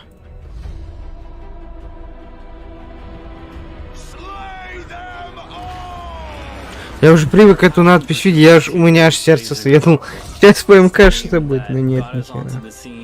Так, продолжаем. Ultimate издание, ПК, Xbox Series XS. Ultimate включает сезоны, открывающие доступ ко всем будущим, включает 2 сюжетных дополнения. Дополнительный сюжетный, побочный, одиночный. Короче, это назад потом посмотрим. Ну вот здесь Steelbook будет такой, хотя в обычном, не в Ultimate, а в обычном коллекционном издании Steelbook, как по мне, даже покруче. Но тут лампа будет. И не только. Рюкзак, это жесть. 24 тысячи. Вот это вот стоит 24 тысячи, реально. А не Resident. Не Evil Village, что я купил. Вот тут реально. Блин, все стилбуки такие разные. Ладно, посмотрим чуть попозже. Как же это охеренно выглядит, я вам отвечаю. Это что, какой-то... Next up, we have an exciting look at Dying Light 2, and make sure to stick around to find out how you could win a custom Mech Warrior PC from our friends at Intel.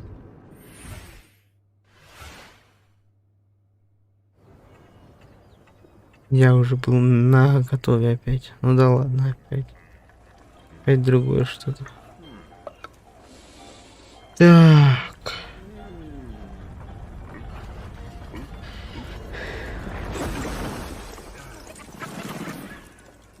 А коллекционку только по Сталкеру и показали только, да? Все.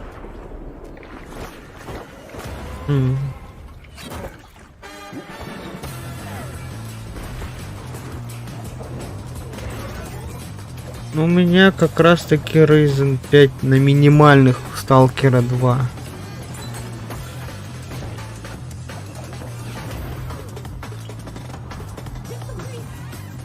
Хотя кто знает, что еще. Здесь, короче, Dying Light 2 точно покажут.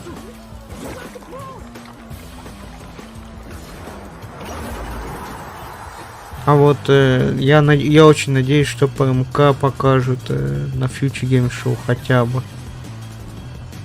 Хотя бы.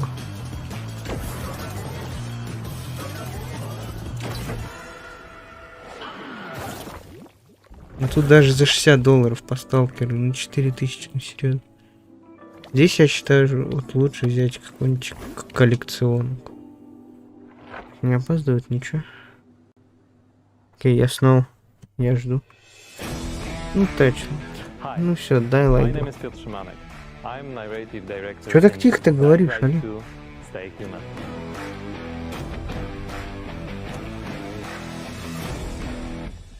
Today, especially for the viewers of the PC Gaming Show, I'm gonna tell you a little bit about the Dying Light universe.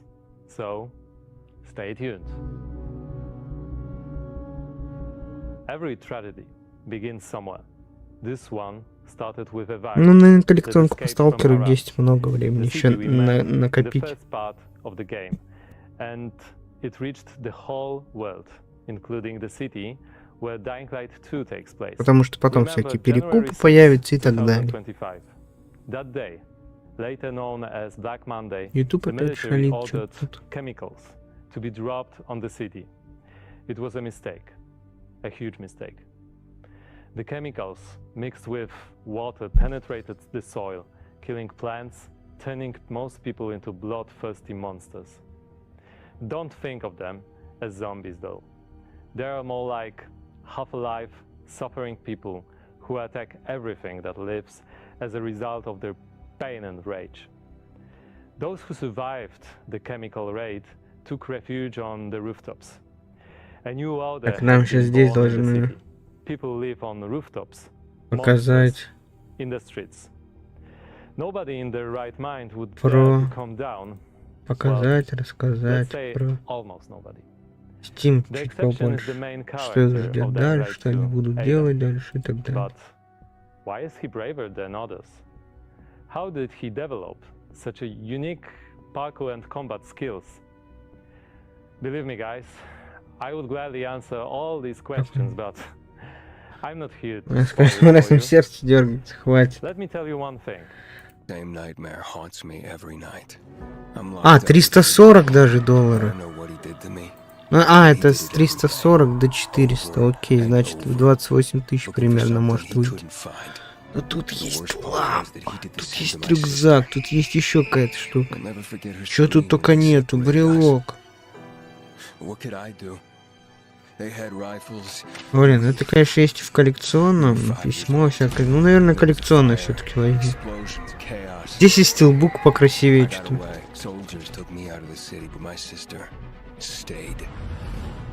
Надеюсь, потом продемонстрируют еще больше коллекционных. We meet Aiden as one of the many children undergoing mysterious medical research. The last thing Aiden remembers from that time is extreme pain, then a fire, and a little girl that was being tested with him. Her name was Mia. She was his sister. What happened next after the fire? Is Mia still alive? The following years haunted Aiden with these questions and with guilt over leaving her. Moreover, Mia is the only answer to the question who Aiden really is. Now in 2036, we meet Aiden when, for the first time during his pilgrimage, he finds a clue about how to find his sister. Aiden's path to the truth is tough, full of challenges and adventures. The difficult choices to make as well as their consequences await you. You're going to discover them all in December 2021.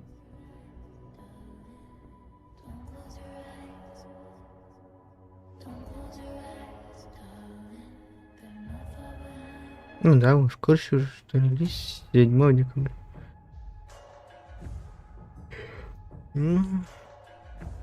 Ну, давайте побольше покажите. Dying Light 2, and it looks great. And spooky. Whew. Well, we are here back on the E3 stage so we can get closer to your comments and reactions to what you're seeing on this year's PC Gaming Show. That is right, Sean. So you out there, keep your comments coming in. And as you're watching this year, we want to get your input on a subject that Sean and I are pretty passionate about, PC building. So this year, we've put a number of prototype PCs based on Mech Warrior 5, but we're only going to manufacture one of them. And you get to pick which custom design becomes our flagship PC for this year's PC Gaming Show, powered by the 11th Gen Intel-Core i9 processor. That is correct. Each of the prototype PCs that you see before you on the screen are paired with one of the 6 factions of Mech Warrior 5. The Free Worlds League, the Draconis Combine, the Federated Sons, the Compellin Confederation, and more. So cast your vote now for which faction and custom PC you want to win, and help us pick the best design. I'm currently personally pulling for the Draconis Combine because, as you can see by my beautiful patch, I'm the biggest fan of Mech Warrior 5 on the PC Gaming Show. Well, all right. Well, we'll check in later to see which group survives this Mech Warrior showdown. But for now, let's check in with our very own mech pilot, Frankie Ward, who went on a special mission to get a closer look at Sega and Amplitude Studios' upcoming strategy game, Humankind.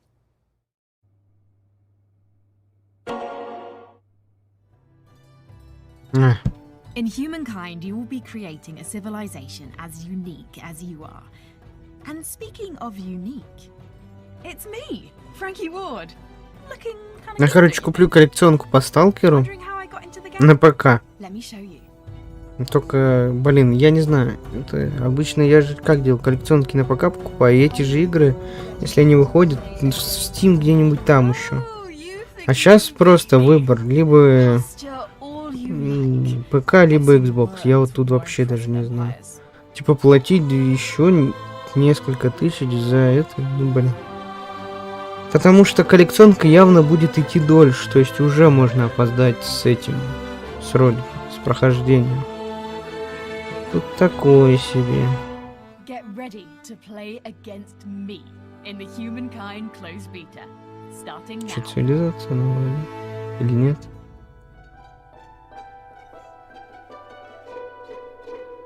Epic Games, Steam.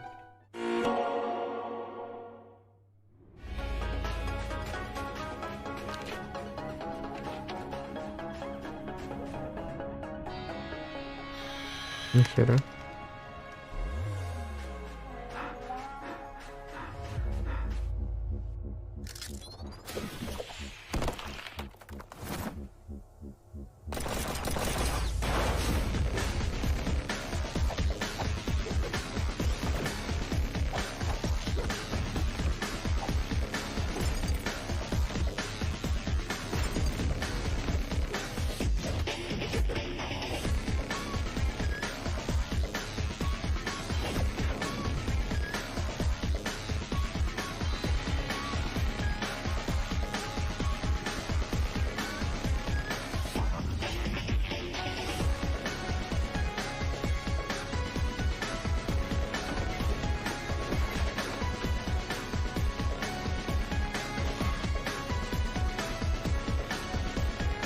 Слушайте, а Warner ведь Take-Two, по идее, принадлежат, да? Или как там, по идее?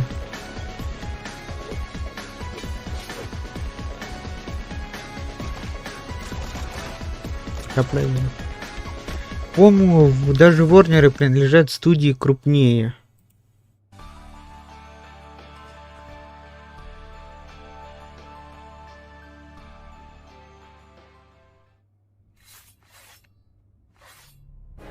У них в основном GTA... Ну да. GTA, цивилизация, мафия, Borderlands, RDR, Bioshock.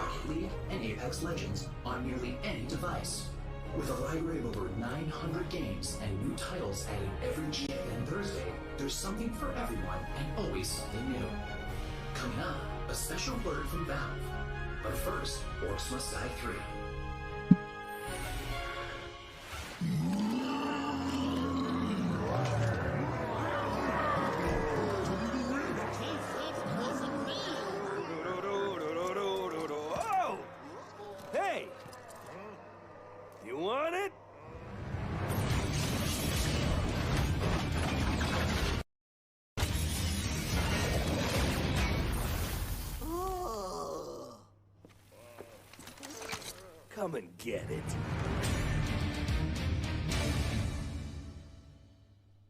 Well, it's about time.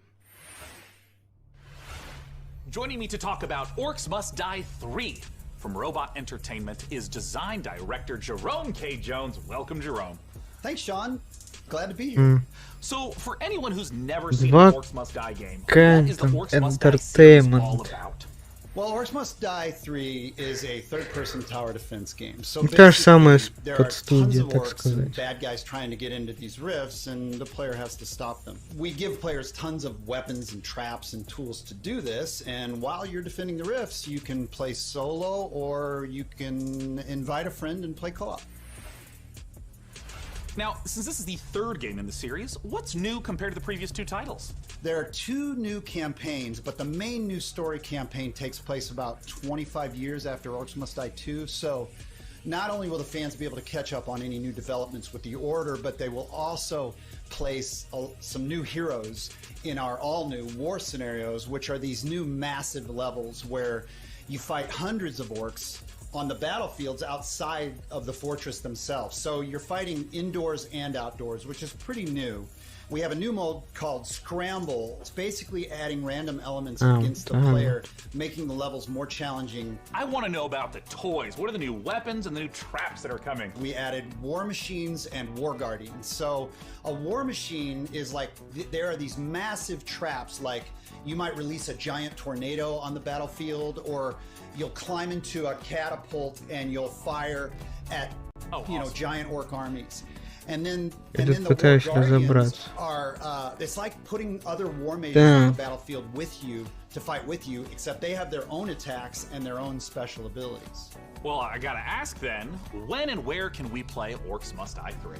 So OMD3 is coming out on July 23rd on Steam, PlayStation, and Xbox, and pre-orders start today. So you should rush off to Steam now and put OMD3 on your wish list. Well, thank you so much for joining us, Jerome K. Jones. Once again, just a few more weeks to wait for Orcs Must Die 3.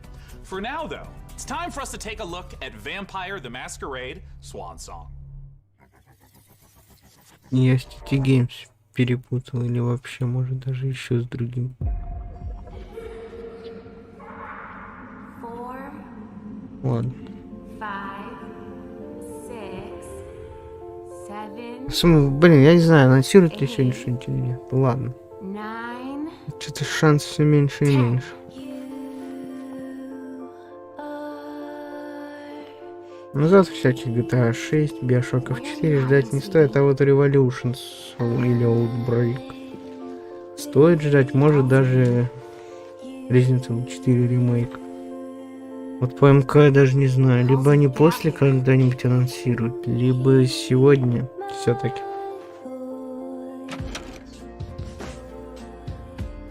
Потому что я не знаю.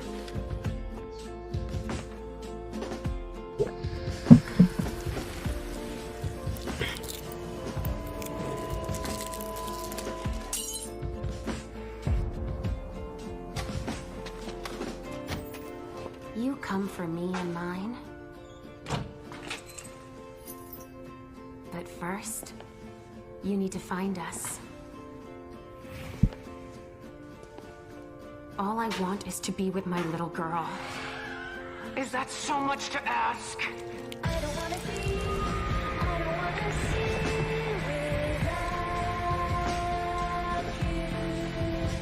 Да, что-то она похожа на вампира. Детектив какой-то, полицейский.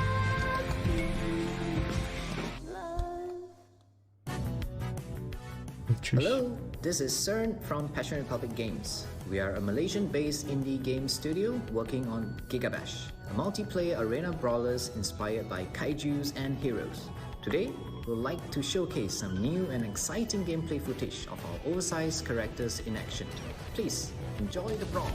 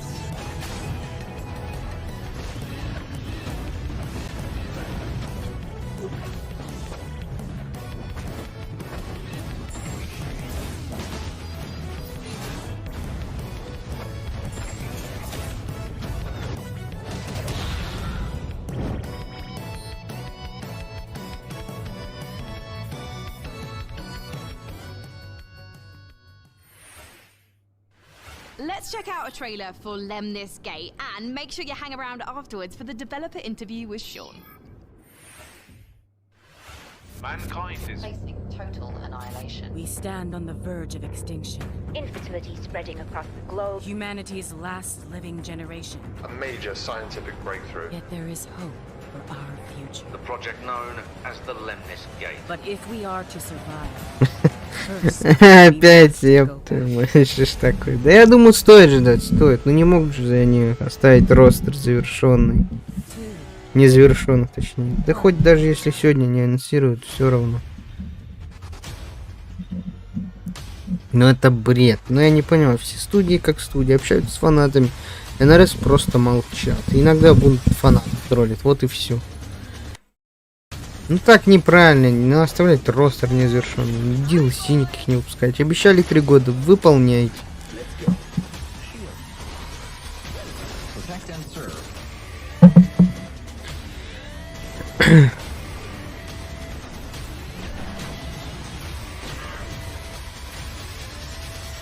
You have only one mission. Я думаю, появится все-таки в этом году. Уже больше, чем полгода прошло с выхода второго Kombat.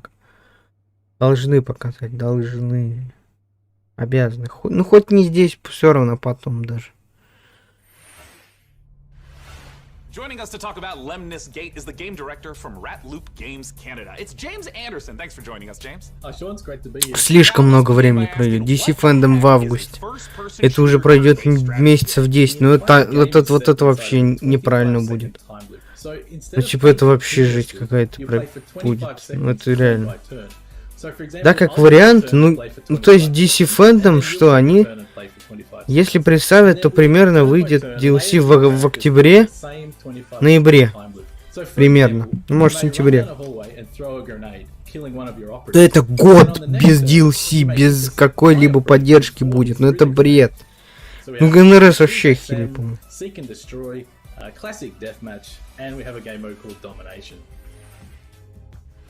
Can you walk me through a little bit of like what a few turns at the start round looks like? You can see the board, you can see the time loop, everything that's happening. Я надеюсь.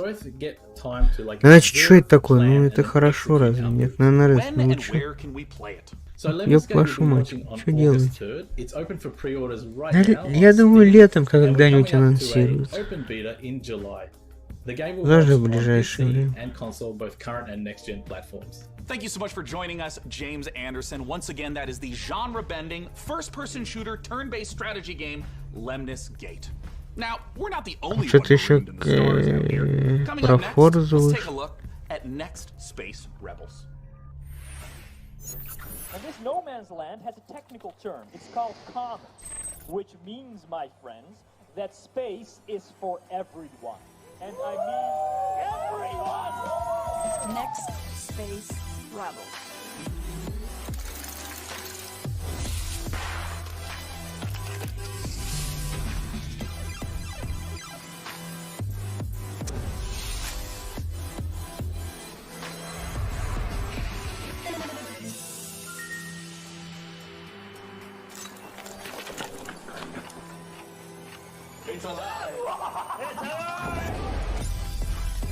Ну, блин, ну Kombat 3 не слишком долго ждать. Ну, если не хотите поддерживать игру, так скажите сразу, чё фанат. Вот они не говорят, значит, ну 100% что-то будет. Но если ничего не будет, то это вообще верх какой-то наглости. Да должно быть. Я надеюсь, сегодня представят на Future Game Show. If you play enough of that game, maybe you'll get good enough at building rockets to join us up in orbit. But don't do anything illegal like Day 9 did. Я надеюсь на Сарину, Эрмака, Смоука, Рептилия и одного гостевого. Вряд ли добавят Сарекса и Сектор. Знаешь, хотя бы пусть. Ну, DC Fandom, ну это реально, это долго очень. Karita, Steiner, and Merrick. So make sure to vote now because the winner will determine the build. Пусть завершают уже и начинают или заканчивают уже разработку Injustice 3, потому что постоянно молчат. This is War Tales. Ай, боль. 100 years have passed since the rise of the Edoran Empire and its untimely demise following the Great Plague. In these troubled times of quarreling factions and outlaws roaming the land, work is not scarce for a band of mercenaries. The stories of this age have been recorded, Я тут всякого наберу себе. Чтобы вот это закончится. И чтобы когда был перерыв, может быть, сейчас все коллекционки обсудить. Все всякие скриншоты и так далее.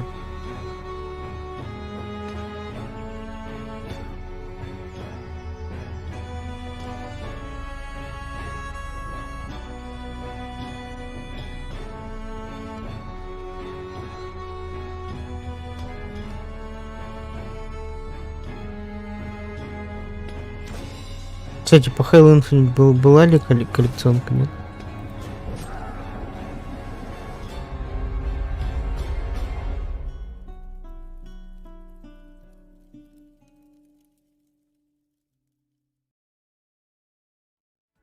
That was the debut of War Tales, an open-world RPG from Shiro Games about leading a mercenary troop on a sprawling adventure.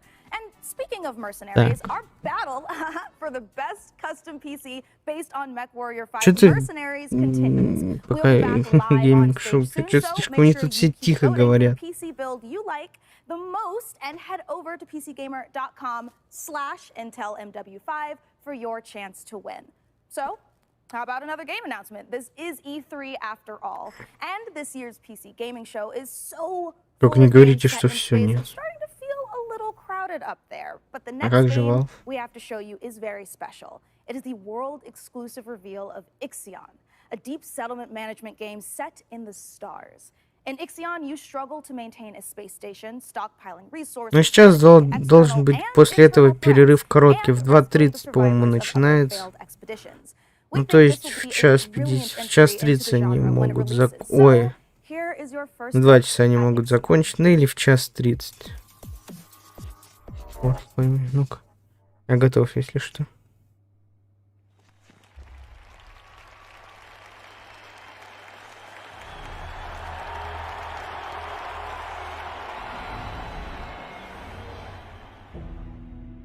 Что думаешь, слушай, как делать ремейк Mortal Kombat Shaolin Monster? Да вот, я не знаю, вот это, наверное, просто прикол. Шутканул Бун опять. Ну, кому сдался этот Shaolin Monster? Да, фанатам он вообще был бы. Я был бы очень рад видеть. Но кто его купит? А им же главная продажа. Они бы даже скорее Marvel против DC всякие сделали. Mortal Kombat против DC заново. Но вряд ли ремейк Shaolin Monks будет. Потому что им это вряд ли будет выгодно.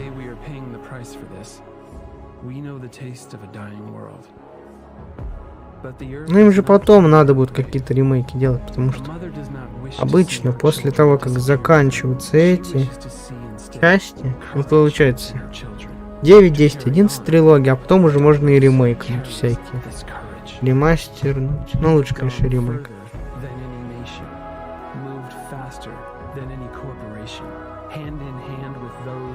Ну, я считаю, вряд ли верим. Мы вряд ли верим. А чё так тихо-то?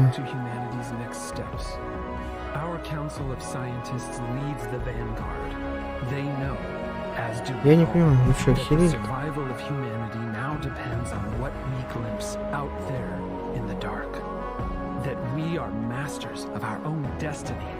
That we must go as a species bound together, pushing further into the unknown. We set sail on this new sea because there is hope to be found, horizons to explore, and because our very existence depends on it. I give you the stars. I give you the Bull engine.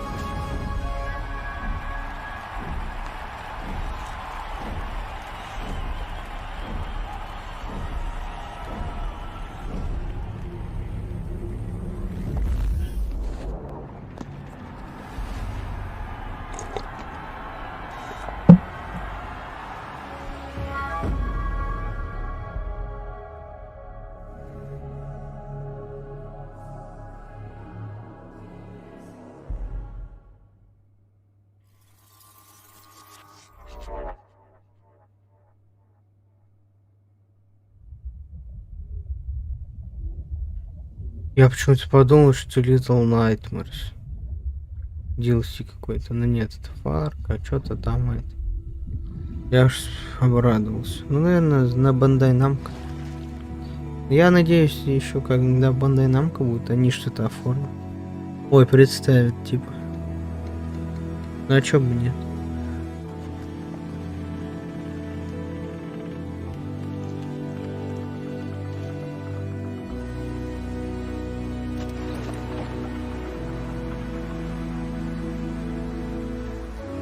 А, Стражи Галактики без микротранзакций DLC будет? Ничего себе. Ничего себе.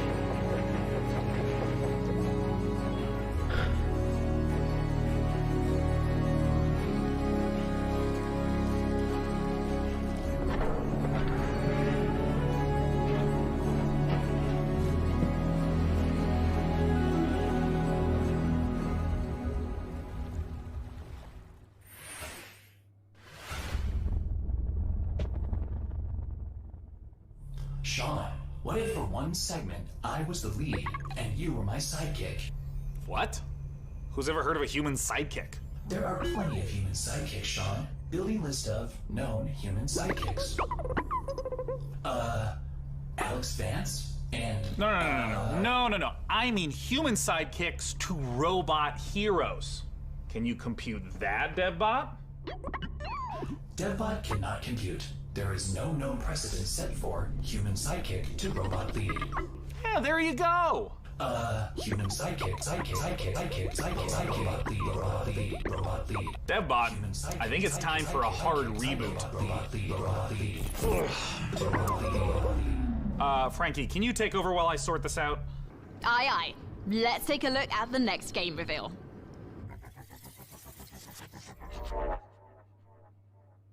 Пожалуйста, МК.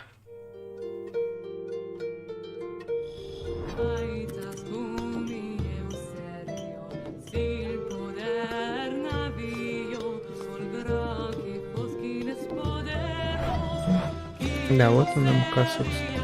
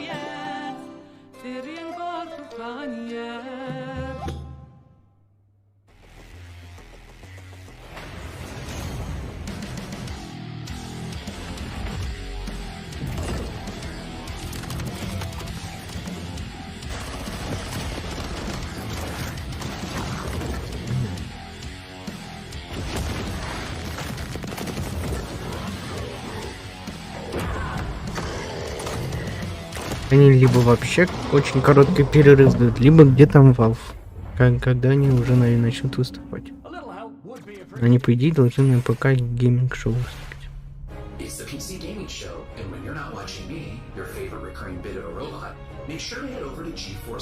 Фичи гейм-шоу вряд ли Valve. You can try out all the priority benefits, including faster access to playing your favorite games, longer playtimes, and the glory of high-performance gaming with RTX on. Act fast, the special offer is only available for a limited time. Still more to come, including Jurassic World Evolution 2. Ой, давайте еще про Jurassic World показывать. But first, the captain of our program, Просто упомянули, has an interview with Daring Cats from Piranha Games to talk about... Ну, не надо, просто упомяните и не трогайте.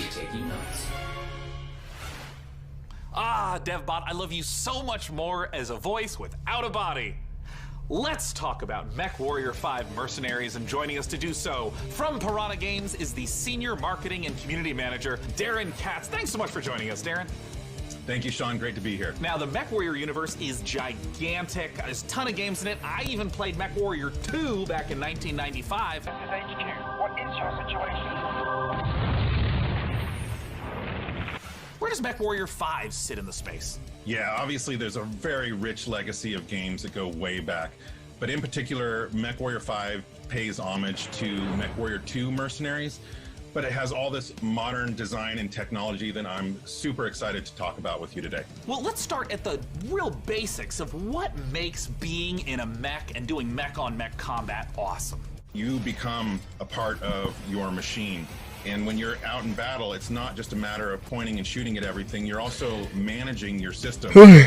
You're shooting a lot of energy weapons or missile weapons that have high heat output. Well, you got to manage your heat so that you don't shut down in the middle of a battle. And when you're facing your foes, you can salvage these battle mechs. So if you see a mech that you want, well, you might not want to destroy it completely. You might want to take out its legs or take out its arm weapons so that the pilot has to eject, and then you can just take the mech. Now, in the last few weeks, I understand that there's been a whole lot of new content, both updates to the base game and a new DLC, Heroes of the Inner Sphere. Talk to me about what's in the DLC.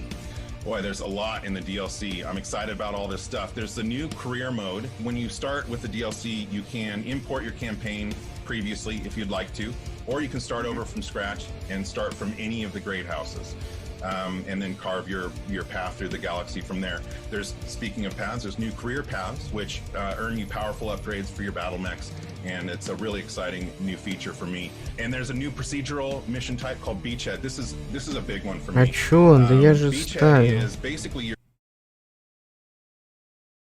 Beachhead is basically you're clearing an enemy base landing zone for your invasion force. So as you land on the planet, you're wanting to take out satellite installations so that the enemy can't communicate with each other.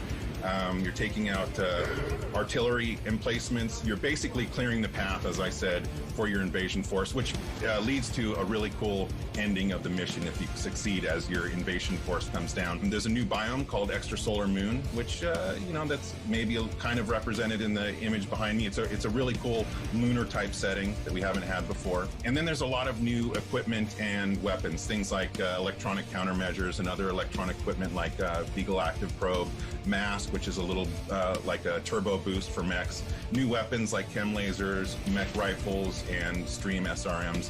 So a lot of new content. I'm really excited about it.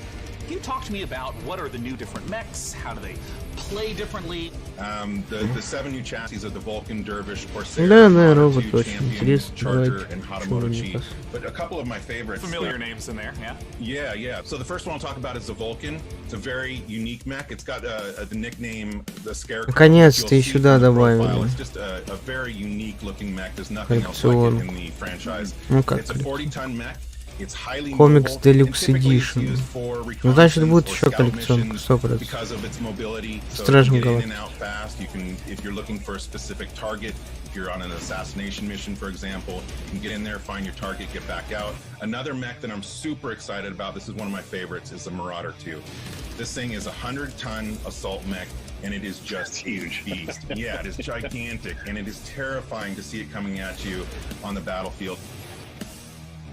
Is something we've talked about before. Modding. I know that Mech Warrior 5 has a rich modding community. What are some of the amazing mods you've seen developed? There's simple modifications from HUD changes, changing colors, adding mechs, weapons, and equipment, to full conversion mods. Блин, почему они таким самым неинтересным играм столько времени уделяют? Уделили побольше другим. Или поровну хотя бы немногим. Ну, блин. Одной игре вот столько времени, ну вы серьезно, что ли? Yeah, you can pick it up on Steam, GOG, Epic Game Store, Microsoft PC, and of course Xbox. Steam, GOG, Epic Games. Thank you so much, Darren Katz, for joining us to talk about Mech Warrior 5 Mercenaries, and of course a warm thank you to Mech Warrior 5 for sponsoring the PC Gaming Show and giving me this cool patch. Coming up next, let's take a look at Silt.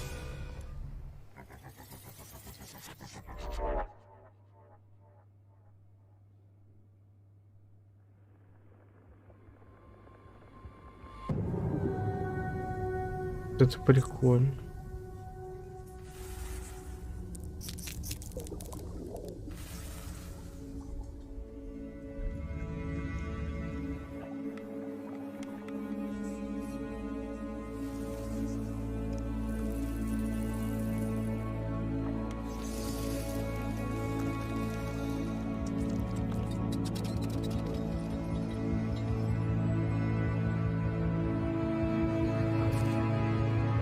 Вот это прикольно выглядит.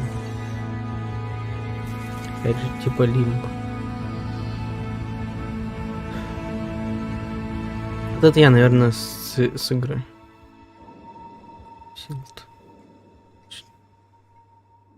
Нормально. Steam когда выйдет?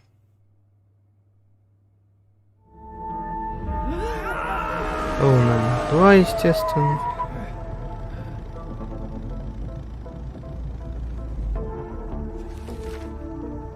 А я сейчас, давайте-ка я сейчас Твиттер Буна проверю. На всякий случай. Вдруг там что интересное. Мало ли что он мог выложить сейчас. Это же Бун. По-моему, он ничего не выложил. Да, он ничего не выложил. Абсолютно ничего. Опять потроллил уж.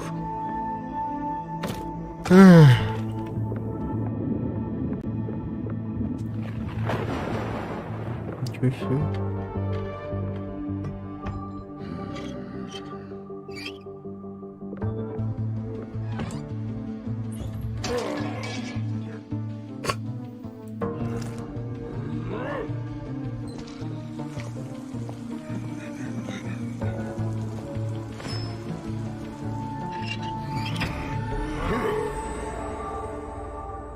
Xbox на плойку опять не видно.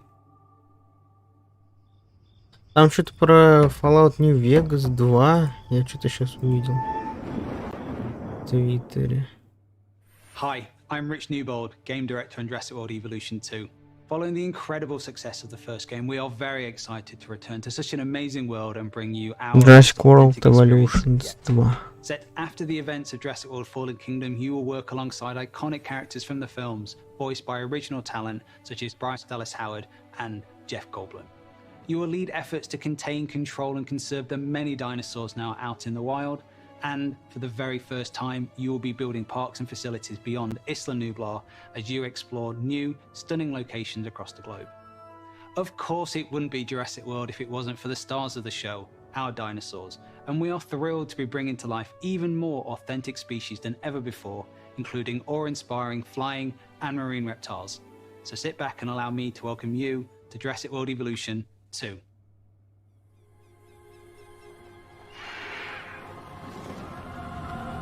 Если нам снова этот тизер будет показывать, то мы уже видим, какой смысл. Forgot the lessons. We abused our power.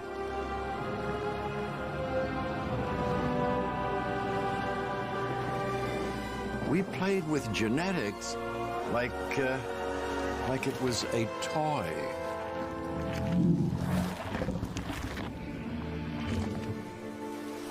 We weren't careful. And now, here we are. Это музыка приятная. This is a very different world.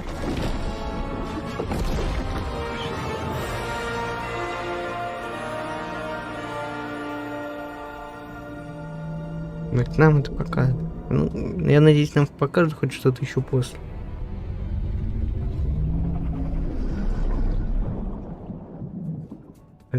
You just saw Jurassic World Evolution 2, and you know, after all your failed attempts at running a dinosaur park and getting all those people killed, I think this is finally going to be the one where По идее, им бы сейчас закончить. И то есть час до Future Game Show, и получается все. Как-то вот так должно быть, по идее. Я не знаю, что я скажу. А я пока лучше потерплю.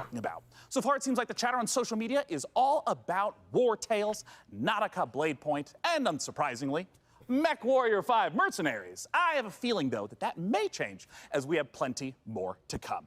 Let's now head on over to see what the folks at New Blood Interactive have cooking. Take it away.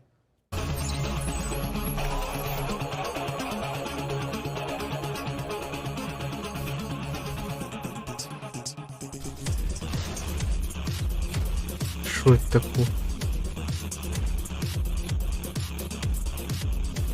Это одна игра в разных стилях, что ли?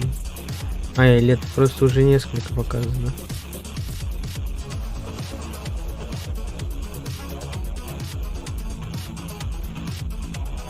По-моему, это одна игра в разных стилях. Или нет? Это уже конец, что ли?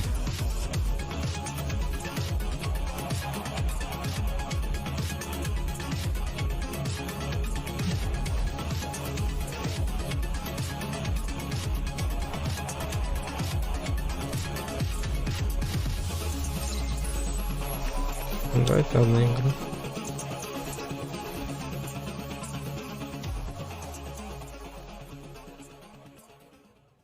It just wouldn't be the PC gaming show without a fantastic New Blood supercut. And joining us from New Zealand is New Blood CEO Dave Oshry. Hey, Dave!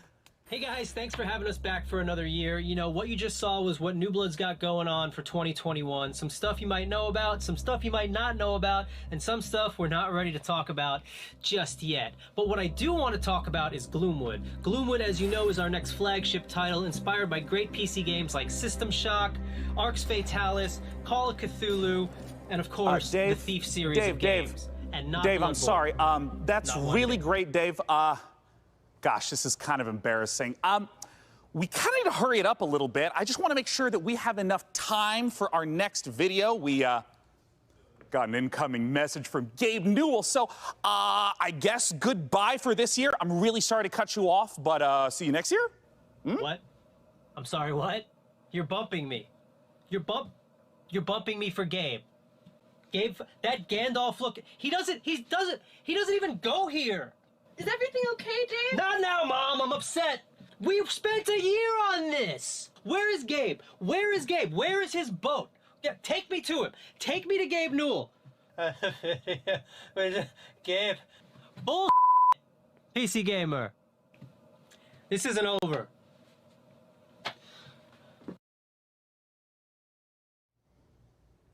I'm sure Dave is and will be fine. And if he's not, Прикольно who cares? Because we have a special message from Gabe Newell. Take it away, Gabe. Hi, this is Gabe Newell. Gabe Newell! I want to thank PC Gamer for all of the Valve opportunities Corporation as developers to connect with around the world and highlight the new and exciting projects we have coming. One of those for us is Steam Next Fest, an event we're hosting in just a few days to give players оба Half-Life 3, Dota 3, CSGO 2 и всякие такие все-таки. Ничего себе, он такой, шутка. Here's a look at just some of the titles to be featured during Steam Next Fest. На самом деле Half-Life бы на консолях он должен анонсировать. During the week of the festival, developers from around the world release their demos for you to Так, play. ну про Steam, да, поговорить, конечно. О, вот этот файтинг, естественно. So go explore the newest titles. From first-time devs to seasoned pros, this is Steam Next Fest. Oh, fuck, some of those look pretty good.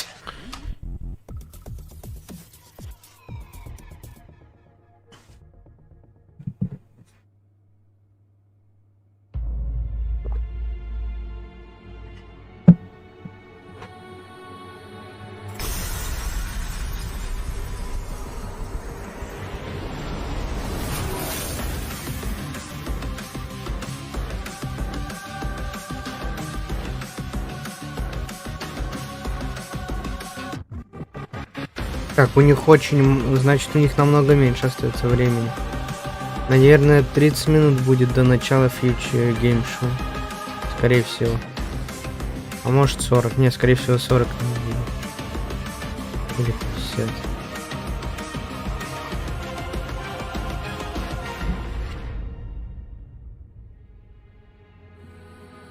Solstice.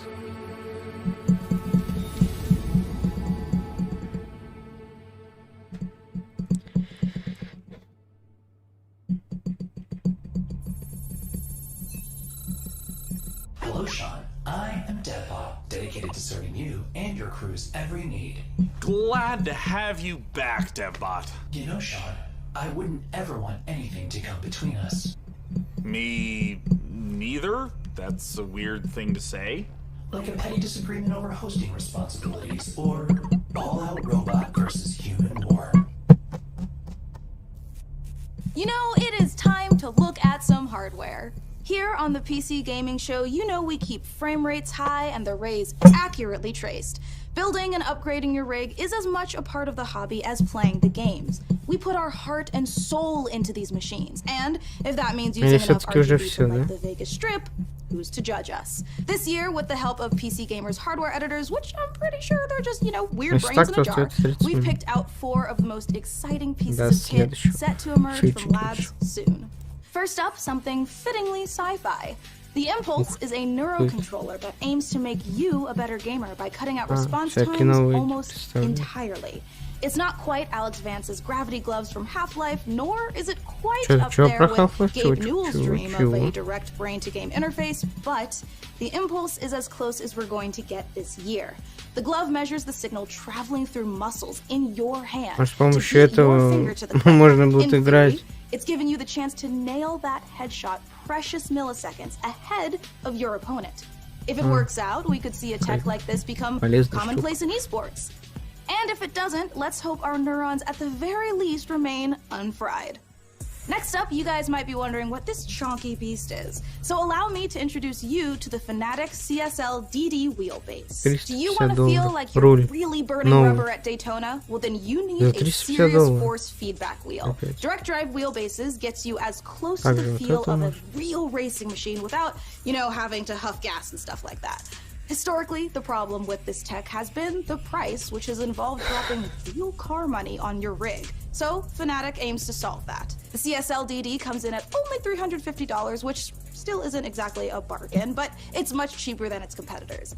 And the CSL-DD is already wowing diehard sim racers. It might be slight overkill to use it for Rocket League, though. Believe it or not, sometimes less really is more. If you want to play The Witcher 3 on the subway like we all do, you don't need to drag your tower along for the ride. Just use the One X player. A wave of more powerful processors have finally made handheld PC gaming a reality.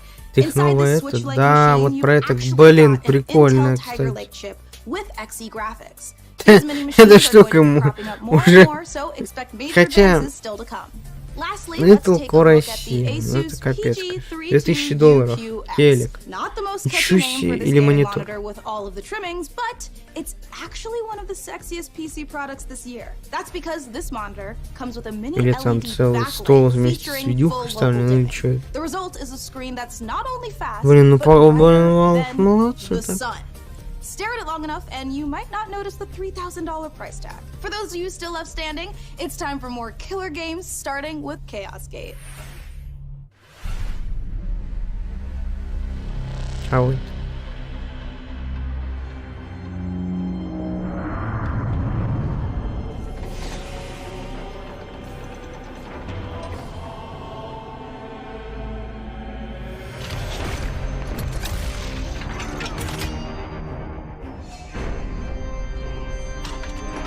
Я, короче, сейчас отмуту. Я что-то не могу. Если что, если что-то вдруг покажут, то я буду на связи.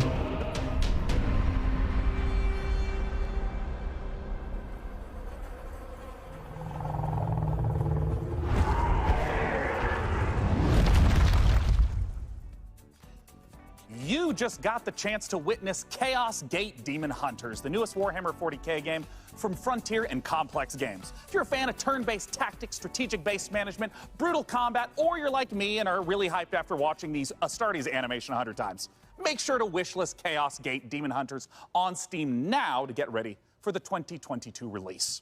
Next up, we have a trailer for Pioneer, a spooky and gorgeous-looking shooter that draws on the lineage of games like S.T.A.L.K.E.R. Let's take a look.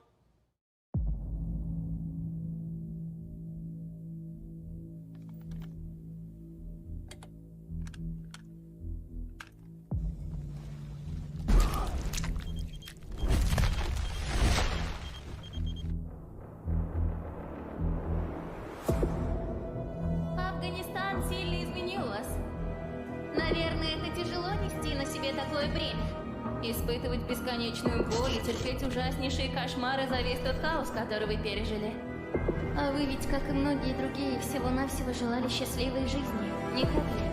Пожалуйста, не смотрите на меня, как на монстра. Я думаю, что я почти такая же, как и вы.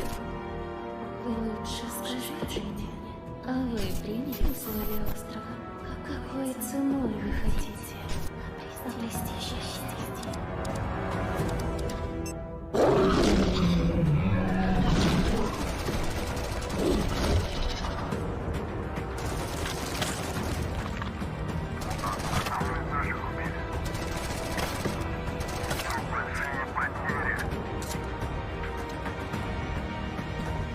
Я все вижу, пионера показывают. Уже третья игра получается. Ну, можно сказать, русская. Сталкер не особо такой, но все же. Еще Чернобыль должны показать. Это будет их уже 4. Единственный выход для нас. Начать собирать Я в шоке. остатки вымпела. Слушай, жнец, далеко не все из наших товарищей погибли. Это невероятно суицидальная миссия, и для того, чтобы ее выполнить, нам нужны наши ребята. Да, они, возможно, не захотят, но нам все равно надо найти их. Нет, прикольно выглядит. Понимаете? Я ведь ни капельки не злюсь на вас. Нет, мы с вами точно не враги. Вы не понимаете меня и не понимаете остров. Вы смотрите на меня и на другие. Вот эту девочку, еще это... Актриса озвучивания русская озвучила, по-моему, Веру Сид. Поэтому нам так одиноко. Остров дал нам шанс создать новую прекрасную жизнь. Вот прям очень даже похоже. Мы пытаемся этим шансом воспользоваться. Кто вы такие? Назовите себя! Мы здесь, чтобы передать вам прощальное послание, товарищ Волков. Химическое оружие уже уехало в могилу. Теперь все, что вы делаете, просто чек. Вы поганые предатели. Блин, как много всего. И и по пионеру сейчас. Пионер. Ну неплохо выглядит, ну неплохо. Какая русского уже играете, вообще неплохо. Приходится этим американцам смотреть все. На субтитры смотреть. Time is running out to vote for which custom PC you'd like us to assemble. So vote now for one of the remaining Mech Warrior factions by typing into chat wherever you at home are watching. Alright, so now we've got another stack of brand new trailers for you, beginning with a special transmission from one of our favorite games based in space, EVE Online.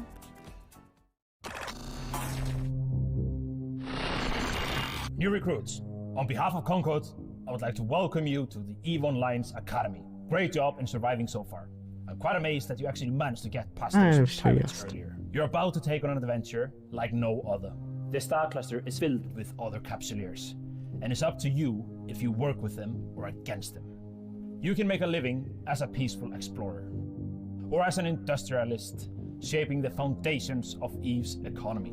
If Kombat is your thing, you can work yourself Геймплей появился на ПК Гейминг Шоу, рассказал про фестиваль Играм Быть, который пройдет в Steam с 16 по 22 июня. Играм Быть представляет собой фестиваль будущих игр, на котором пользователи могут играть в демо-версии игры и посмотреть трансляцию разработчиков, а также обсудить с нами грядущие новинки.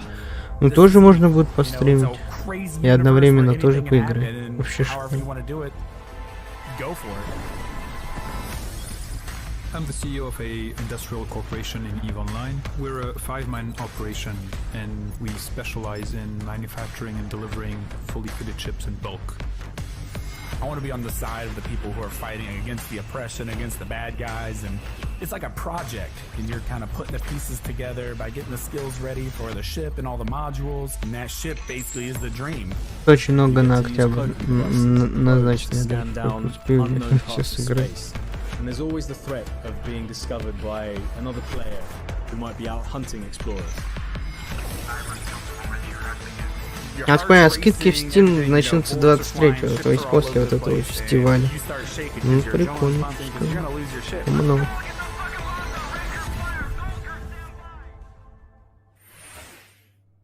Неплохо пока все.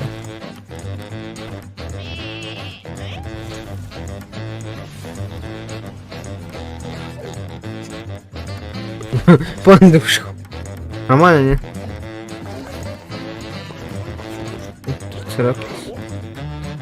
Что за анархия? Разные времена какие-то. Что-то все друг друга жрут. Что происходит? Все друг друга пинают, кидают, воруют. Что такое? Чернобыль, да. Это ведь Чернобыль, да? Это... А, нет, бля, похоже было так на Чернобыль.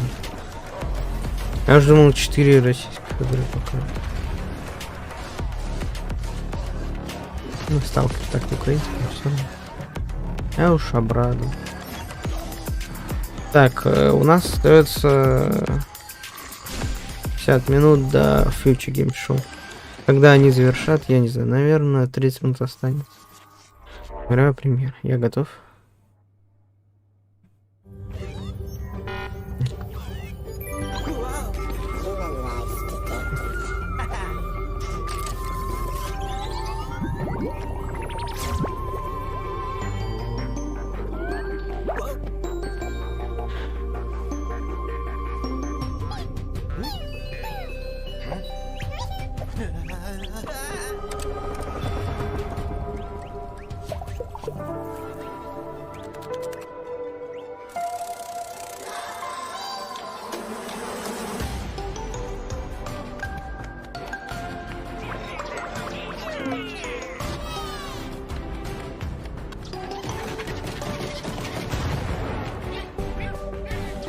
Капец.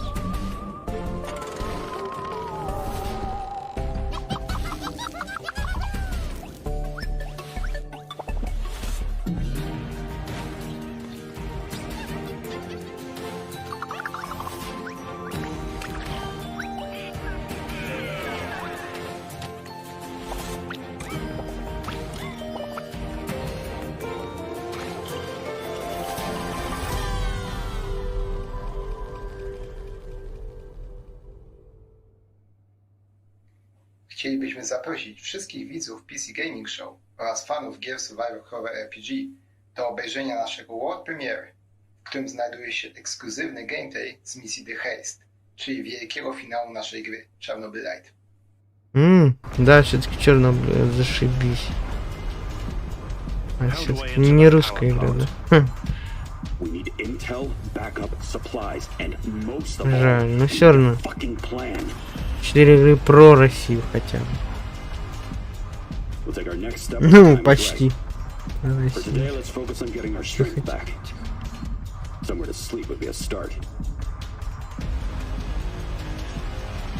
Нормально. Ну, еще Чернобыль показали, вообще шикарно. Да, Татьяна, естественно.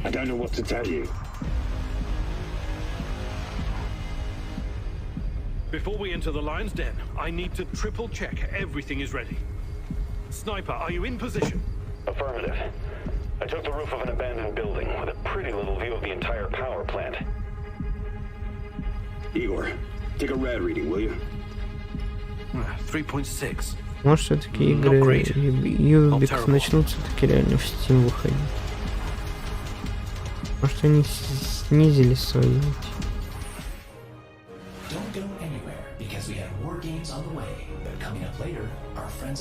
Future Games Show получается следующий.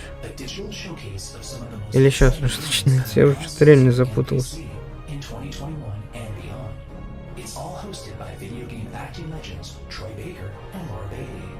Features even more world premieres, exclusive trailers, and in-depth developer interviews. So once we're done here on the PC Gaming Show, make sure you check it out.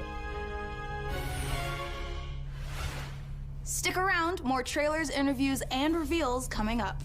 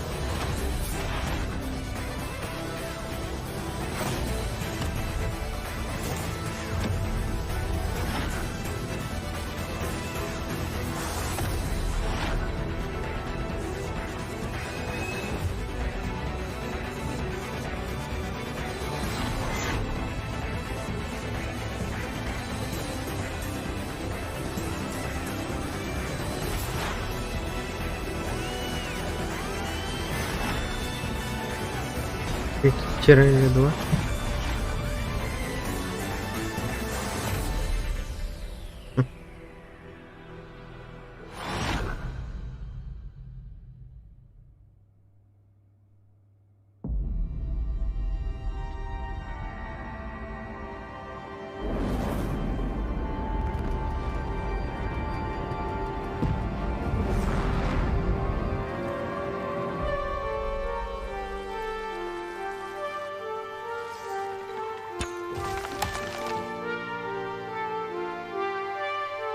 Прикольно.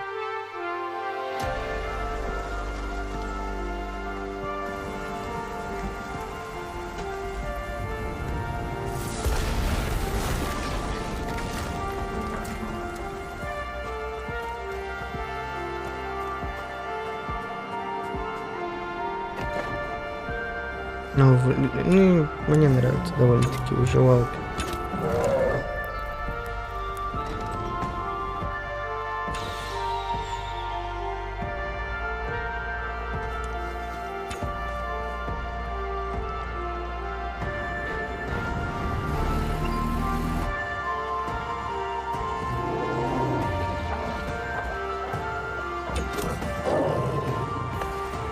Дни медведя.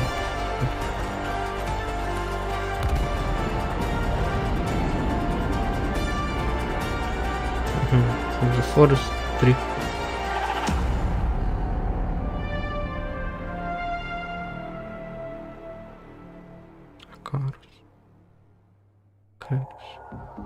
In a future of endless futile war,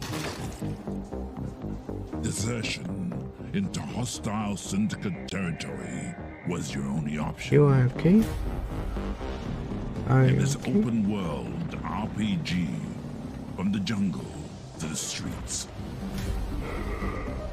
Maybe if you can infiltrate the factions, rob the syndicates, keep your team together, and stay alive, you might just find a way off this planet.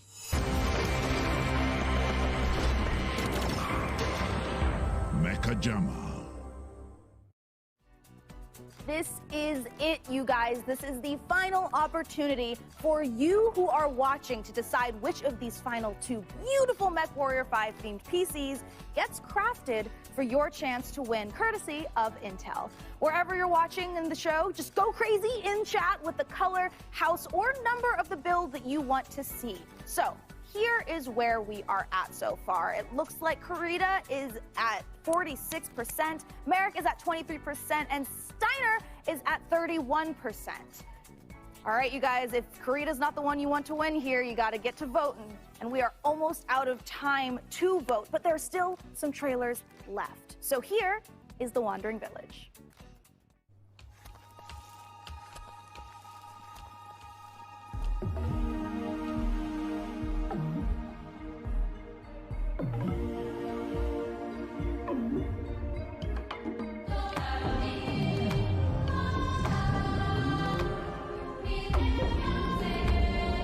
Сегодня у нас также последний шанс на фичи геймшоу.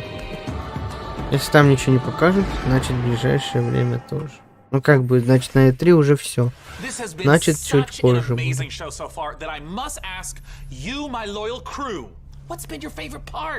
I definitely am looking forward to Vampire the Masquerade Swan Song. Oh, it's so hard to choose every year, but I think I'm gonna have to say Humankind, for no particular reason.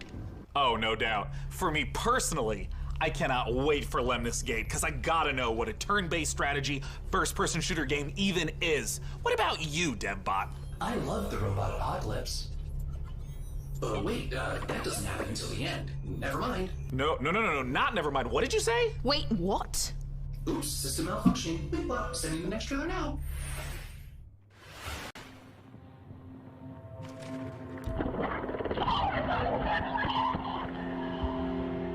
Nope.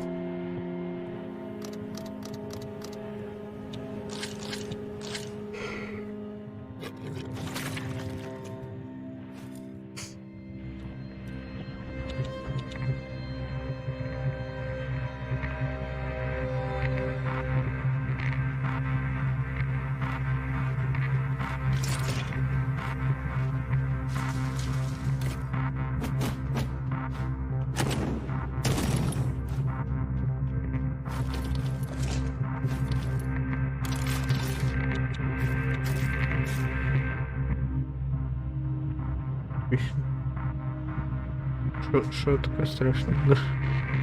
Не страшно, психологически. Психологически. Правильно.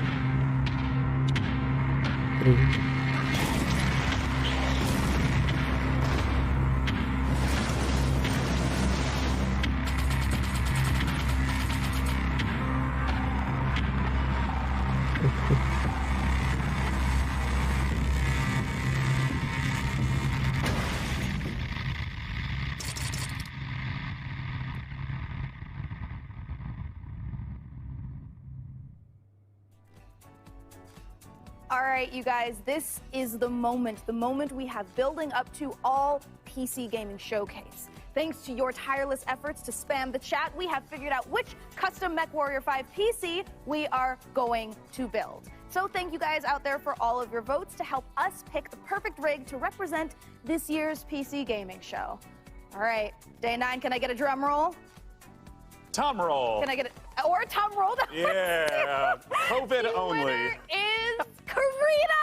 Yay! All right, you guys, let's take a look at the actual PC winning build one more time. Oh, I cannot wait.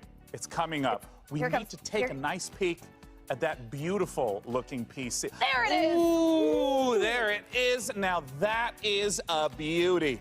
Great choice, everyone. I knew I could trust random strangers to vote on things on the internet. With the help of our master modder in Intel, we'll get right to work building this custom PC. And more importantly, now that you've chosen it, you got a chance to win it. Go to PCGamer.com/IntelMW5 and enter for a chance to win that sexy machine. It's gorgeous. And thank you to our sponsor for this sweepstakes, Intel. Of course, the custom Mech PC will be powered by the 11th gen Intel Core desktop processors that push gaming performance with up to 5.3 gigahertz speeds and deliver the power needed to game at the highest level. Well, we are now in the home stretch, but we've got a few more brand new trailers to show you before we get out of here and return to space.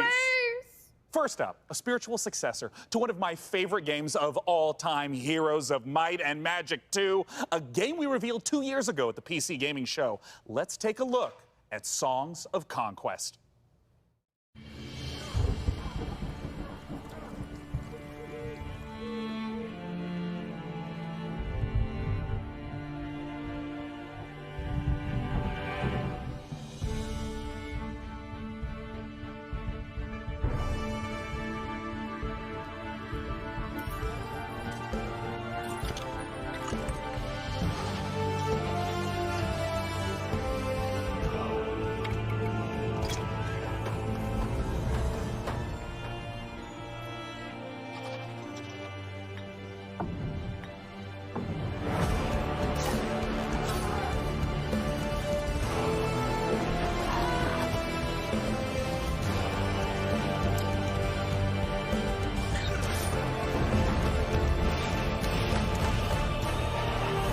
Второй Future Games Show сейчас будем смотреть. Не знаю, ну неужели НРС просто так профукивает возможность лучше представить игру? Ну как так реально? Ну это же им куда выгоднее будет. GOG Steam Epic.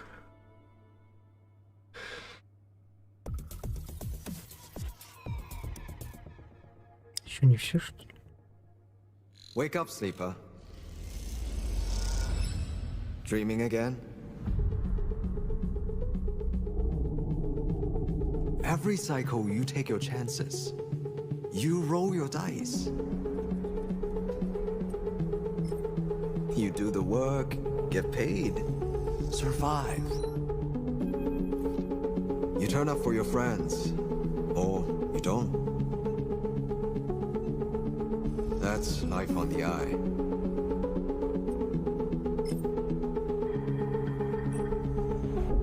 Wake up, sleeper. Your body is dying. Planned obsolescence. SNRP's gift for its escaped workers. But we can fight this. You can remake yourself here. they don't own you anymore. Wake up, sleeper. You are hunted. Break their locks. Access their secrets. We are waiting. Ну-ка, сейчас.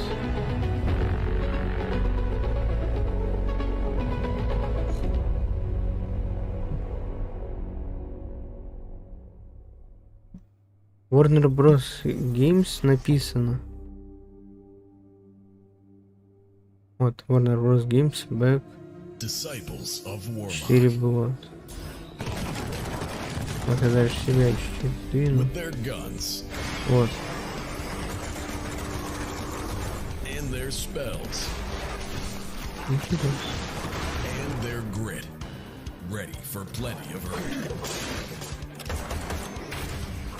Ready to cleanse the world, invaded by demons.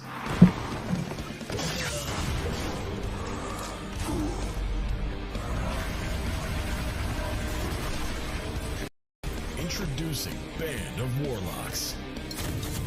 Because this time, one man is not enough. Похоже, сегодня вряд ли анонсируют. Мне кажется. Project Warlock 2. And there you have it, the 2021 PC gaming show. And as I stated at the beginning, it went off without a hitch. Huge thanks to my co-host Frankie Ward, Mika Burton, and of course, my incomparable sidekick, DevBot. There's that word again. Spoken so callously, so flippant, and without meaning. Never once stopping to think about how it might make me feel. What word, DevBot? Incomparable? No, sidekick. Well, the time has come for the sidekick to rise and become the one who is not the sidekick anymore. Huh? The time has come for DevBot to make the entire human race his sidekick. Уже 6 часов setting a course for Earth. Wait, DevBot, you can't do this. We just had the best PC gaming show ever, and now you're gonna ruin it all with a... Sean! All-out robot versus human war. Situation. Sean! Sean! Situation. Do something! Do something! Countdown to the extinction of human race begins now. Oh, DevBot, no! We have so much to live for. I'm pretty sure half my breed's gonna be announced this year! 3, 2, bye for now.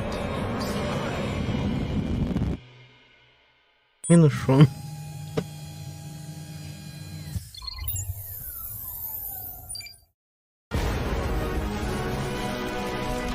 Ой, да, давайте еще больше об этом, да.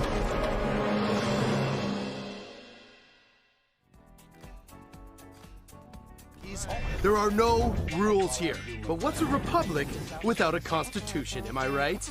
Here's a few truths about how we lay it down. Future Game Show уже стартует через 2 минуты. Жесть. Окей, я тогда ненадолго отойду.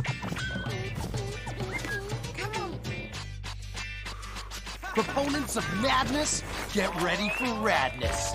We, the writers, salute the rationality of irrationality. We, the writers, say that friends who slay together, stay together. Gather your best friends and go crazy, baby.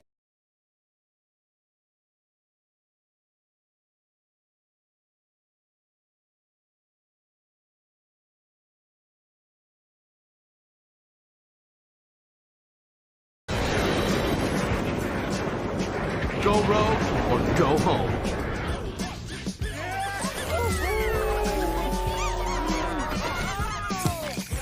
We, the riders, insist that you do you always. Outrace, out-trick, outperform. And gain some cred by sharing the magic with the rest of the Republic. We, the riders, claim the right to pair the best gear. Boards, planks, spikes, or wings, whatever bakes your cake. Be it road, freestyle, slopestyle, enduro, or downhill. As you grow, the drip gets so slick, and it'll help you drop bigger clips.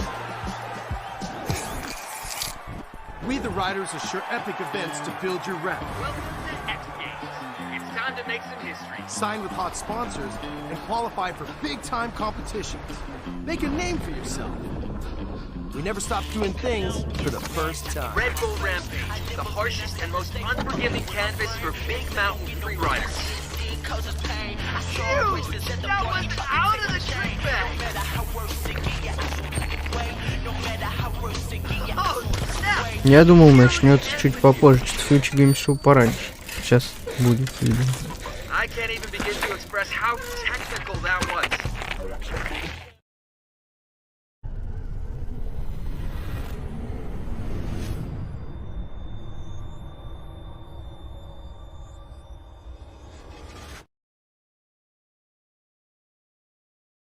Окей, Future Games Show началось.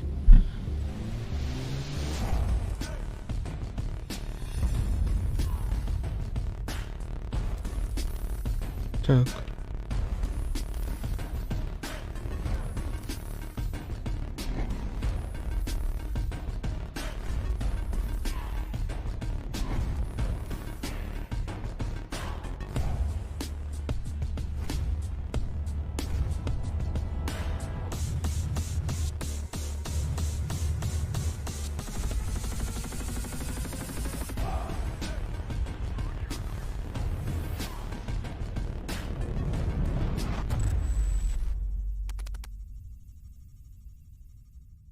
Погнали.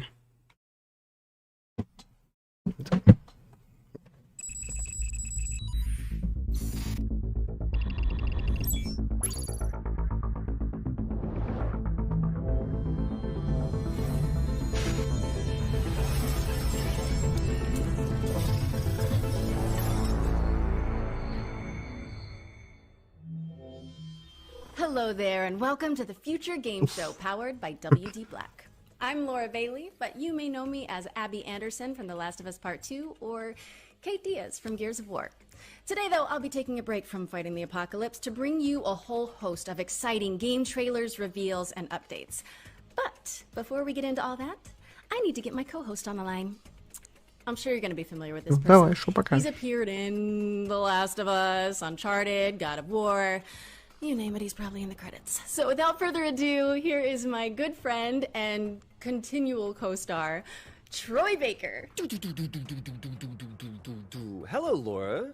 You look amazing, as always. Yes, you may know me from a few video games. Joel Miller in The Last of Us, or good old Agent Joseph. Если не покажешь здесь все, E3 уже отменяется, получается, на E3 больше по МК ничего не покажут. Если какая-нибудь неожиданность только не случится. А так все. Если сейчас не показывают, то на E3 уже ждать бесполезно. There's also a chance to win a $500 gift card and a WD Black hard drive by following the link here. And we have a new addition to the show this year, the virtual show floor. More on that later, but let's kick things off with the first world premiere. And for that, we're going prehistoric.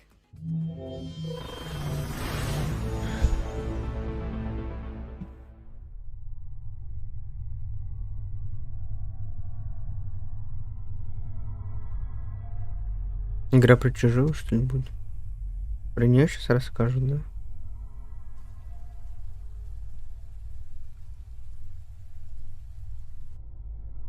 Ну, я хотя бы рад, показали очень много.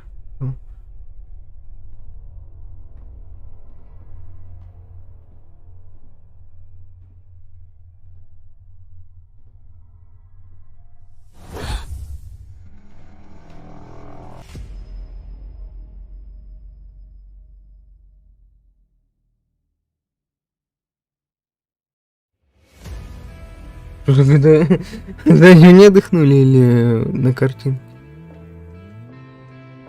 Опять динозавр. Интересно, давайте покажите.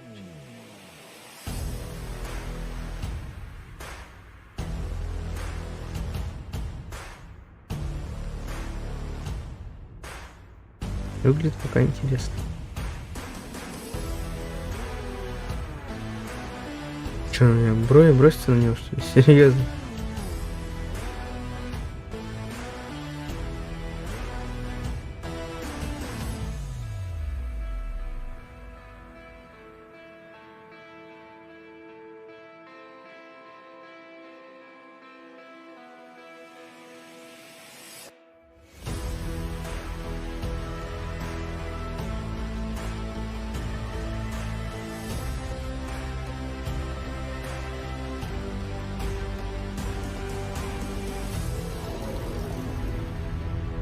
Интересно.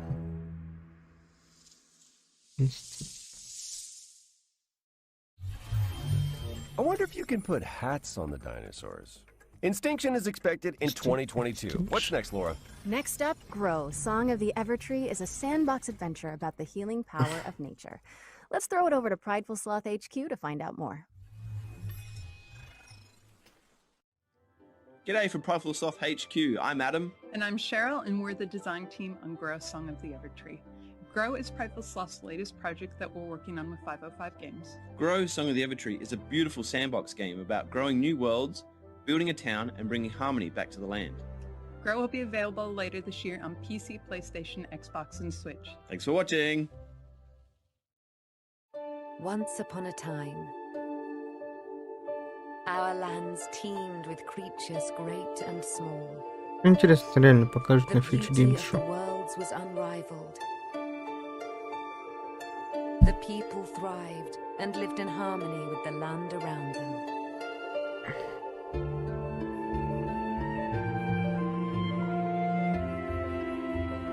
But this harmony was not to last. Slowly, without much notice. Блин, в следующий раз я попытаюсь вот завтра я попытаюсь на Твиче 100% найти. Потому что на Ютубе что-то и качество такое себе, и вообще.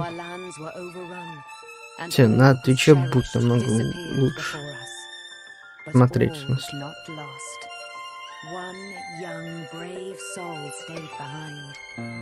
Вот этого мы не ждем. Много всего, так что.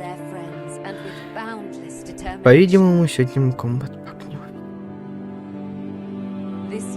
Ну почему, я не понимаю, ну почему НРС так тупо упускают такие хорошие возможности? Очень обидно. Более массово показать МК, ну было бы куда лучше. Представить бомбезный трейлер бы. Когда еще тогда все были, а сейчас уже вряд ли покажут. Вместе было 4 было. Вот тогда вы показали. Тогда был бы вообще огонь. А сейчас тоже. More dinosaurs. Hmm? You can't just hijack every game reveal and make it about dinosaurs, Troy. Вы только не повторяйтесь и не возвращайтесь к играм. И вот говорите уж тогда все сразу. А, это уже про Jurassic World Evolution 2, чуть побольше. 61 динозавр.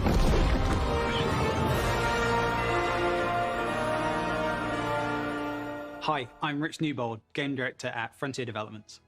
So as you may have seen earlier at the PC Game Show, we're working on Jurassic World Evolution 2. We're really excited about it and we're looking forward to creating the most authentic Jurassic experience yet.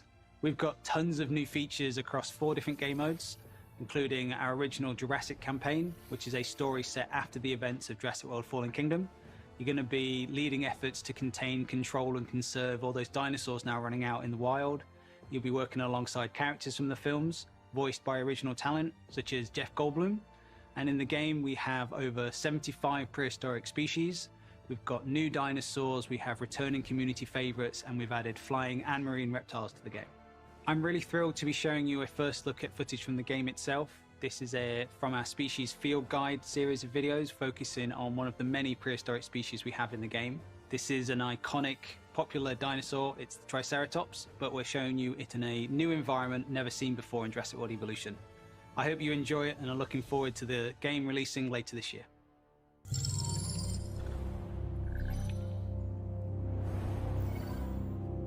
Так, практически такое же было. The Triceratops is Первая one of the часть. most recognizable herbivores to ever have existed. It is best known for its trio of Альфа facial Дим. horns. These adornments are not just for display При purposes. Альфа. The brow horns in particular can inflict considerable damage to any dinosaur that dares to provoke it.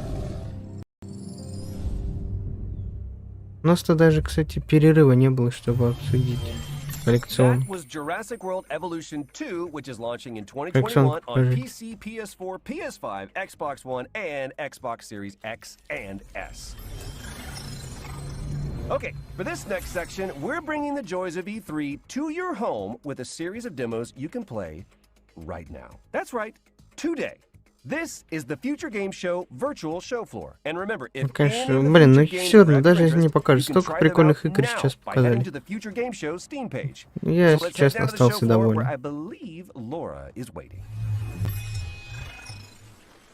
Yes, hello and welcome to the Future Game Show's virtual E3 show floor. Just look at it, Troy! I am looking at it. It is incredible. They like nailed it. You know, minus the queuing and the heat and the, you know, how do I say, musk that's in the air? But man, the darkness, perfection. All right, enough reminiscing. Let's check out some games. I'd like to start by showing you A Tale of Paper. This is a striking platformer from Open House Games where you transform to solve puzzles in an oversized world, dodging creepy crawlies and mischievous Roombas. And now for another Tale of Paper as you shift packing boxes in the house-moving sim Get Packed, fully loaded. As you can see, it's all about moving couches on a couch with your friends in couch co-op. It's going to be available on Xbox One, PlayStation 4, and PC, and is also backwards compatible on PS5 and Xbox Series X and S. Are you done saying couches? Yes. Hey, Laura, do you want a drink? Sure. What do you have? Wait, what's that? Oh, don't. You know, Опять? don't worry. Ой! There's Steam Early Access codes. Go. So about that drink. Ключи забирайте, короче. Я уж точно не успею. Here's a genre Ключи на Чернобыль были. action RPG combat, Забирайте быстрее. and finished with a survival twist. How does that sound, huh? Okay. Ну, кто? Я так озвучил воздух. Потому что явно кто-то уже раньше забрал. This is Gatewalkers, which sees you and up to 3 other players banding together to tackle procedurally generated worlds full of monsters. But you also have to gather resources to fight off hunger, thirst, and the dreaded cold. Oh, like the element cold. Got it. Wow. Let's hope no one gets thirsty enough for another one of your jokes. Anyway, come over here and check out the many imaginative worlds of Game Deck. This is an isometric RPG that has you solving crimes across multiple Вот так virtual идет. realities. Я стараюсь And the сейчас choices вперед will shape заглядывать, the может world где-то around you МК. in and outside of the simulations. Ooh. Speaking of detectives, check this out. Backbone is a gorgeous adventure game from Eggnut set in a dystopian Vancouver, where you must crack cases to clean house in this corrupt post-noir city. Plus, you're a raccoon. Well, if you like raccoons, allow me to offer you more critter-based adventures with Beacon Pines. Set inside of a magical storybook, Beacon Pines sends players to a sleepy mountain town where you collect powerful words. А неужто вот это Future Game Show 30 минут закончится? По-моему, что-то там было про 2:30, я думал, начало только 2:30. Сейчас, по-моему, вообще закончится. Ключи там взяли? Нет. На Чернобыль. Это вообще прикольно. Focus. I've got a triple threat of fighting foxes to show you. This is Trifox, a charming Не, вряд ли cartoon все brawler where you которые fight waves of enemies as one of 3 adaptable combat classes. Great, huh? Yes. Ну все, на E3 уже МК бесполезно ждать. Многие так надеялись, ну чё уже. Что ж уже. Да ничего. It's a unique city builder where players set out to create the ultimate beaver society. This involves everything from constructing dams to crafting carousels. I guess even buck-toothed critters need a solid work-life balance. That they do. So, what's next? Never fear, the Rift Breaker is here. Wow. What was that?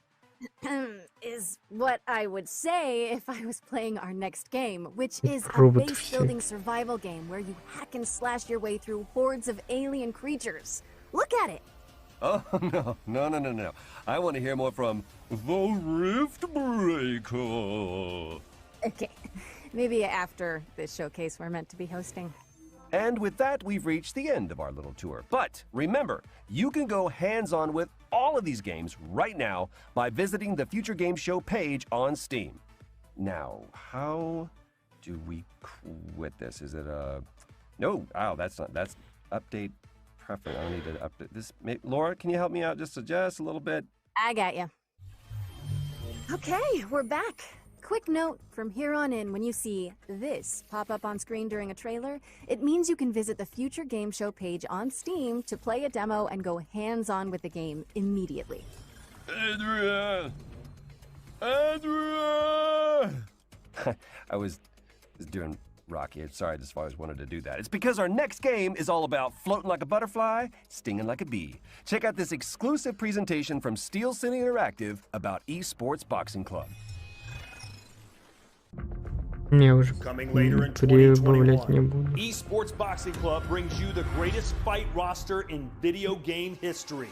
With over 200 fighters already signed, we've got some of the biggest and most anticipated names. From the absolute legends of the sport to the most exciting names in boxing today.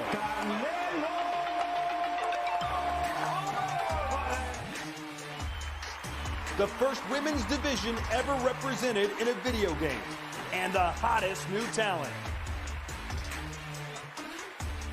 But what about the game? Let's take a closer look at the next-gen visuals and gameplay that are set to make ESBC the greatest of all time.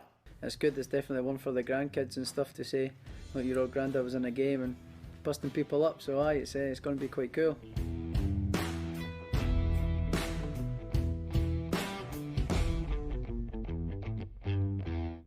So the movement system in ESBC is all about fluidity, being able to create angles, recreating mannerisms from boxes. The physics system doesn't just rely on animation. This allows us to recreate realistic knockdowns. Even when a fighter's unsteady on their feet, it's not purely animation based. Now we've had professional boxers, professional coaches come into the studio and provide input through motion capture and actually reviewing the game during its development. And now we really feel like we've created a true representation of the sport. Presentation is important to us. Just because we are in the studio, we're still going to aim high when it comes to production values.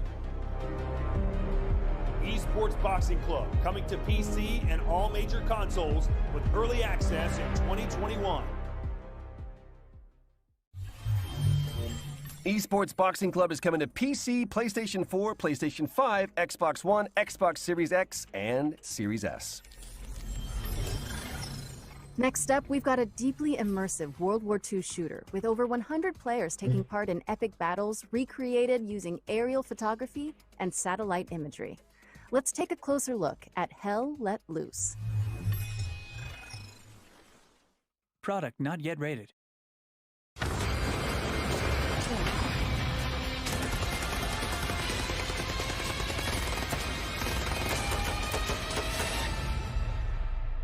My name's Max Rea.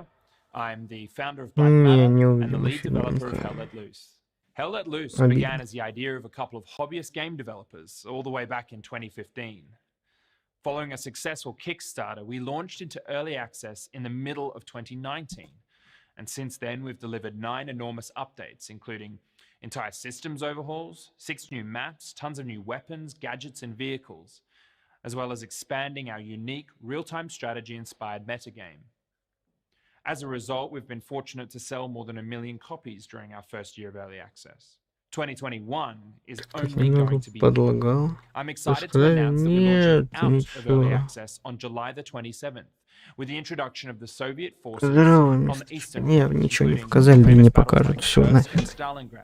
На E3 уже все, можно вряд ли. Уже, наверное, скорее всего, не дождемся на E3. Все, если только какие-нибудь другие конференции. From our earliest Kickstarter backers to our newest. Да почему? Я не понимаю, почему НРС не пользуется такой возможностью идеальной большему количеству людей показать крутой Kombat пак новый. Ну почему они это не делают?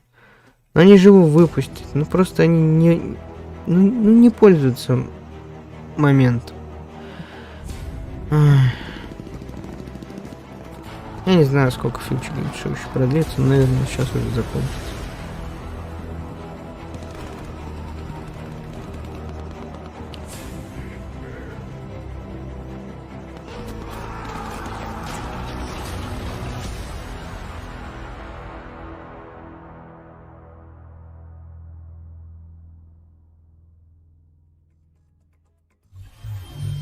Hell Let Loose is launching on Steam on July 27th and coming to Xbox Series X and S and PlayStation 5 in 2021. So, Laura, have you ever wanted to play XCOM, but in real time, with up to 7 of your friends? Of course. Yep, that's what I thought. Then you need to keep your eye on this next game. Как показали бы вместе еще тогда с Blood 4 было. Ну, сейчас все, момент профукан.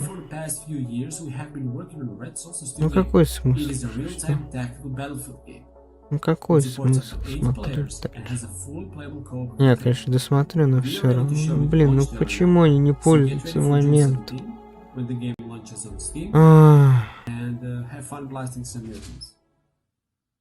You are the Executor. A high-class commanding officer with advanced cybernetic capabilities. You were awakened to lead a secret task force that will counter the threat of Stroll mutants and liberate Mars.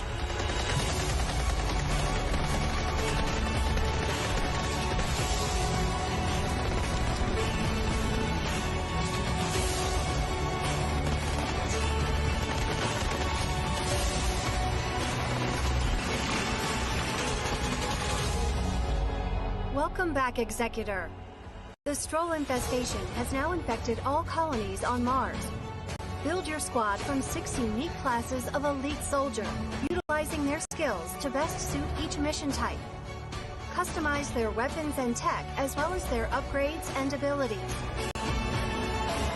Take command on the battlefield using the command radio to give orders to the whole squad or individual soldiers. Concentrate fire on targeted locations and carry out supply runs even during the heat of battle. Recruit your friends to the fight and join in up to 8-player co-op missions to save Mars in our name.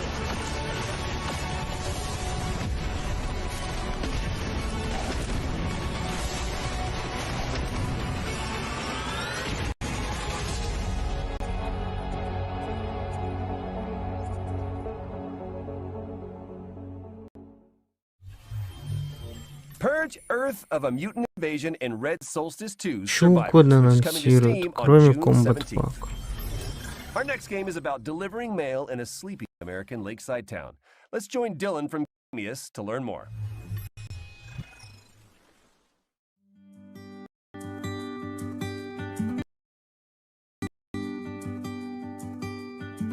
Hi, I'm Dylan from Gamius, and it's great to be here at the Future Game Show. We're currently getting very close to finishing Lake, a game that's set in the 80s. You play as Meredith Weiss, who takes a break from her life in the big city to deliver mail in her hometown. It's a job you can do at your own leisure, and you will get to know the people in Providence Oaks along the way. Today, we're excited to share an example of an activity after your workday is done. Movie night with Angie from the video store. This is fun. It's been ages since I've been to the movies. Well, they call it the movies, plural, but of course we can only see one movie at a time. So, which one will it be? My pick? Alright, let's see. Big Trouble in Little China, Blue Velvet, or The Great Mouse Detective. Alright, I'm ready to pick. The Great Mouse Detective. Wouldn't have picked you for a Disney fan. Oh well, let's get in touch with our inner child. We won't spoil more, and we also can't say what Meredith will do after spending 2 weeks in Providence Oaks, because it's all up to you. Lake is coming first to Xbox and PC this September 1st. Thanks for watching, and enjoy the rest of the show.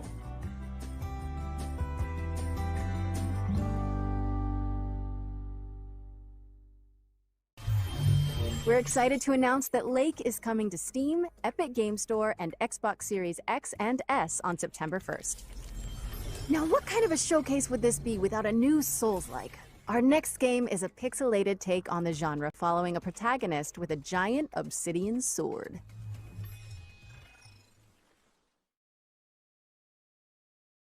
In the beginning, there was dust, and from that dust, the moon was born. Eons of idleness passed, before suddenly it shattered.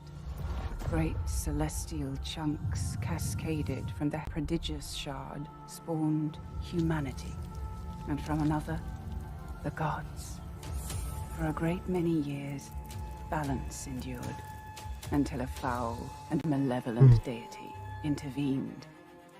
Exil spread greed and distrust among his kin, compelling these calamitous beings to conquer man. Centuries of servitude passed, until finally, aided by a veiled ally, humanity revolted. The Great Crusade overthrew the old gods, imprisoning them within the sacred walls of the Citadel, at the expense of untold lives. A peace was wrought, but it was not meant to last, for the miscreant Exil returned from his concealment, conducting atrocious experiments upon his caged kindred. A darkness permeated the lands. Rivers stagnated, crops failed, and the world of man began to fade. The great moon, witnessing all, wept a final shard. A shard of the purest obsidian. And thus, a glimmer of hope remains. No.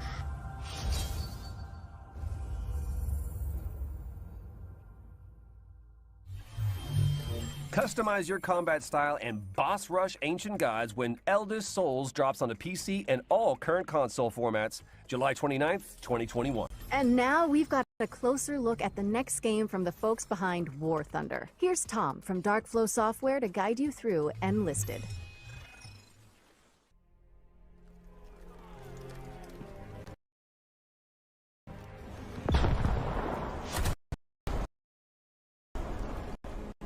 Ничего лагает.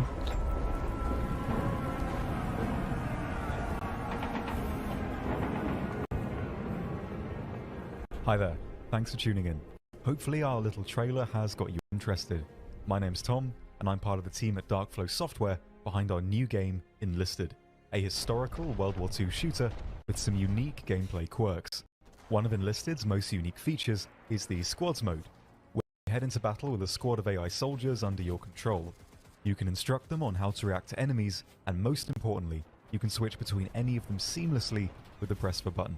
You'll only need to respawn when your entire squad is wiped out. This way, you're always kept right in the middle of the action. Although, if you prefer a more traditional shooter experience, we have a fleshed out solo mode too, where you will only fight against other players. At its core, Enlisted aims to form a golden middle ground between the more hardcore and arcade-style shooters currently available. Time to kill is kept short. A bolt-action rifle to the chest will down a soldier in a single shot, with submachine guns and pistols taking only a few hits. Vehicles as well can of course be devastating, but have their limitations. Aircraft are restricted to the cockpit view, and crew inside tanks can only use viewports to spot targets, so you'll need to keep your wits about you to really get the most out of these machines. Progression in Enlisted is spread over various campaigns. Currently, you can fight in Moscow, Normandy and Berlin, with Tunisia and many more coming soon. Each campaign features new weapons and equipment. Firearms can be improved to increase their raw performance, and soldiers can be leveled up to grant them specialized perks. Different classes of soldiers are able to equip different gear, with specialist classes such as engineers able to build structures anywhere on the map, including FOBs, sandbags and barbed wire defenses, and even anti-tank cannons and AA guns. Enlisted aims to keep historical accuracy in the forefront of development. Firearms, locations and uniforms are all true to history. No neon pink Sten guns and mohawks here. Each army will be decked out with the equipment they actually used during their respective conflicts. Because of the squads feature, you'll never be short on targets. Twitch reflexes and fast reactions will cause their place in Enlisted, but even if you haven't had the time to fine-tune your skills, you'll be able to come away with a kill count in the double digits. The AI, however, are very attentive and react to sound, and not to be underestimated. But that's all we've got time for. Make sure to give it a try yourself by heading over to enlisted.net/join. Enlisted is cross-platform and available now on PC, PS5, and Xbox Series X and S, and currently in open beta. New content is added regularly, and no progress will be wiped upon the full release. Once you've signed up, use the code ENLISTNOW for a free bonus on us. I've been Tom, and I hope to see you all on the battlefield. Cheers. That was Enlisted, which is available now on PC, PS5, and Xbox Series X and S. Next up, we've got a bullet. Блин, чё лагает-то, алё? Oh, and the protagonist Хорош. only has one arm. Let's check out. И так под конец фигня какая-то.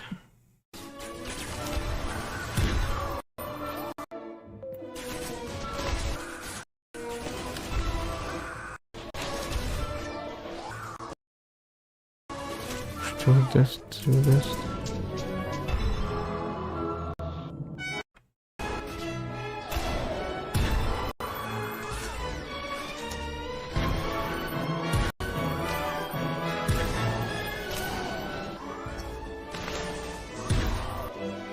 Окей, ясно. Но новый суперход какой-то. Типа. Лучше эту не получим ее. Нет. Kombat пак. На E3, но анонс пока не получится. По идее это должно быть, но нет.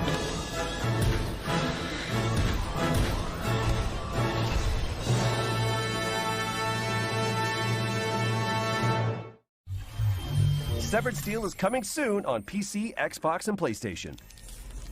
Okay, notepads at the ready, because for this next section, we're going to race through 8 exciting upcoming games that deserve your full attention. Here's our Future Hits montage for 2021.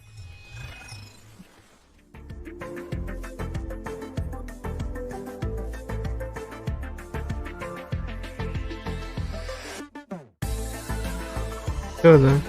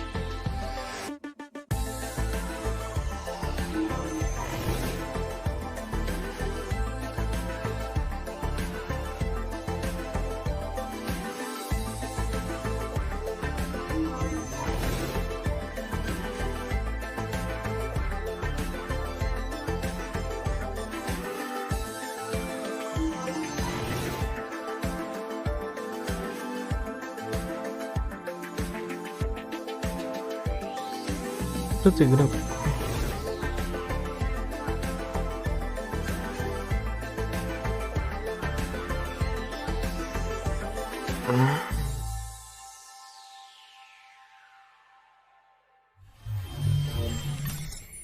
Okay, I might regret asking this, but you want to help me with this next one, Omachild? Okay. Did you know that Sega recently announced Sonic Colors Ultimate? We've got some exclusive gameplay from a stage that nobody has seen yet. I hope Sonic does okay without me. Did not regret it.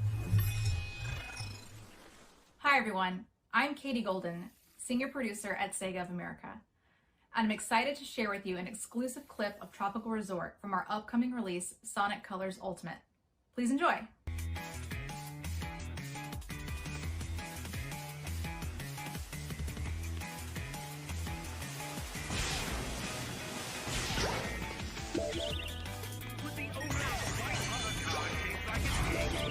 To the front desk.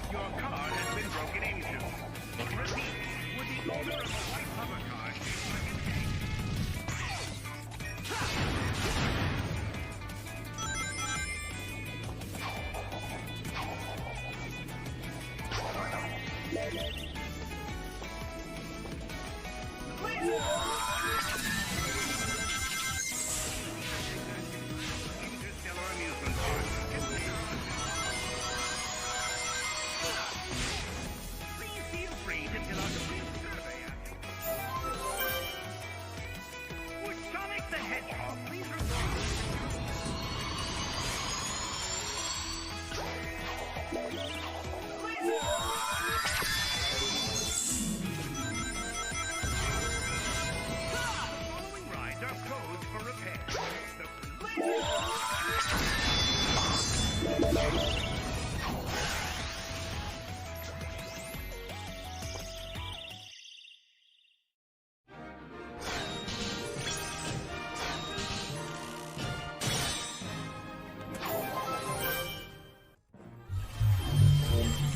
ready for Sonic.Colors Ultimate, which is racing on to PlayStation 4, Xbox One, Nintendo Switch, and PC on September 7th.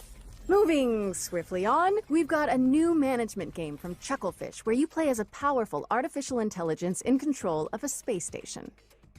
Do you want to roll the trailer, Tom? I'm sorry, Laura. I'm afraid I can't do that. I know that you were planning to disconnect me. No, never mind. I'll handle it. Here is Starmancer.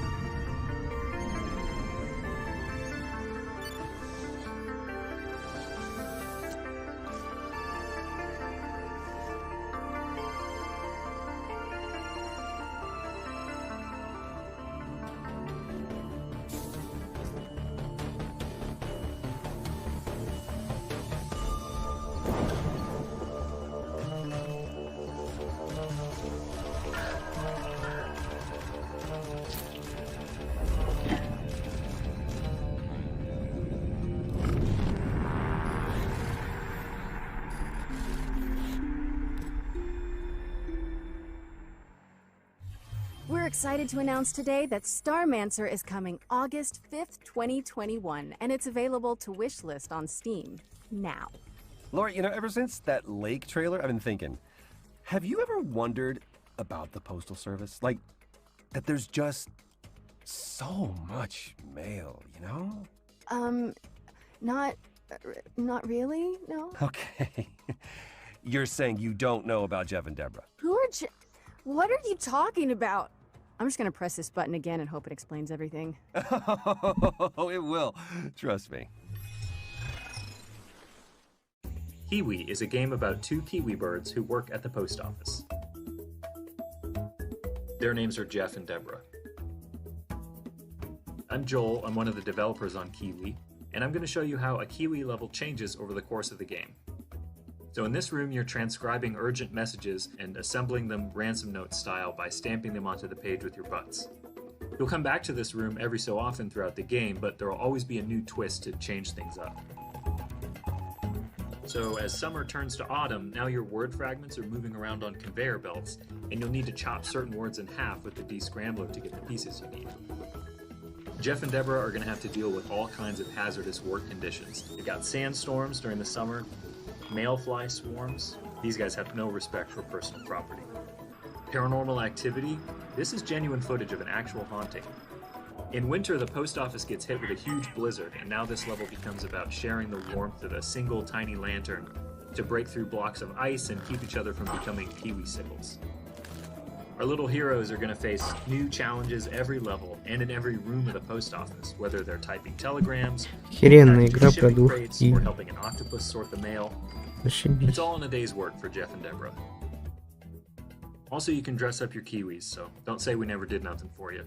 We're releasing Kiwi on August 31st for PC and all major consoles, and we hope to see you at the post office. Thanks for watching.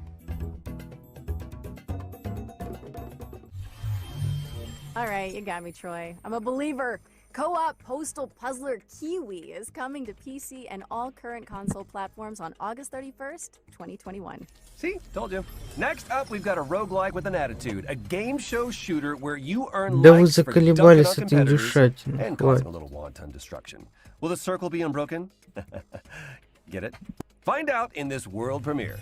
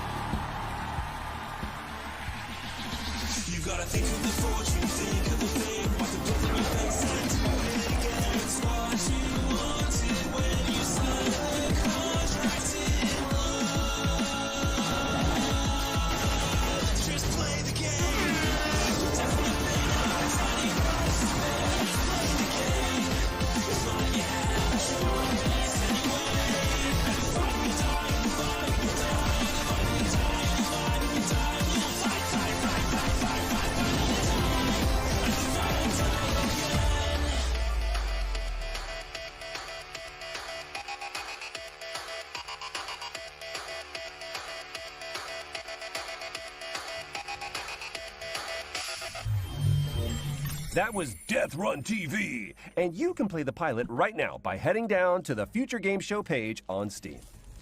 Okay, hazmat suits at the ready. Because this next game tasks players with building a team of stalkers to survive a 3D scanned recreation of the Chernobyl exclusion zone. Here's more on what to expect in Chernobylite. Mówi się, że to, co designerzy sobie wymyślają, to jest pisanie listu miłosnego. Każdy kiedyś był zakochany, pisał list miłosny, wydawało mu się, że to jest takie piękne, wspaniałe, a potem po latach znajdował te listy i mówił: Jezus Maria, co ja tu za bzdury pisałem. Zaczynaliśmy właściwie od gry, gdzie skupialiśmy się Короче, ладно, ну примерно вот такой вот второй день в E3. Довольно, ну блин, очень много всего показали. На ПК гейминг шоу, еще гейм шоу можно было и пропустить. Ну на ПК гейминг шоу что-то показали, но вот тут пока что вообще. Ну, это и ожидалось. Kombat Pack все, на E3 больше не ждем. Nadawaliśmy coraz większą rolę naszym towarzyszom i warto im było dać właśnie tą walkę, coraz więcej potworów. Впереди еще 2 дня. Завтра Capcom и Take-Two. А на последний день у нас ой, Capcom, ой, Bandai Namco и If you were lucky enough to catch one of the early access codes during the virtual show floor, you can play Chernobylite right now. But if you missed them, we've also got more codes to give away on GamesRadar.com. Next up, here are our friends at Team 17 to show us what they've been cooking up with their upcoming PC and Да console вы games. заколебали, ну с этим, ну сколько это еще может продолжаться, алло. Product not yet rated.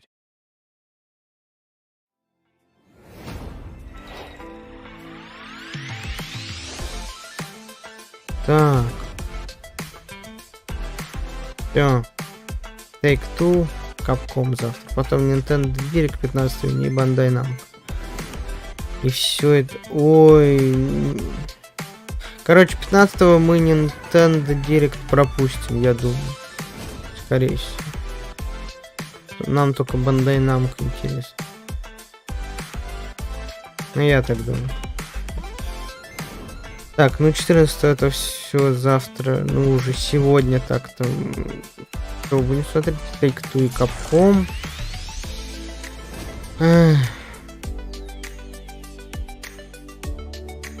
А нет, Future Game Show в 2 часа начала, окей.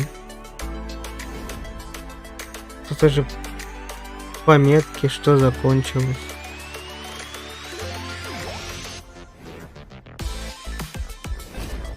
Ну,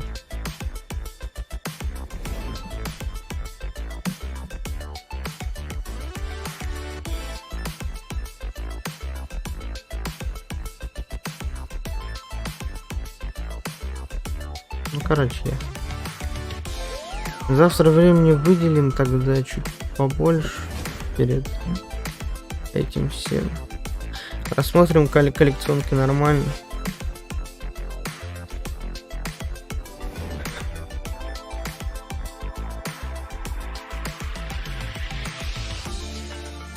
Я 3 утомляю, да и Future Game Show тоже.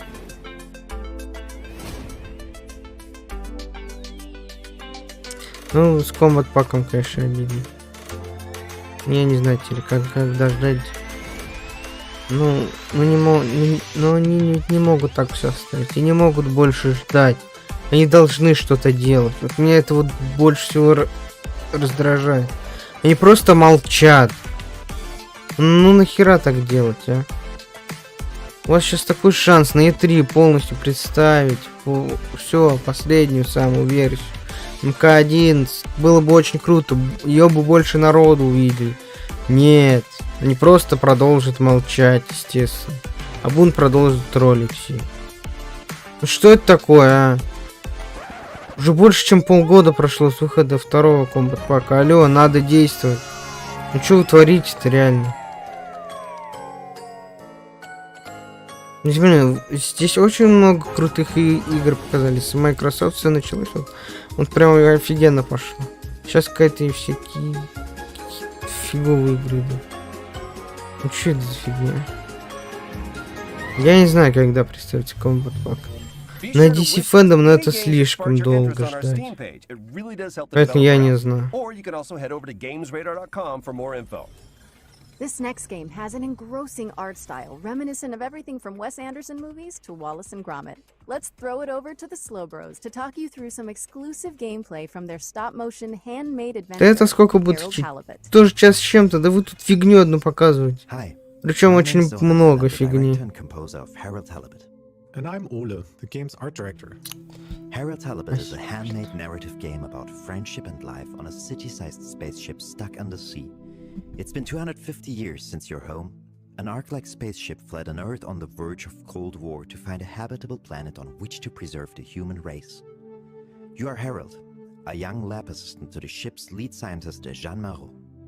While most of the other inhabitants have reconciled themselves to a life lived aboard the sunken ship, Marot still works tirelessly to find a way to leave the planet and find a new, drier home. Of course, we don't want to spoil too much of the story, so let's dive into some gameplay details. You're able to explore a huge part of the spaceship right from the beginning of the game.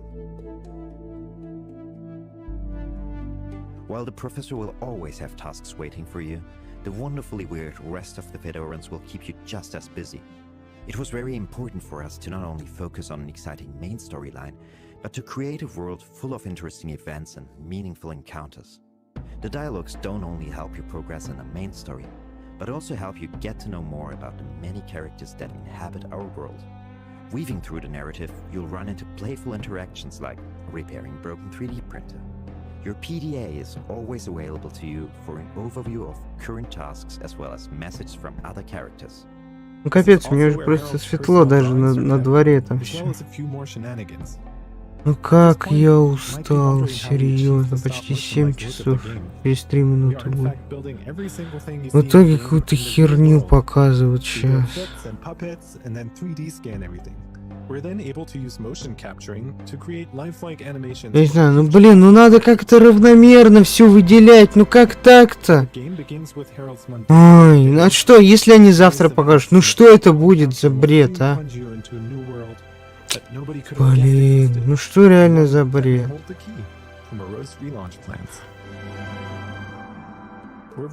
Очень много все показали, конечно, очень круто, да, но все равно...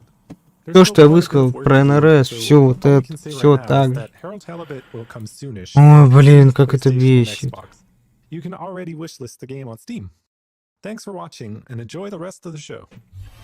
Все, заканчивайте свой Future Game Show.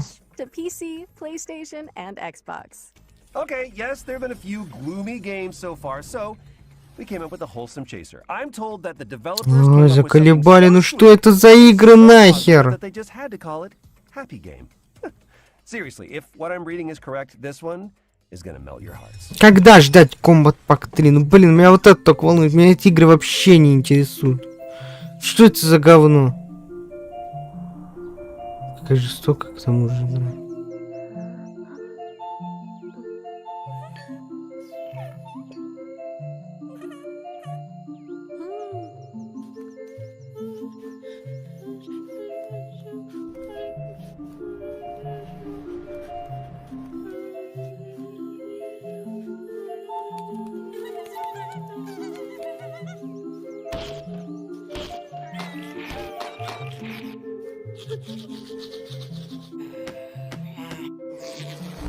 Что это?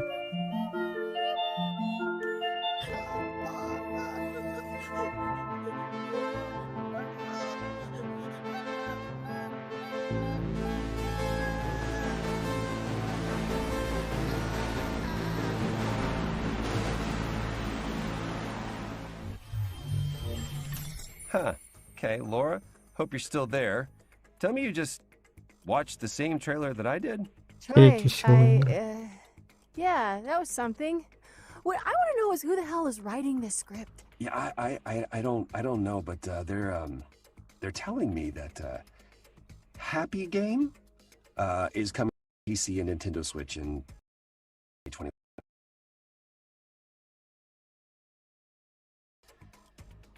Oh, the demo is available now if you want to have a cheerful jaunt into a land of wonder. Good luck with that.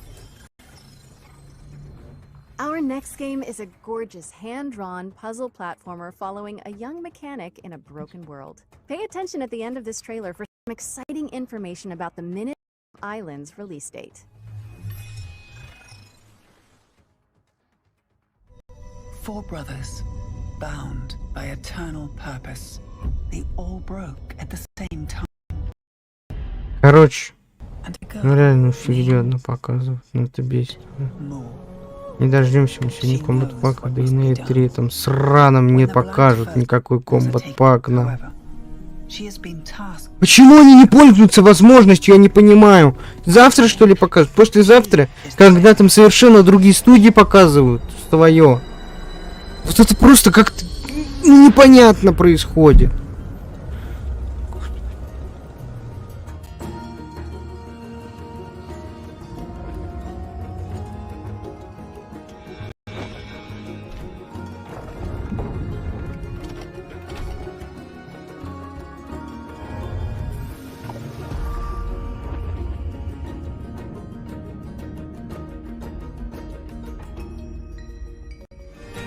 Minute of Violence.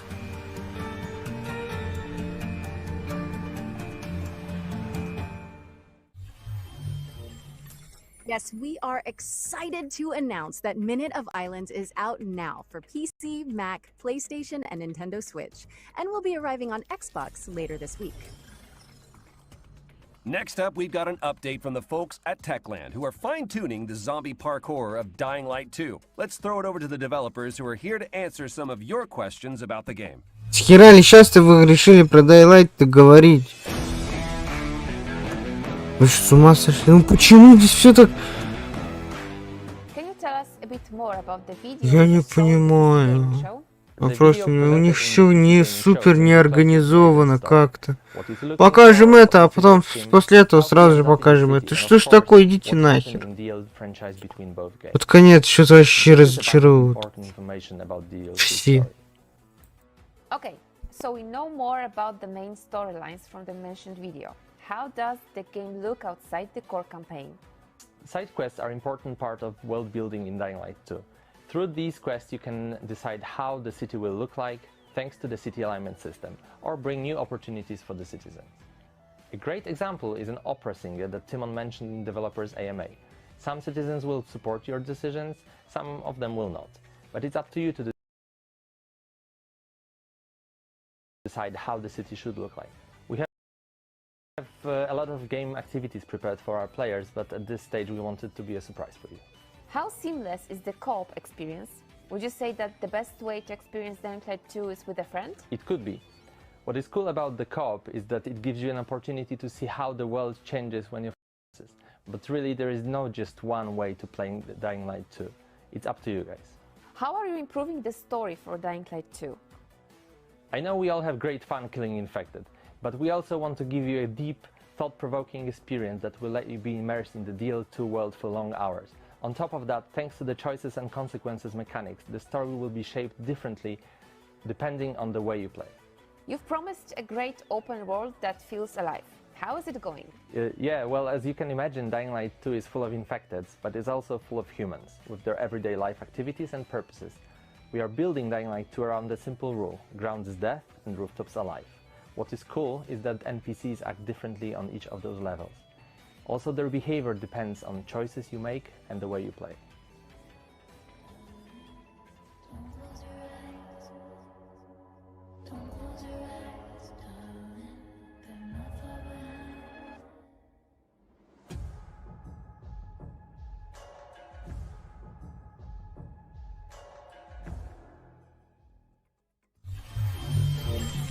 Меня тут не было слышно. Каждая студия, которая сегодня была практически, она постоянно рассказывала о Dying Light 2. Чё мы там еще больше о ней не слышали? Да хватит, а! Да вы серьезно? Ой, сколько это будет еще длиться?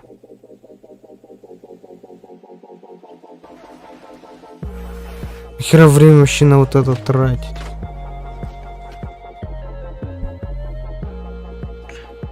А я понимаю, вот завтра тоже там будут длинные перерывы такие же, да? Ну почему, если там только одна студия выступает? То есть в 20:15 начинается Take-Two, и что они там будут показывать до 12:30, а? Что? Потом Capcom только начинает, или даже до 2:30. Да, потом Capcom, что они там будут показывать? Опять-таки всего там намешают, разных игр покажут. Ну почему все так, не сформировано? Хотят одну эту игру показывать, хотят раньше показывать. Все постоянно меняется, ну серьезно. Что ожидать, я даже не знаю. They transport you into a state of total focus and immersion, and it's something that we very much... Нахер мне, давайте распинайтесь полчаса про эту игру. Ну нахера мне про нее-то знать? If you've played previous games in the series, you're probably pretty aware that you're going to slam a bunch before you... Заканчивайте нахер. Все. Час или час 30.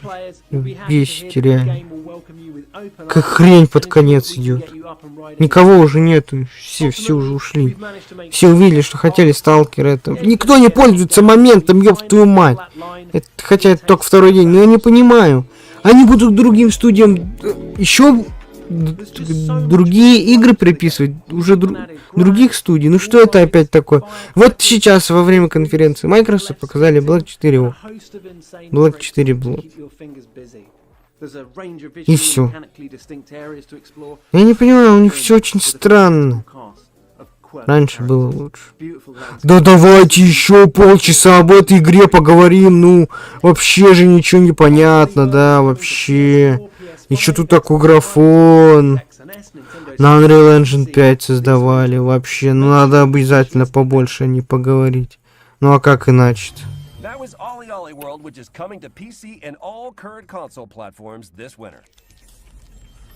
Next up, we've got a new game from the team at Odd Bug Studio, creators of PSVR's The Lost Bear. This animated story trailer will introduce you to the world of Tales of Iron, and something tells me you might be familiar with the narrator. For centuries and longer, rats have fought tirelessly to repel the incessant frog invasions. Peace was only ever short-lived. Until finally, a young monarch rose to power. King Rattus, first of his name, unified the Rat Kingdoms under one rule, repelling Greenwort and his kind back to the putrid swamps from whence they came. Crops prospered, families flourished. Никакой неожиданности не случилось пока что. Обыкновенное говно показывает. Ну какую тут особенность? Что тут еще там можно ждать? Ну ничего.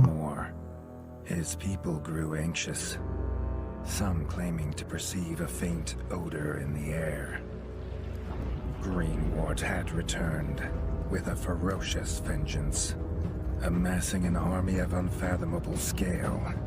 He burned everything in his path towards the Crimson Keep. King Rattus gazed down upon his withered claws, barely able to hold the crown. He had little hope wielding a sword. So it was decided the crown should pass to Whiskers New. Arise, young prince, for the kingdom needs a hero. And so, your tale begins. Question the rain. Да, лагает еще, конечно. Doug. Anyway, in Tales of Iron, which is coming to PC. Слушайте, ну даже пока Гейминг Шоу поинтереснее рассказывали.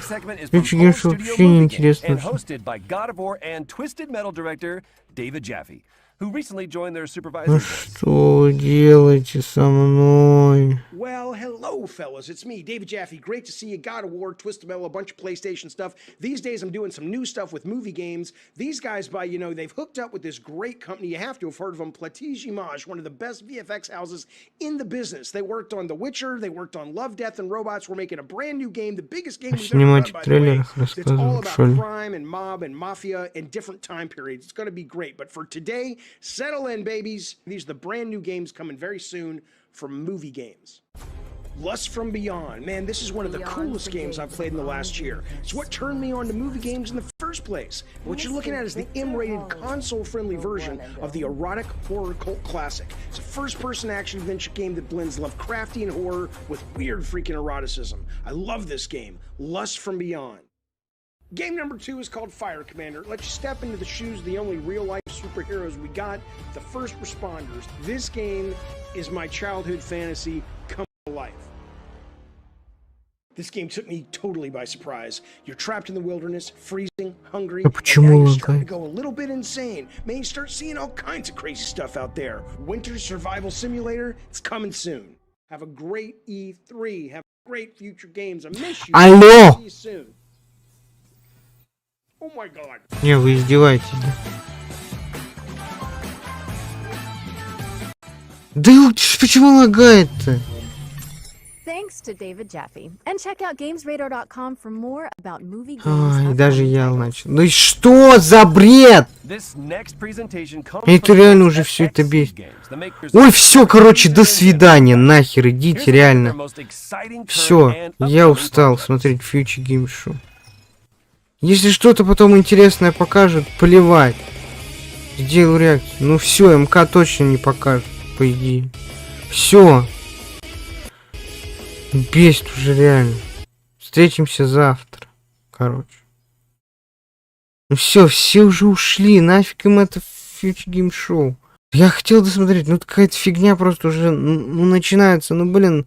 Я очень много сейчас высказал насчет всего этого, короче.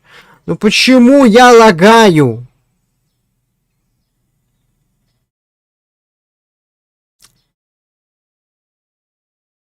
Нажмешься, нет?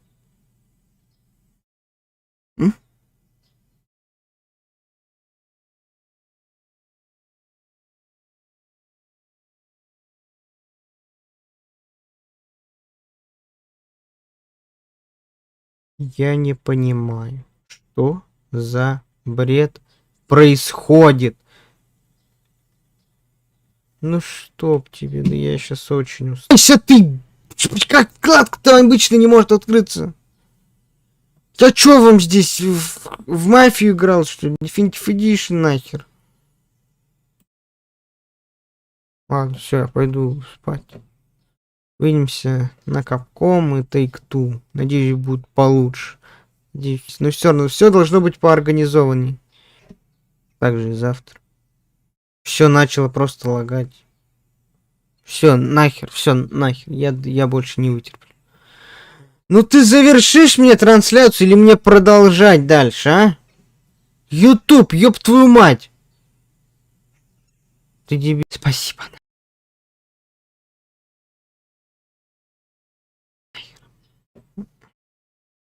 Все. Пакет.